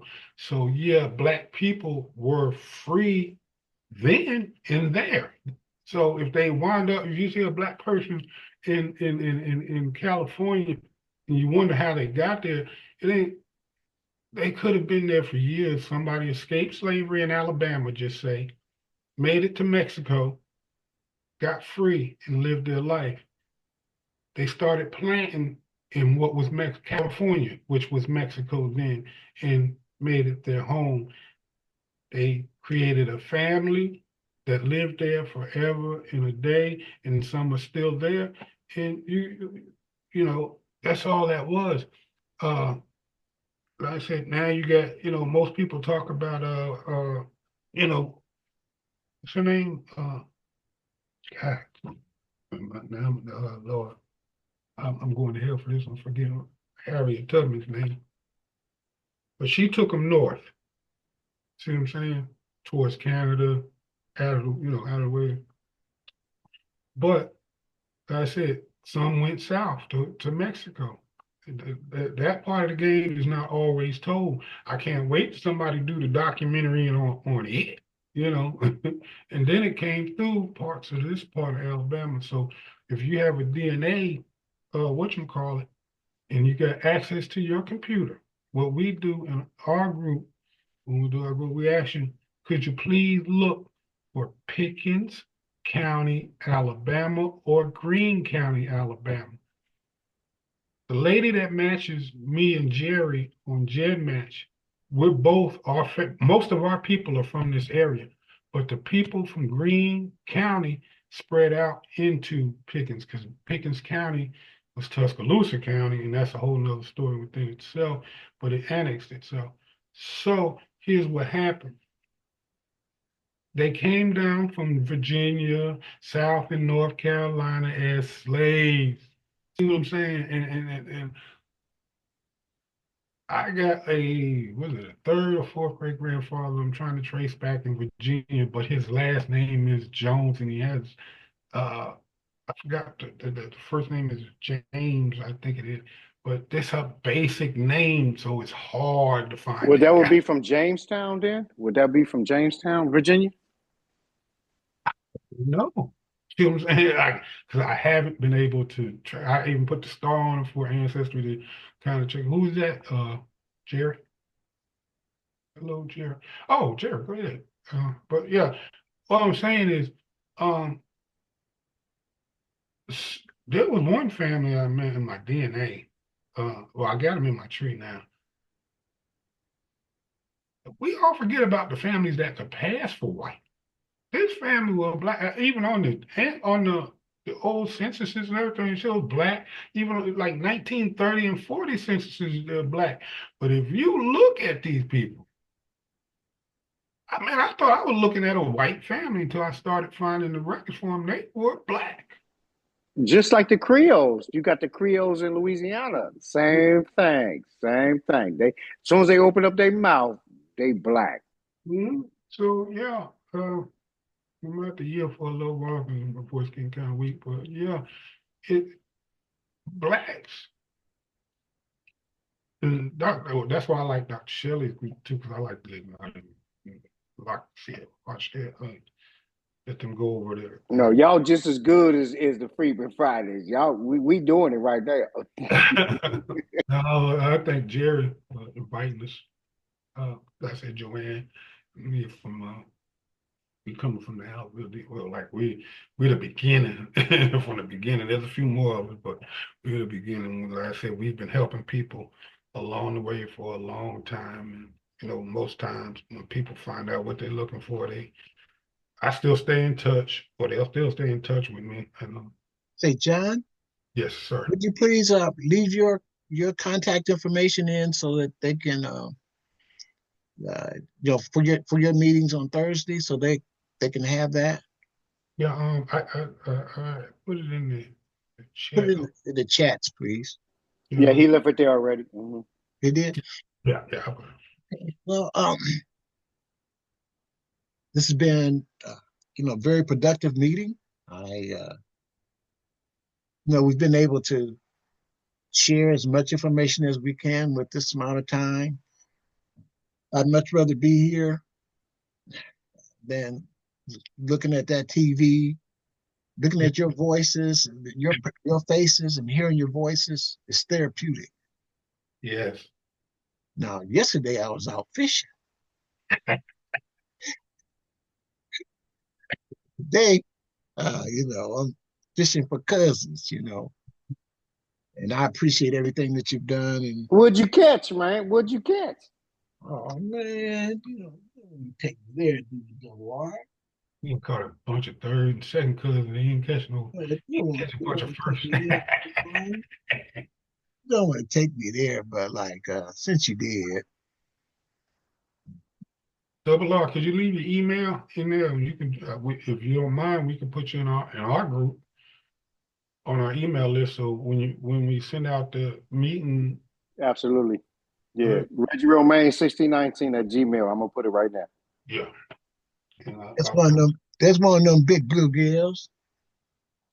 Last year we caught about 5. My son and I, they put us on the board. See, so when people come in to fish, we're up on the board because we caught it. That was yesterday, one of them big bluegills. There you go. How about that, Delaware?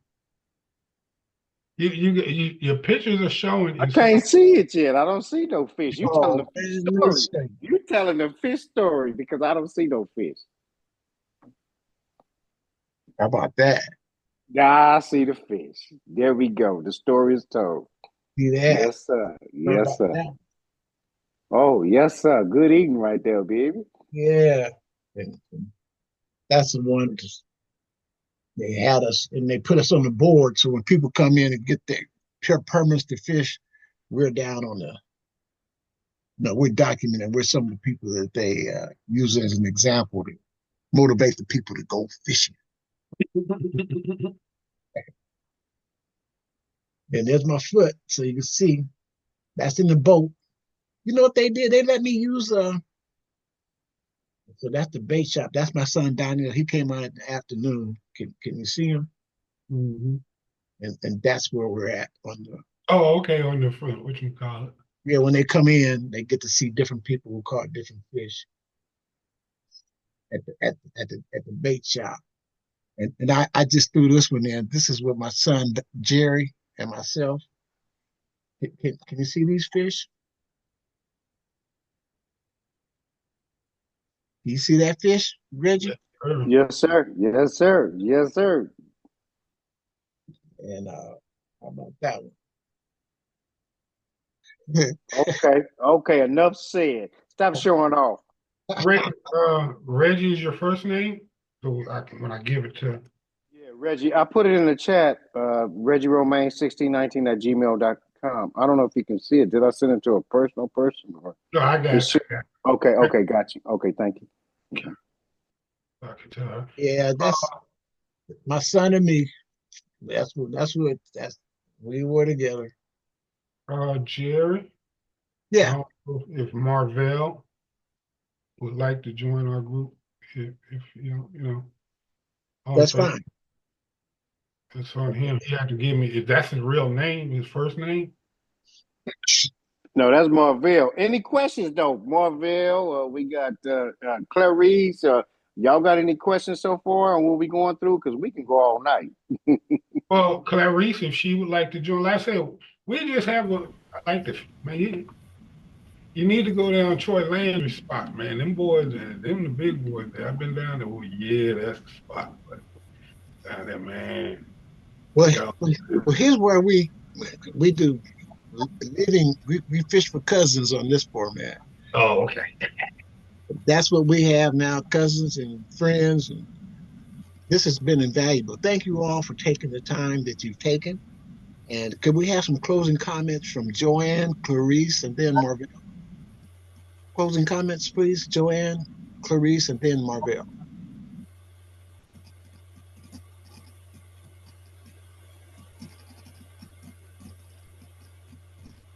I think Brother Marvell ready to go. Sure. Okay, let's go. Oh, Marvell Wilson. Who said my last name? I did. I'm gonna add you to our mailing. Yeah.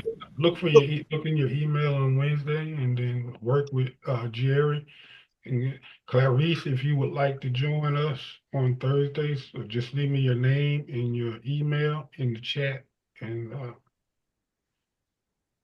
we'll be glad to have you. But like I said, look on your DNA. If you've taken a DNA, double R, Clarice, look for Pickens County. I'm gonna put it in the chat right now. Pickens. Go ahead, Marvell. Closing comments. Well, I mean, I'm certainly apprised of the necessity for what you do, as well as how well you do it. I mean, you give me an outline of everything you discovered. It inspires me to want to get as much information about my lineage as you have about yours. I mean, you kicking it with your folks and everything. So I'm looking forward to putting this thing in motion and getting the necessary information so that I can really start reaching out and touching with the people that I'm looking to recruit into the reparations concept and the reparations mindset, right? If you can start with your family and you start with your lineage, and then we can fill in the blanks about what this thing represents and why we deserve it.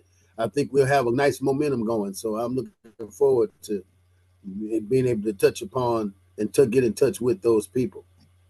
And let me just add to what let me just add to him too.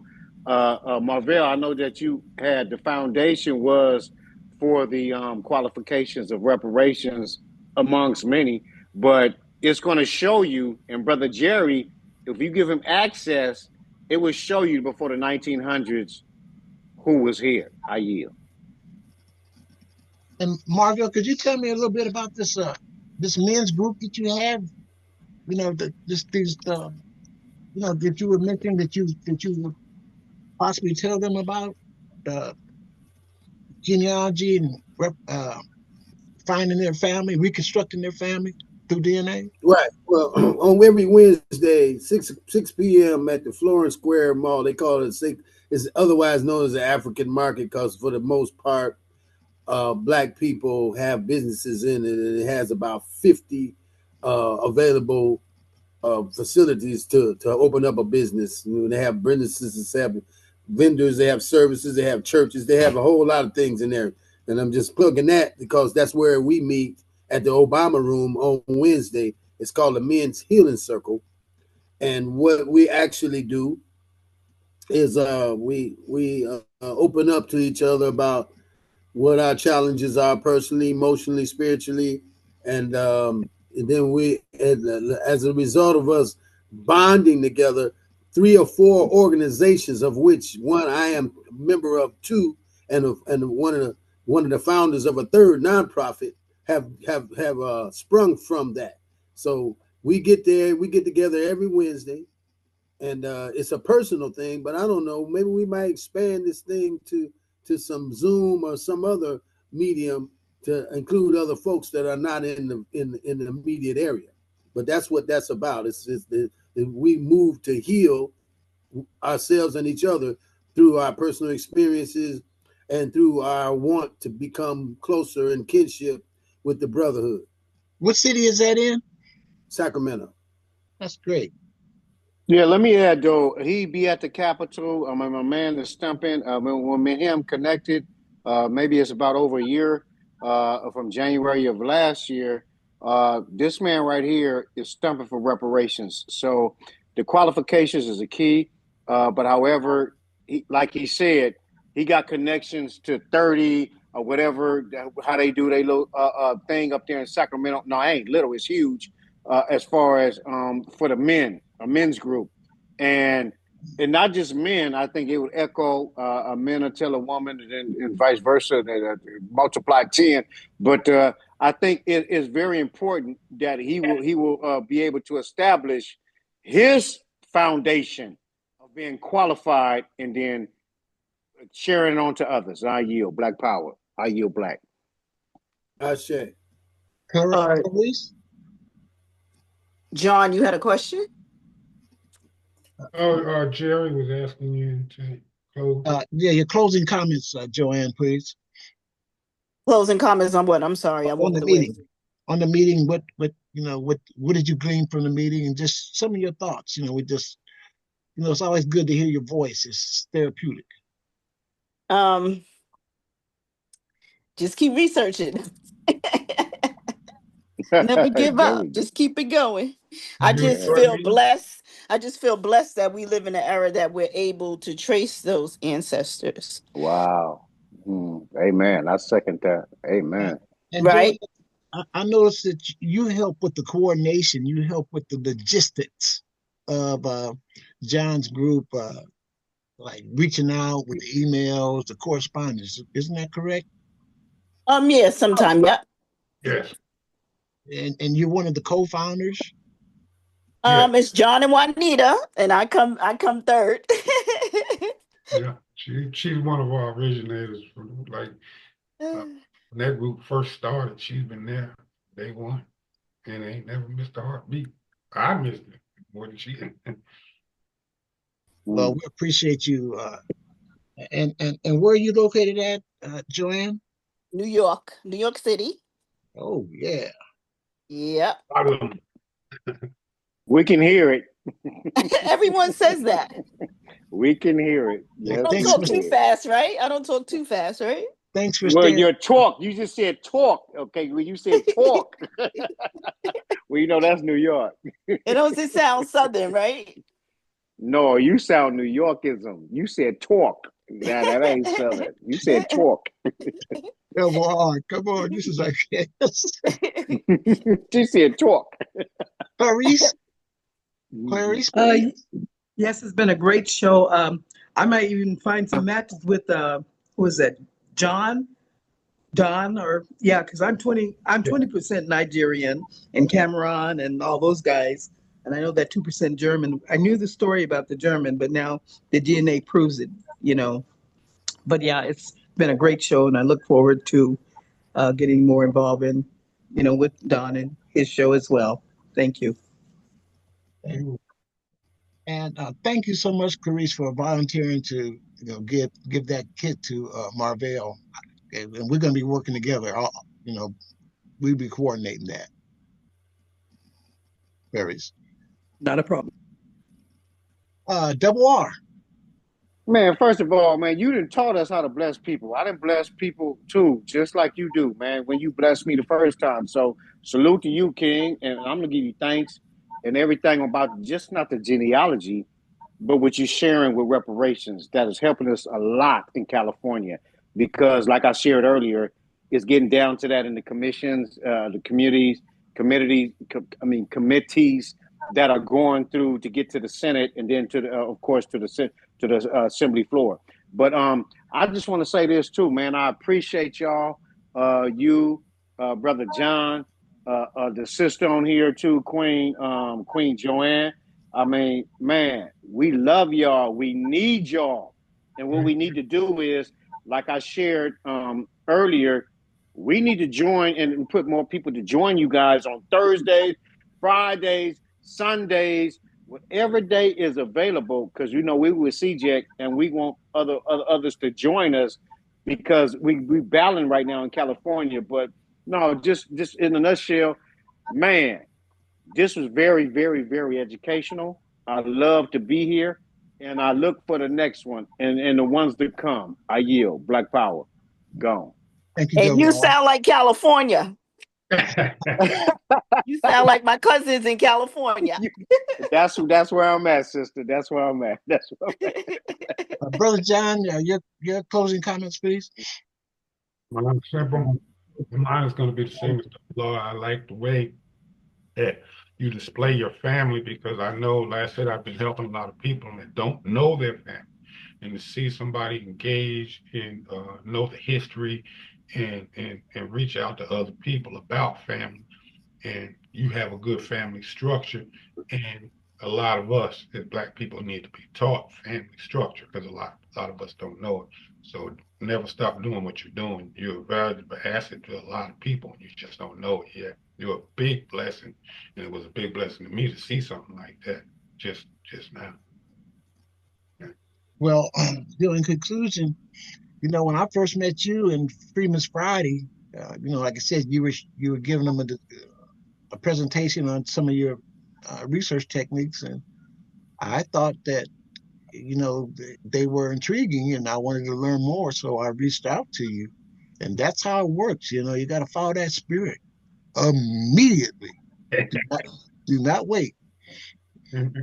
That being said, No, and that being said, I'm gonna tell you, brother Jerry, go ahead. God didn't let you hook with him because you quiet on there every time I'll be on there. So for you to connect with brother John, man, salute, man. That was God sent, and we're gonna make this this movement on genealogy. We're gonna make it to the fullest. We're gonna make sure that everybody know everything that they need to know. As far as moving over, not just in California for reparations, but just to know who the hell you are and all your ancestors and everything and your relatives that's walking in the stores right next to you. I yield. Black Power every second of the hour. Well, everyone, enjoy the rest of the evening. It's all good. It's all God. All right. Yes, sir. Peace and reparations. Good night, all. Good night.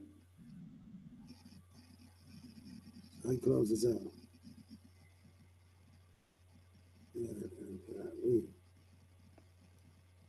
Okay.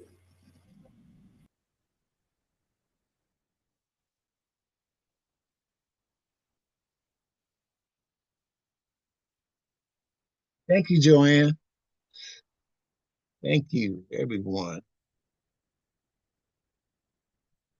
May the 5th, 2025.